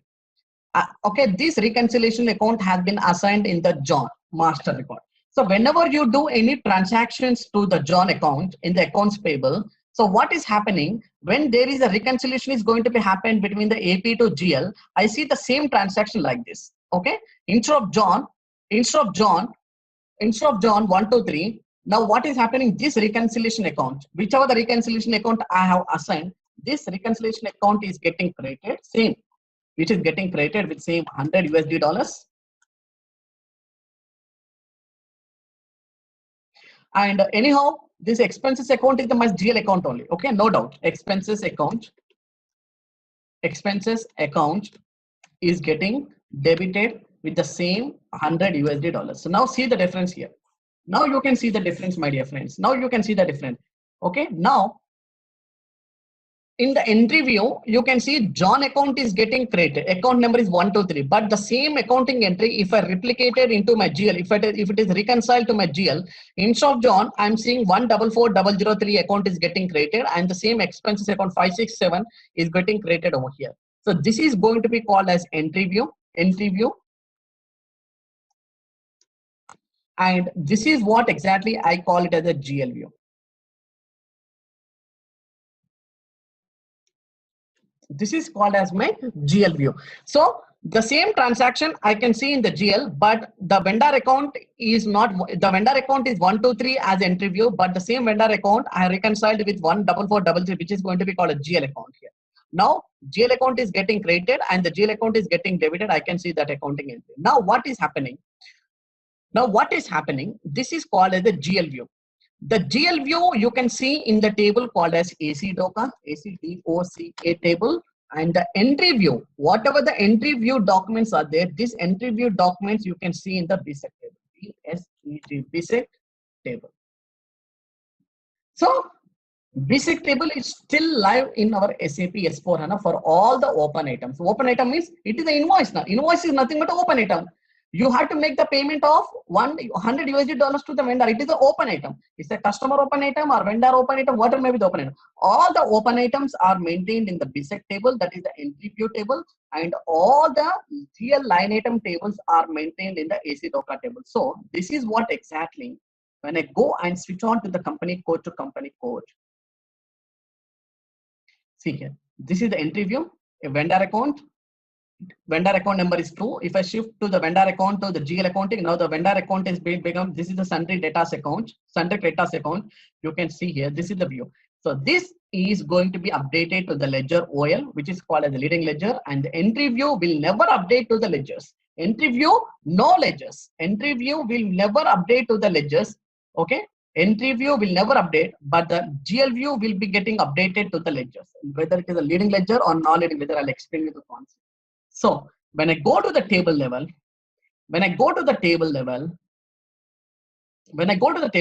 I can see, if I go to the table level, I have the ledger, but the same thing, when I go to the /NSE16, when I go to SE16, if I give the BSEC table, now there is no ledger. You can see directly, I can see the company code and I can see the document number. I can see the fiscal year, everything.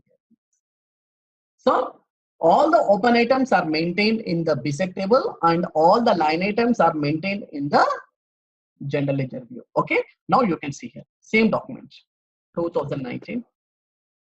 I'm executing.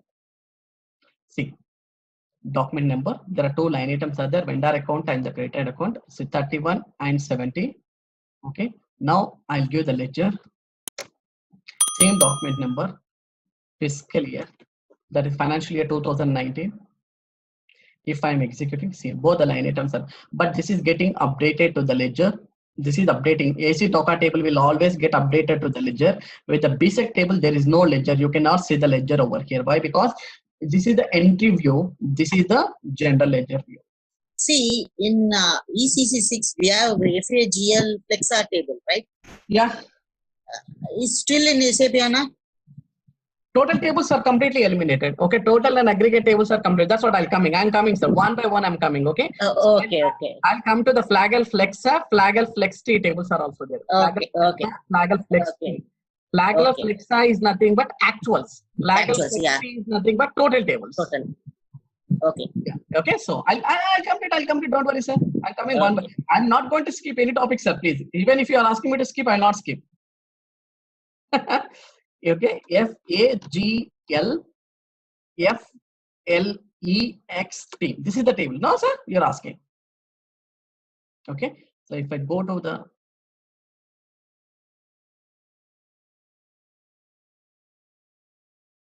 now you can see it is no more available. So it is moved as a DDL SQL view. Flagel FlexT, which is going to be called now. The total records are total tables are no more available in SAP S4HANA. Now, if I go to Flagel Flexa actuals, these are going to be called as actuals. These tables is going to be available in SAP S4.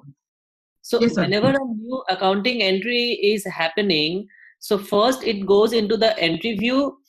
My question is, does it simultaneously go immediately also into the GL, or the GL happens later when a badge, when a Simultaneously, sir. No, sir. Simultaneously, it is not going to be happen in the front end or in the background automatically. Whenever I am posting any GL posting or vendor posting or customer posting, whatever the actuals you are getting posted, it is getting updated in the both the tables.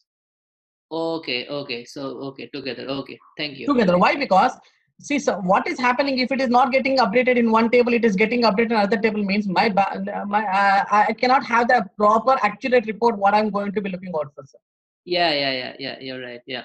So this is what exactly the simplification. What I have done the simplification. The simplification is nothing but when I say this PPT slide here, this is what the simplification I have done here. So now all the GL postings are getting updated to the AC Docker table, and all the COPA postings, account-based COPA posting, controlling, asset accounting, and the middle ledger. And what happened to now? One of our friend is asking what happened to that accounts payable and account receivable, that is customer and vendor accounts. Customer and vendor accounts I can see in the in the AC Docker table, but not the open item. Open item clearings are maintained with the BSEC table. That is what the last 1 hour explanation what I have done focusly on the BSEC and the AC Docker table. Now, what I will do here, I'll go to the table now, AC Docker. Okay, I'll go to the AC Docker table. Same document Again, I'll show. AC, yeah. So again, AC Docker is not used for the FSCM transaction like cash clearing and everything. No, sir, because the separate tables are there for the cash management and for the BPC, for the treasury, and for everything. Okay. Yeah. See here. Okay, now see here. I know this is the line item number table for the vendor. Now I'm executing. Okay, it is not there. What is it? DB2. Oh, company code. Sorry, company code I have given it as now. Company code is. What is the company code I have taken, sir? Anybody has any clue? Which company code I have taken? I think HAN1.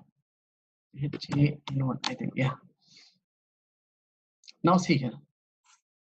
Okay, now if I select the line item number 1, okay, what is the line item number 1?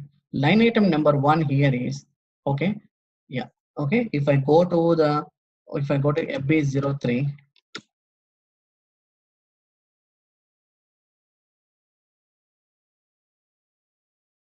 FB03, if I go to the table, if I go to the transaction, so what is the line item number 1?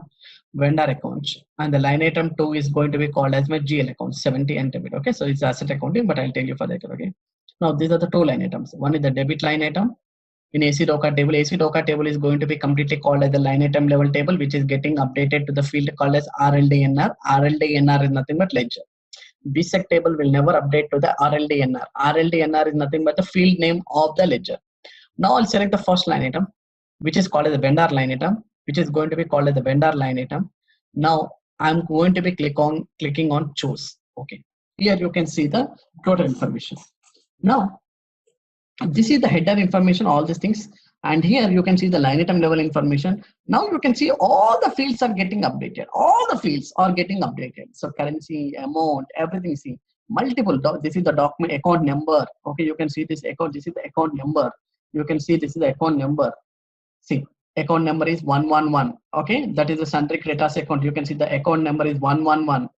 Okay, so what is the amount you have posted? That is the 1 lakh. Okay, 1 lakh. Okay, you can see here amount is getting posted. So I'll tell you what are all the fields, what are the remaining. Okay, we are coming step by step. Okay, so if I come here, just click on done. Okay, which account has got created, which period, everything, all the information. Okay, this username, everything I can see here. And if I come here, you can also see the purchase account document. If it has come through the purchase order or the sales order, I can also see the sales order different information. And what is the vendor account? Here, this is what the beauty of the SAP. It is not only making you to understand the sundry creditors account, but if I go into the entry view, here I have the account number called as a 2, which is going to be called as the vendor account. You can see the vendor account is also getting this. AC Docker table. It contains all the information of all the tables of information in one table. All the financial accounting information is going to be stored. Now, whether you want the customer data or vendor data, you want the asset data or whatever the data you want, instead of looking for the multiple tables earlier for extracting the report, now I can use only one single table for all types of data where I can filter and I can give the reports to my manager or my general manager who is asking. So that is how the universal general entry table is going to be working, where we are going to be calling it as, universal general entry. This is what exactly the simplification I have done. What the simplification you have done? No need to have a separate tables from today onwards. I simplified all the tables into one table, which is called as universal journal entry table. This is called as a single source of truth from today. Earlier we have the multiple source of truth. If I want the CO, I want to go to the CO tables. If I want the asset accounting data, I want to go to the asset accounting table, like that. Now from today onwards, no need to go for any table, only one table which will give all types of information. So that is what exactly the SAP is telling me that, okay, if I go to the table, if I go to the screen. Agdoka, we say GL view, and in BSEC we say entry view, right? Exactly. So what is that 2 and 111? 111 is that all field you showed is from the Agdoka table, right? All the field, but the open item management, see, that is what exactly people of, okay, so what I told here, ledger, I'm using the concept called as a ledger. So when I see the ledger data of all the fields are getting updated in the AC Docker table. Without the entry view table, which doesn't contain the data, I can see from the BSEC table. So what is 2 and what is 111? Which account number was that? 2 is the vendor accounts and 111 is nothing but your recon accounts. Okay. This is what. So it is showing entry view details also, you mean to say? But clearings are going to be done through the BSEC table, not by the entry view table. Sorry, not by the Agdoka table. Clearings, the SAP, whenever you're doing any clearing, no madam, whenever you're making the payment of this particular vendor invoice, so it will go and look out for the BSEC table, not for the AC Docker table. Why? Because the vendor account details I will get only from the BSEC, not from the GL. Alright, let's test your knowledge. Here is a question for you. What is the new data structure introduced in SAP S/4HANA Finance for the faster processing and real-time reporting? And your options are Universal General, Classic Ledger, Profit Center Accounting, Cost Center Accounting. Take a moment to think, and when you are ready, type the correct answer in the comment section below. Hello there, ready to dive into the world of SAP S/4HANA Finance 1809? Our course is here to guide you every step of the way. In this training, you will master the art of managing finances efficiently with SAP S/4HANA Finance 1809. It's like having a powerful toolkit for handling all your financial needs from budgeting to reporting. Our course covers everything from the basics to advanced techniques designed by industry experts. Your instructors are seasoned pro with the years of experience in the field. They are here to make sure you understand everything and can answer any question you might have. But don't just take our words for it. Our students rave about how helpful this course has been for them. People just like you have found it incredibly valuable. And the best part is it's budget friendly. This amazing opportunity to learn won't cost you an arm and a leg. Ready to become SAP S/4HANA Finance 1809 Viz? Enroll now on our page. And for more details, visit ZaranTech's website. I'm continuously going on with the new innovations, what the new innovations have been included in the 1909 on-premise release. So I've been identified one very important thing in that configuration part while doing. So this is going to be called as the generating configuration information. This is the new enhancement which has been brought in SAP S/4HANA 1909. See, normally when you go to what do you say in SAP while you are implementing SAP S/4HANA or something, like we'll use the SAP best practices. We will, okay, so as per the SAP best practices, we'll go for the SAP S/4HANA implementation, and so we will go for the building blocks, and those building blocks, okay, what are the scopes items, the building blocks. So we'll go with the building blocks as per the process, and we'll implement the building blocks, and we'll go for the implementation. So that is what exactly we'll do with the solution manager. Now I'm sharing my desktop. Now in SAP S/4HANA, they have been brought a new one. Okay, so I'm just sharing my desktop to all of you. So what they are introduced here is nothing but generating configuration information actually. So earlier we are using the SAP building blocks as per the SAP best practices. So you know what are the best practices? So SAP S4HANA best practices. So we have to go for SAP S4HANA implementation as per the SAP best practices. If it is not, we will go for the customization. So here, as of the release of 1909, configuration guides will be depreciated in the SAP best practices. So we know that, okay? It is depreciated in SAP best practices for the SAP S4HANA package. Instead, you can generate, now what is happening, you can generate the configuration information. Now earlier, whatever the configuration information, we'll go and we'll use from the SAP best practices. Now what the SAP is telling that instead, you can generate the configuration information in the system for each level in the configuration hierarchy. Now they're going to be creating the configuration hierarchy. This is the configuration hierarchy screen. That is for each activities, folders, building blocks, scope items, or for the whole solution. As the report generates a document containing the information about the selected entity with its customizing objects and the subject, transaction codes, and the pass in the IMG. So whatever you want, okay? So now whatever the configuration, so that is what exactly it is telling now. So now instead of using the SAP best practices, so you can generate the configuration information in the system, but each level of configuration. So there is a transaction code here. So they have given a new transaction code. You can access this configuration report. Okay, you can see the report. What are all the configurations we have done via solution builder? Okay, so you can use this transaction code and you can view all types of information, that is include the transaction code, include the IMG path, show all the IMG path, showing all the IMG documentation, show the header information. So what information you want, you can get it to the one screen from today onwards. So that is the beauty of the SAP now. So this is what one of the new enhancements. So yesterday I'm going through this, so I thought of sharing with this all of you so that it will be helpful. So now you can access the configuration report, whatever the configurations we have done via solution builder, building blocks builder for the selected configuration layer, or via transaction code. In this case, you can manually select the solution ID, scope ID, or the building ID for which you would like to generate the configuration document. Here you can see here all the things: a solution ID, scope ID, and the building block ID. So options for the manual input not given from the building blocks builder. So now you can directly access. So that is so.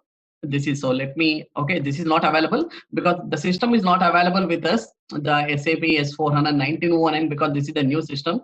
But anyway, we are trying to bring out, okay, because it will take more 20 to 25 days. Why? Because this is the new system. Is there any guide, so a guide or any report which can be generated from SAP, so which will tell us after the configurations are done, so saying that suppose let us say, so you are configuring the GL APR AR, so then basically it will tell you, so these are all the configuration you have done, still you are left with these configuration which are mandatory, without which the system will not run.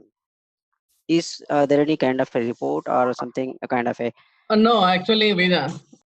So you are asking about the report. Okay, so what are all the configurations we have done? What are all the missing configurations which are going to be? That's what? Yeah, kind of a diagnostic report. So in that, so after the configurations are done. I understand that. Now you can go here. So that is not available in the SAP ERP. That is in ECC, but I can show in the SAP S4HANA. Now in SAP S4HANA, if you go to SPRO, there is a consistency check. Actual reports are going to be called as consistency check. If I go to the financial accounting, okay, financial accounting. So whatever the global settings we have done, okay, now you can see here the ledger. In the ledger, this is what exactly. So this is, I'm talking only from the general ledger point of view. Okay. So next we'll see for asset accounting and everything else. Okay. Now, if you see here, whatever the configurations we have done about the ledgers and the general ledgers and everything, I want to check out the consistency check of the general ledger setting. The report is very, very informative here. In this activity, the customizing settings for the ledgers are checked. This check must run without errors before you continue. For example, with the migration of the transaction data or any other activity. So here, if I execute this report, it will give all the information. See, mean to say that now you can see there are a lot of errors are there. These errors, what is the errors? The information has been provided, the conversion settings of the 30 are missing for the company code 1719. So I mean to say that until or unless if these errors are not going to be resolved, so your configuration is not done as a part of SAP standard best practice. I mean to say that your configuration is not clean because everything is the remaining, everything is going to be low. You are not set the indicator parallel accounting for the GL accounting. Okay, so you are not set. Means all the configuration looks fine, but what happened to this? These are going to be the mistakes. So you have to complete this configuration, mean to say that these are the sum of the errors. Until or unless if these errors are not going to be resolved, you cannot go further. This is one report actually. Okay. Second report, if I go to something like, okay, whichever the report you can go, okay, second report, okay, so if I come to here, there is going to be called as conversion of accounting and the global shipping. Here, if I come to the preparation, this is for the general ledger. Just now we have checked for the general ledger. That's a consistency check for the general ledger setting. Next for, okay, asset accounting.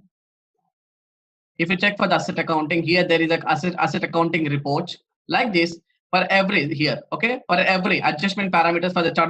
What is the migration? Display the log. If any errors are there in the log, okay, no log was found in the database, means all the settings are correct. So like this, we have this kind of setting consistency check for each and every component wise, but there is no such a report which will give something like whether we have done this configuration properly or not, whether this configuration is missing or not. So there is no such a report. I can show from the company code perspective also. Here, there is one thing. What are all the assignments you have done to the company code? I can show from the company code. If I see here, enterprise structure, definition, financial accounting. If I come to the company code,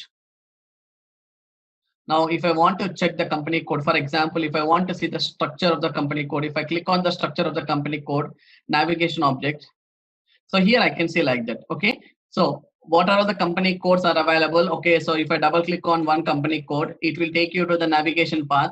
Okay. And I can see what are all the settings I have done. See here for 1710 company code, which company have been assigned, what is the controlling area, what is the credit controlling, how many plans you have been assigned. You can see the number of plans which have been assigned to the same plan, company code. Like this, I can show the report here. Like, okay, so but let me also check, because see, I see everything is possible in SAP.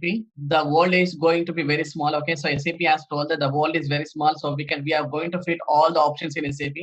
But let me also go through some of the blogs and some of the information where I can give some more information whether there is any report. Maybe I may not be known about that particular report. Okay, so to be very frank, definitely just wait for 2 to 3 days. Definitely I'll inquire with my colleagues or somebody. If not, I will raise an SAP note. So let me get a reply from SAP so that I can share that information to you. See, as you know that nobody is expertise in SAP as of now. We cannot tell that I am expertise in SAP. You are expertise in SAP means you are going to be giving all the types of solutions just like a solution architect. So no one in SAP world is expertised in all in particular areas. Like for example, if I take a GL, AR, APR, asset accounting, I can tell that I am an SME. SME is nothing but subject matter expert. Okay, that level I can fulfill. But if I go and talk something about the SAP for all the modules, no one knows anything about the SAP till now. I think you believe or not. So the only thing is, the only thing is basically from a finance perspective or accounting perspective, we should be aware of basically how the accounting is flowing from the different modules and how that the integration has been done. I think exactly you're right. Yeah. That makes sense. So now you can use this transaction code. You can access this configuration report. Okay. So whatever now you're asking about that. Okay. So you can access this configuration either via solution builder. So building blocks. Okay. Building blocks builder. Okay. Either anything. Either you can access this transaction code through the solution builder or via building blocks for the selector configuration or via transaction code. In this case, you can manually select the solution ID. What are the solution ID and the solution code building blocks for which you will like to generate the configuration report. So now actually we are not running on 17, we are not running on 1909. So we are running on 1809. So, but this report will not work.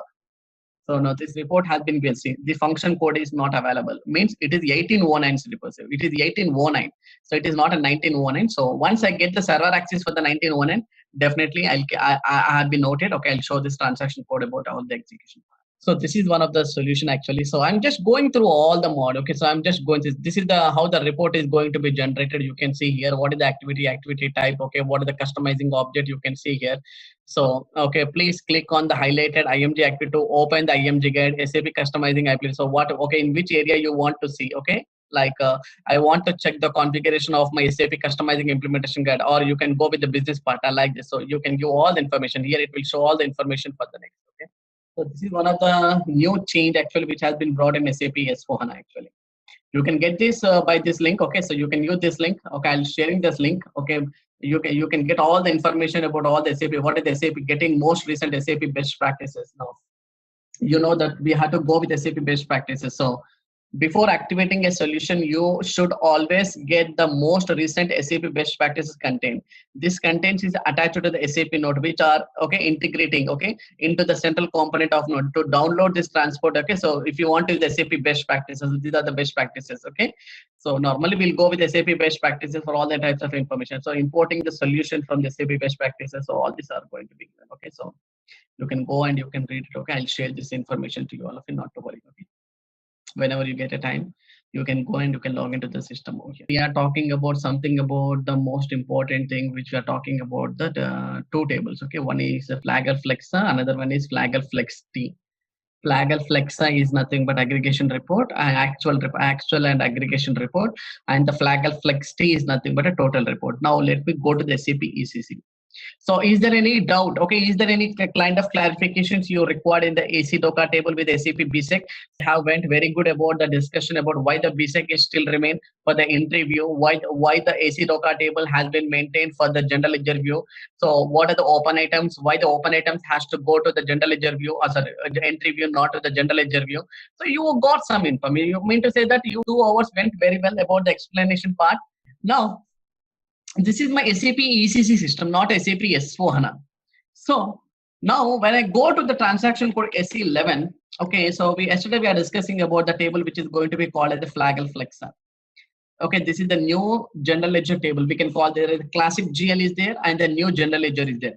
So this is the new general ledger table. Actually, we call it as the new GL table. So if I click on the display, this table is much more available, which is going to be called as actual line item. See the last A alphabetical word which is going to be standing as actuals. So now there are two things we need to understand. One is AC DOCA table, very important, very important. This is so I'm just pasting here. So the table FAGLFLEXT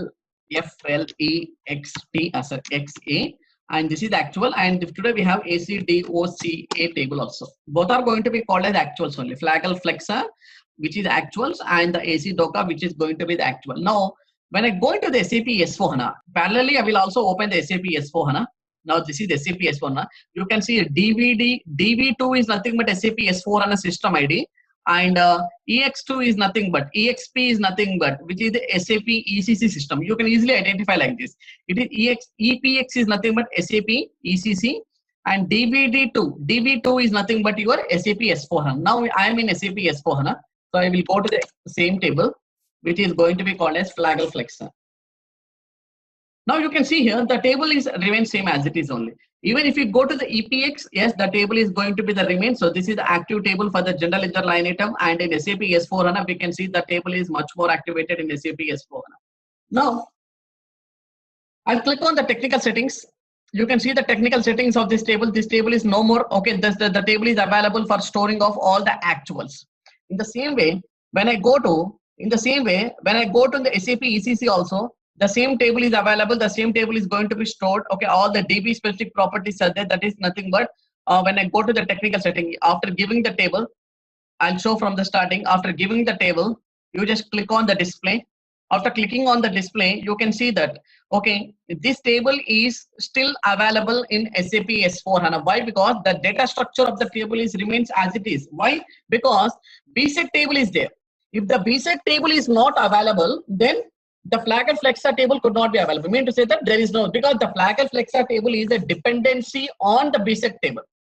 So when you are using the BSEC table as a live table in SAP S4HANA for the open item management and for the aggregation purpose, for the consolidation, for the summarization purpose, then parallelly I should have this table should be activated in SAP S4HANA also. Why? Because both tables are dependencies there actually on the BSEC with the a Flagger Flexa table. So that is the reason SAP what it has done. Yes, there is no we have this Flagger Flexa table, which is much more active table in SAP S4HANA. You can see here, which is much more activated, and whatever the data I'm posting related to the actuals. Now you can see the data both in AC DOCA table and in the Flagger Flexa table also from today onwards. So in the certification, they will ask you the question about the Flagger Flexa. Flagger Flexa table remains in SAP S4HANA with the same data structure content. So the table is not being removed. And there is one more table, we can call it as Flaggle Flexity, which is going to be called as total tables. Now the total tables are no more available in SAP S4HANA. Why? Because we have removed all the total tables now. Okay. So now I removed the Flaggle Flexa and I given the Flaggle Flexity. And if I click on the display, now you can see here, this has been converted to the DDL SQL view. Means it is going to be, it is called as a CDS view. Actually, it has been moved as a compatibility view.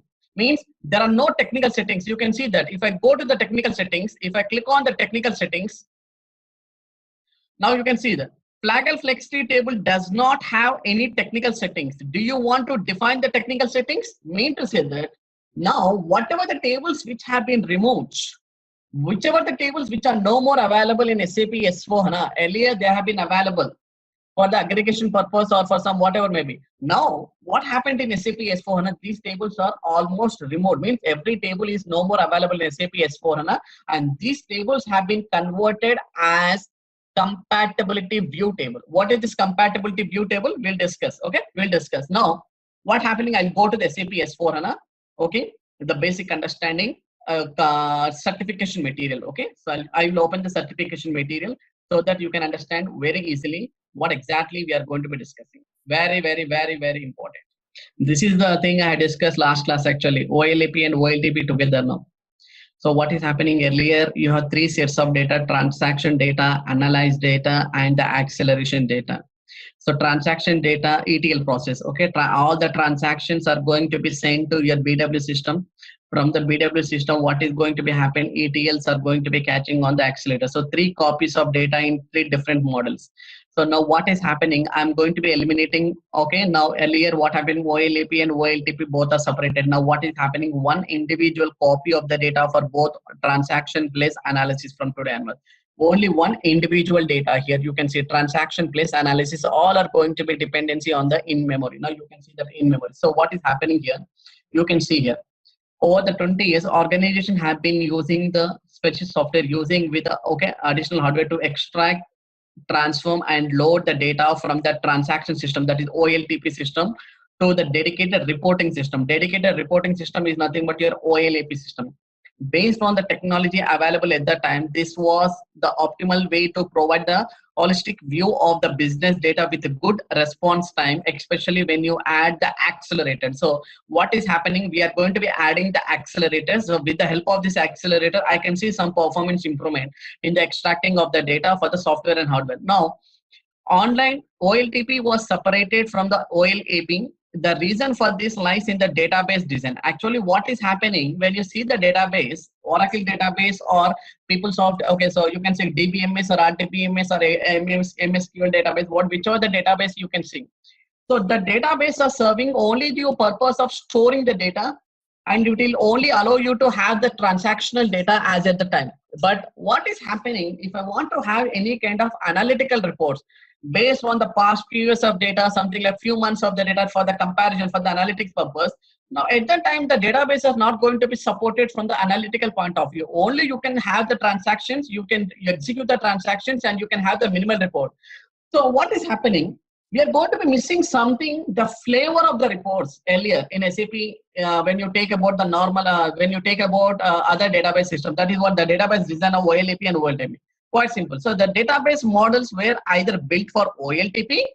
So the databases are going to be built based on the OLTP, or the database are going to be built only for the OLAP. So both are not combined. So, but not the both. However, this is also about the complex redundancy of that. Now, what is happening?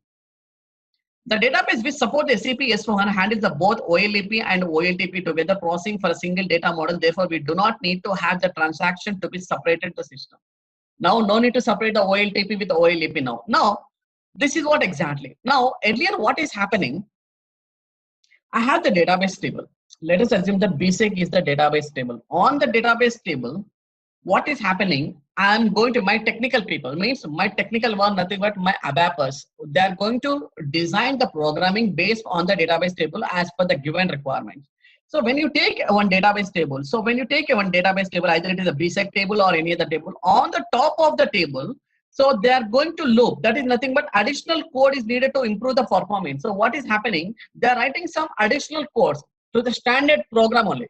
So they're modifying the standard program So they're designing some additional code actually to need to improve the performance. So that additional code, what they are going to be doing here, additional DB objects means database objects needed to improve the performance. So they are going to be adding some aggregate tables and the index tables on the top of your database tables. You can see here. Why I should have these aggregates and the index tables on the top of your database tables? Because to improve the performance actually. So when I don't have these aggregates and the indexes on the top of the database table, what is happening?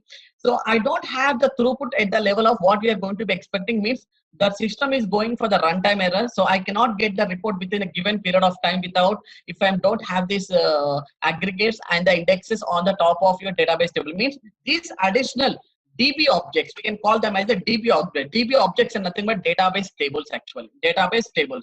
So these database tables are going to build on the top of your database tables. So some other objects are going to be aggregates and indexes. So what is happening here? So when you come here, traditionally, applications were built on the hierarchy data model. What is your applications? Application is nothing but your server. Application is nothing but your server. We can call them as the servers. Okay. So traditional application were built on the hierarchy data model. Detailed data was summarized into the hierarchy level layer of aggregates. So what is happening? Whatever the detailed information are going to be aggregated over here. Are going to be aggregated. So what is happening? I'll tell you the more important here. On the top of the aggregates, we built more aggregates. So there's something like hierarchy and special version of the database table to support the special application. So as well as the extra copies of the data. Yes, we can see a lot of copies of the data because we are having the lot of aggregates. So we also had built an application component, blah, blah, blah, blah, whatever maybe. Okay, so here, the traditional database model is complex and a complex data model was causing the application code to be complex. It has been found that 70% of the application code is built specifically for the performance of an application and adds no value to the core business function. So 70% of the objects, whatever the objects you're going to be adding on the top of your database table, 70% means the 70% here, this is what exactly. So what we all know that the data is going to be resided in the database table. Whenever any postings I'm making, for example, rent expenses account to cash or bank account, whenever I'm posting this transaction will go to the application. From the application, it will go to the database. It will store in the form of a table. Now I have all the data in the database table. I have all the data having in the database table. So now what is happening when I want to extract a report, when I want to pull out a report, where the data is going to be fetching? The data is going to be fetching from the database. So when the data is getting out from the database, what is happening here on the top of your database, my technical team, what they're going to do, they're going to have some additional DB objects on the top of your database table. Why? Because whatever the data you're going to be pulling, it is a very huge data. So I need to do some performance optimization. If I don't do the performance optimization, what happens? Then my application completely, it will collapse. Definitely it will collapse. So I'm going to add some new objects, database objects on the top of your database table to improve the performance. This is what earlier which is happening in our SAP ECC with Oracle database or any other database. Now, what is happening here? The 70% of the application code is built especially for the performance of the application code, adds no value to the code within this complex data model and the complex integration with the application. Whatever. Now, in SAP S4HANA, what they are going to do here is, now, whatever the coding means, whatever the application DB objects you have written earlier, now these DB objects are no more required in SAP S4HANA from today. Yes, very, very important, my dear friends. So all these aggregates and the index tables are completely removed from today. No need to have any kind of aggregations on the top of your database tables from today onwards. Very, very, very, very good. So all are going to be on the fly mode. Now what happened? Now tell me, Mr. Mahesh. Now earlier, before I convert my ECC system to my SAP S4HANA system, I have some aggregates and index tables. So my developers, they have written a programming. So they already used these aggregations and indexes. Now you're telling that after the system conversion, these aggregates and indexes are not going to be working from today onwards. These tables have been completely removed. So what happened to my previous reports, which I had developed based on this aggregation and index tables? So you mean to say that the reports will not work in SAP S4HANA? Earlier the reports are working in SAP ECC. Now the reports will not work in SAP S4HANA. Do you mean to say that that is the word? No. Your work means something like, I can call it as a non-disruptiveness process. What is the non-disruptiveness process? When you have a report in SAP ECC, so when you are doing the conversion, I can call it as a conversion. This is your SAP ECC.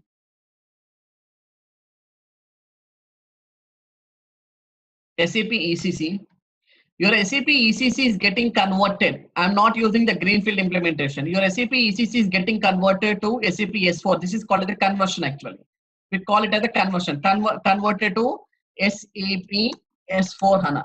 Earlier you're working on with SAP ECC. Now what is happening? You are converted. Okay.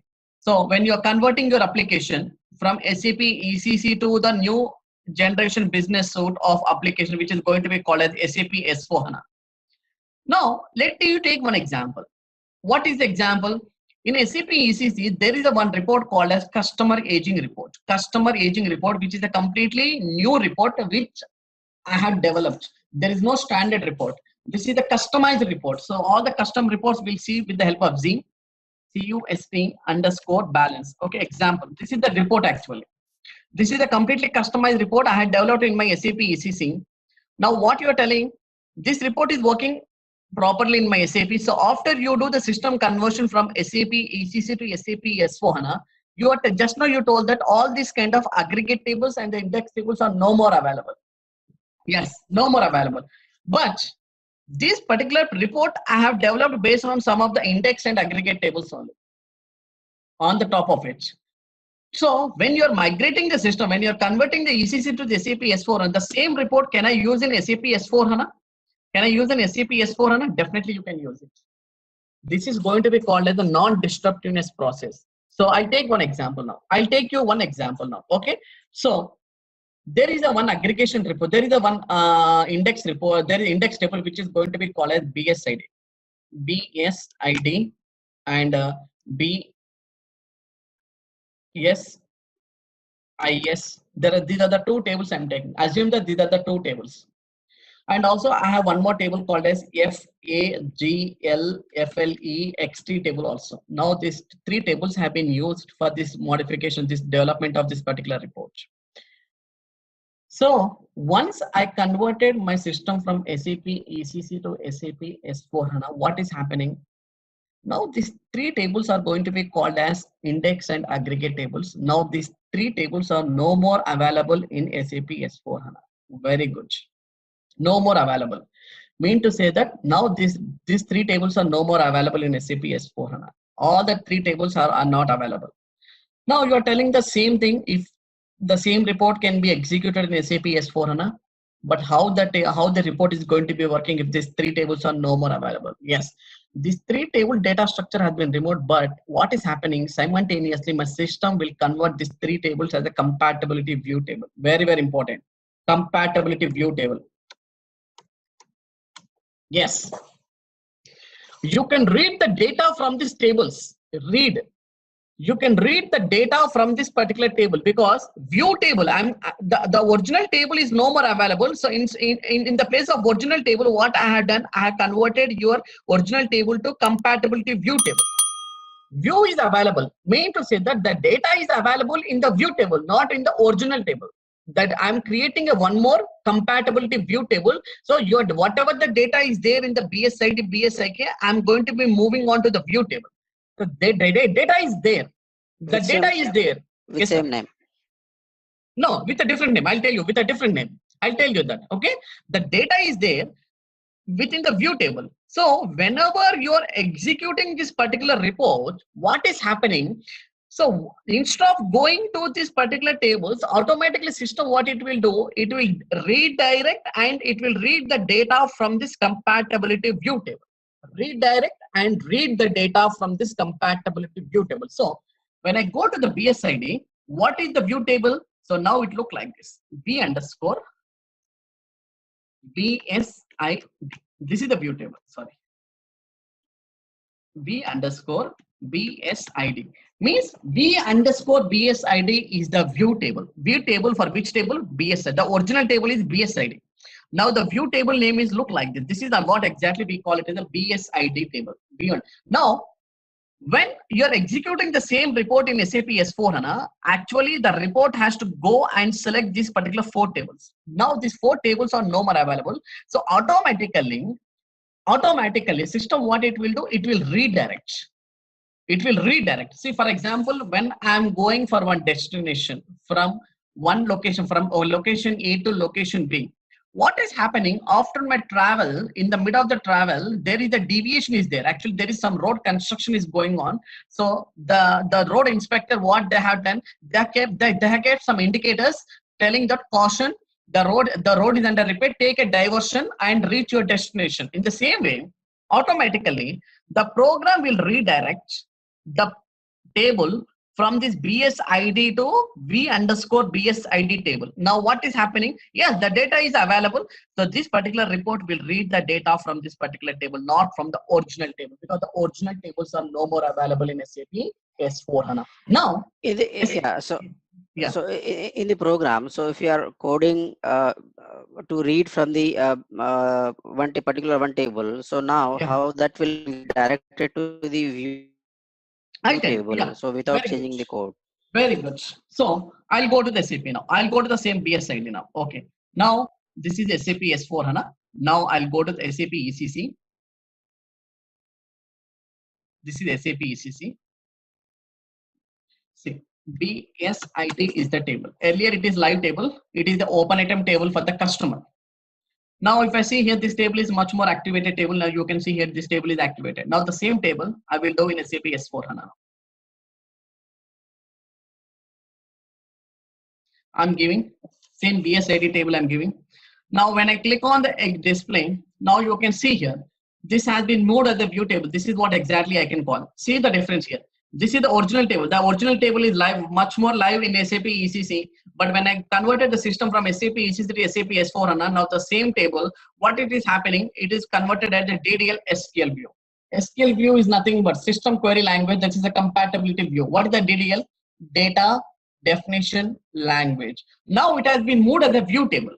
So this is what exactly the source. If I double click on the source, if I double click on the source, see here, automatically in the back end, what is happening? Define view table. Now this view table is going to select the data from this corresponding other tables. Now you can see here, this table is going to have all this kind of data. Now what is happening in the back end? System will automatically read and redirect the data, and it will select the data from this particular. So there is no need to change any basically custom code. Exactly. Now what is happening here? What is happening? I'm not disturbing your data. Mean to say that no need to create a new same transactional data. Means no need to create a new report in SAP S4. The same report you can also execute from SAP S4HANA.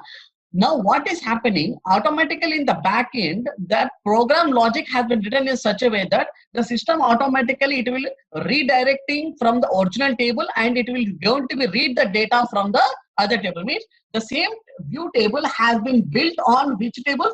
The same table you can see it has been built on this, all the tables you can see here. Systematically it is going to read the data from this particular table. So where is the discrepancy? Now I don't see any kind of discrepancy in my report. So your report is going to work as it is without any disturbance mode. So now from which tables? Now if I go back, so here you can see here. If I click on the joint conditions, so it is going to read the data from this BKPF, and it is going to read the data from the BSEC table. I hope the statement is very clear to all of you. Now, earlier I told that this is the open item table, my dear friend. This is the open item table. BSID is the open item table for the customer invoices. BSIK, D for the customer, and K for the vendor. So this BSID is the open item table for the customers. Now, as yesterday I told that all the open items are maintained in the BSEC from today onwards, because this table is no more available. Now, when you are executing the data from this particular table, so system automatically it will redirect and it will read the data from this BSID table. So this is going to be the original table which is going to be remains in our SAP S4HANA. So generated SQL view are only supported to the limited by SE11 transaction. Now it is going to read what are the fields are going to be read. So these are the fields which are going to be reading on the database table. So this is the logic. Now you may ask me a question like this: how many tables have been removed? Can I get the list of all the tables which are no more available in SAP S4HANA, which are available in SAP ECC? Definitely. This is what we can call it as a simplification list of SAP S4HANA 19.1. Just come down till finance. Where is the finance here? Okay, here it is, the data model change in the finance. You can page number 166. You can click on the page number 166. Now here, if you see here, these are the tables which are no more available. Just now we have seen this table. The original table is called as BSID. Now the compatibility view table, this is okay. BSID underscore DDL is the compatibility. See here. BSID underscore DDL. See here. BSID underscore DDL is the compatibility view table. Now the backup table is also available. So whenever you want to see the backup table is going to be called BSID underscore BCK backup table. Now what is happening here? Now this table is going to read the data from all this particular DDL. DDL is nothing but data definition language, which is going to be called as the compatibility view table. So these are the tables actually which are no more. Now earlier we have seen this Flagger Flexi. Flagger Flexi is also no more available. Now this is the backup table for the Flagger Flexi, and this is the backup table. Okay, you can see it. This is the DDL view table, and this is the backup table. So like this, you can go and see here. So now what is the SAP is very clearly telling that the universal general entry significantly change the way of transaction data is stored for the reporting purpose. It offers a huge benefit in terms of ability for harmonizing internal external reporting purpose. Now, while the installation of SAP Simple Finance on-premise edition totals and the application index tables were removed. Yes, this is what. Now you can see here. Now earlier the total index tables were built over here. Now what is happening? What is telling that? So that the totals and the application index tables were removed and replaced by the identically named called as DDL SQL views. DDL SQL views is nothing but data definition language called as a compatibility view table. Now we are going to be calling these tables as a compatibility. DDL SQL view table are going to be called as a compatibility view table. So these compatibility view tables are only used to read the data. You cannot modify whatever the data is there in this compatibility view table. You can only read whenever you are executing the report. You can only read the data from this table. You cannot modify, you cannot delete, or you cannot change the data from the DDL SQL view table, because the system is only used to view, not for any kind of modification. So view table. These view tables are generated with the DDL sources. Okay, DDL sources are nothing but these are the DDL sources. If I double click on it, so in the backend, you can see here, these are the DDL sources. View table are going to be written based on the compatibility source code. This is how the source code is. This is going to be called as the link for the DDL SQL view. You can see from when you're executing this table, this select automatically this table will go and select the data as selected the data from which table. These all the fields are going to be executed. So with this replacement take place during the add-on of Insular Simple Finance using the sum related program. Okay, the compatibility view ensures the database selects works as before, as I told. However, right axis means you cannot insert, you cannot update, you cannot delete, or you cannot modify was removed from the SAP standard. Means you can only read the data. Means if I go into the technical settings, if I see this particular program, if I go to, there are no technical settings are available. If I see here, there are no technical settings. This is only just like a dummy table. Only you can read that table. If I go to and if I click on the technical settings, now it is very clearly telling that BSISD is not have any technical setting. Do you want to define the settings? No, because this is the dead table. Because we cannot modify the table. The system is not allowing you to modify. This is the dead table. So automatically it will read the data from where it is going to be. So this table is going to be having on the top of these two tables. So it is going to read the data from which table? It is going to read the data from the BKPF and the BSEC. I hope there is a one diagram from the SAP. This diagram is very good. See here. So what is telling that? When you are executing the same custom program or a custom report, see, as I told you that, okay, this is the custom program which is used for, which I used in our SAP. This is now the same custom program. Now I'm executing in the SAP S4HANA. Custom program, it will go and select the old tables. See here, old tables, because the custom program has been written based on the old tables, which are no more available in SAP S4HANA from today onwards. Now what is happening? Now the GLTO table, Flaggle Flexi table, COEP table, these are no more available. Now what happened to the custom program? Automatically, what is happening? In the back end, the system is going to redirect and it will read the data from the compatibility view table. And where this compatibility view tables are available, this compatibility view table is available on the top of your universal general entry table, which is going to be called as AC Docker table. So one of the basic promise. So what is telling that what is very, very important here is nothing but one of the basic promise focus on SAP development is to provide the product that does not disrupt the business process, the day-to-day of the business. As a great effort has been made to safeguard your custom investment, whatever may be. So read access for the custom ABAP programs or reports or product table work as before. Read access is automatically redirected to the universal general as the new logic is going to be. All the programs with the right access to the selected database are replaced by the CDS view, that is compatibility view table, will cause the problem and cannot be used anymore without the data adoption. So you can see these are the tables which are no more available. Earlier, these are going to be called as index tables. These are going to be called as aggregate tables. You can see these are going to be called as the total tables. Now the total tables are also going to be removed. You can see here. Everything is no more available, means all the tables are no more available. Now you can see there is a redirect and it will read the data from your universal. This is the logic what SAP has been clearly telling to all the customers. Now from today onwards, you will have all the benefits of using the same existing table without any disturbance. Now I'm going to give the one more table which is earlier we are talking, which is going to be called as Flaggle Flexa. Flaggle Flexa. Now I'll click on the display. If I go to here, that is going to be called as where user list. We can see here where user list. If I go to Flaggle Flexa table, you can go to the utilities, and from the utilities there is called as a concept called as where user list. If I click on the where user list, in which are all the programs I am using this particular table in SAP S/4HANA.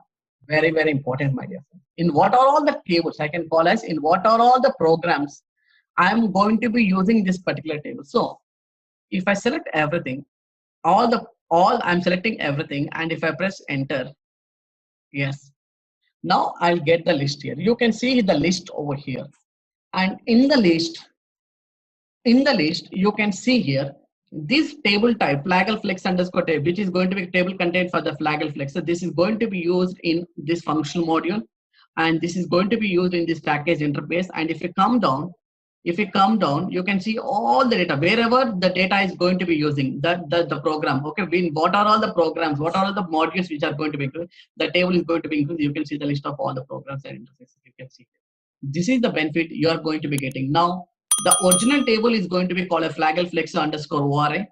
Okay, now you can see this is the original table. Actually, this is the view name of this table. As SAP told that now this AC Docker table, now you can, if I come down, you can see here the tables which have been removed here. You can see here Flaggle Flex, new general ledger line item level table. Now in 18.1, this table is no more available in SAP S/4HANA. Table is removed. But Mahesh, if we see the table is available, see here. You told that just now this table is available. Now you're telling this table is no more available. Yes. But I see this table is available. It is not a DDL SQL view table. This is a transparent table, Mahesh. This is available. But how you are confirming this table is going to be called as a view table? Because if I go to the BS ID, it is very clear to me. If I go to the BS ID, it is very clear. This is going to be, this is going to be called as a view table. I can see it directly here. You're showing me. If I go to utilities, if I go to the where user list, and if I click on all the programs and everything, and here I can see this is the view table. You just know this is the view table. You can see this is the view table.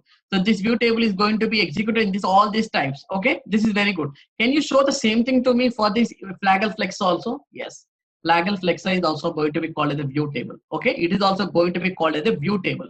How I can see? If you go back, give the same Flaggle Flex, please.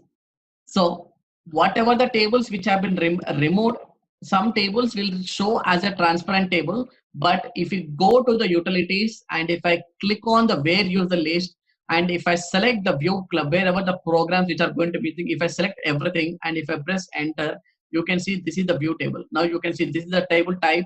The view table name is going to be called as FGLB underscore GLB underscore structure table, and the source table. This is all the tables are, you can see, this is a view table. V underscore FAGLA underscore ORI. That is the DDL source of view table, which is not more available in SAP S4HANA, but it is backend, it is converted as a view table, but in the front end, you can see it is a live table. Alright, let's test your knowledge. Here is a question for you. Which Fury app would you use to manage and monitor financial closing tasks in SAP S4HANA Finance? And the options are Manage bank accounts, Manage general entries, Manage financial closing tasks, Manage cost centers. Take a moment to think, and when you are ready, type the correct answer in the comment section below. Good luck! Hello there, ready to dive into the world of SAP S4HANA Finance 1809? Our course is here to guide you every step of the way. In this training, you will master the art of managing finances efficiently with SAP S4HANA Finance 1809. It's like having a powerful toolkit for handling all your financial needs from budgeting to reporting. Our course covers everything from the basics to advanced techniques designed by industry experts. Your instructors are seasoned pro with the years of experience in the field. They are here to make sure you understand everything and can answer any question you might have. But don't just take our words for it. Our students rave about how helpful this course has been for them. People just like you have found it incredibly valuable. And the best part is it's budget friendly. This amazing opportunity to learn won't cost you an arm and a leg. Ready to become SAP S4HANA Finance 1809 Viz? Enroll now on our page. And for more details, visit ZaranTech's website.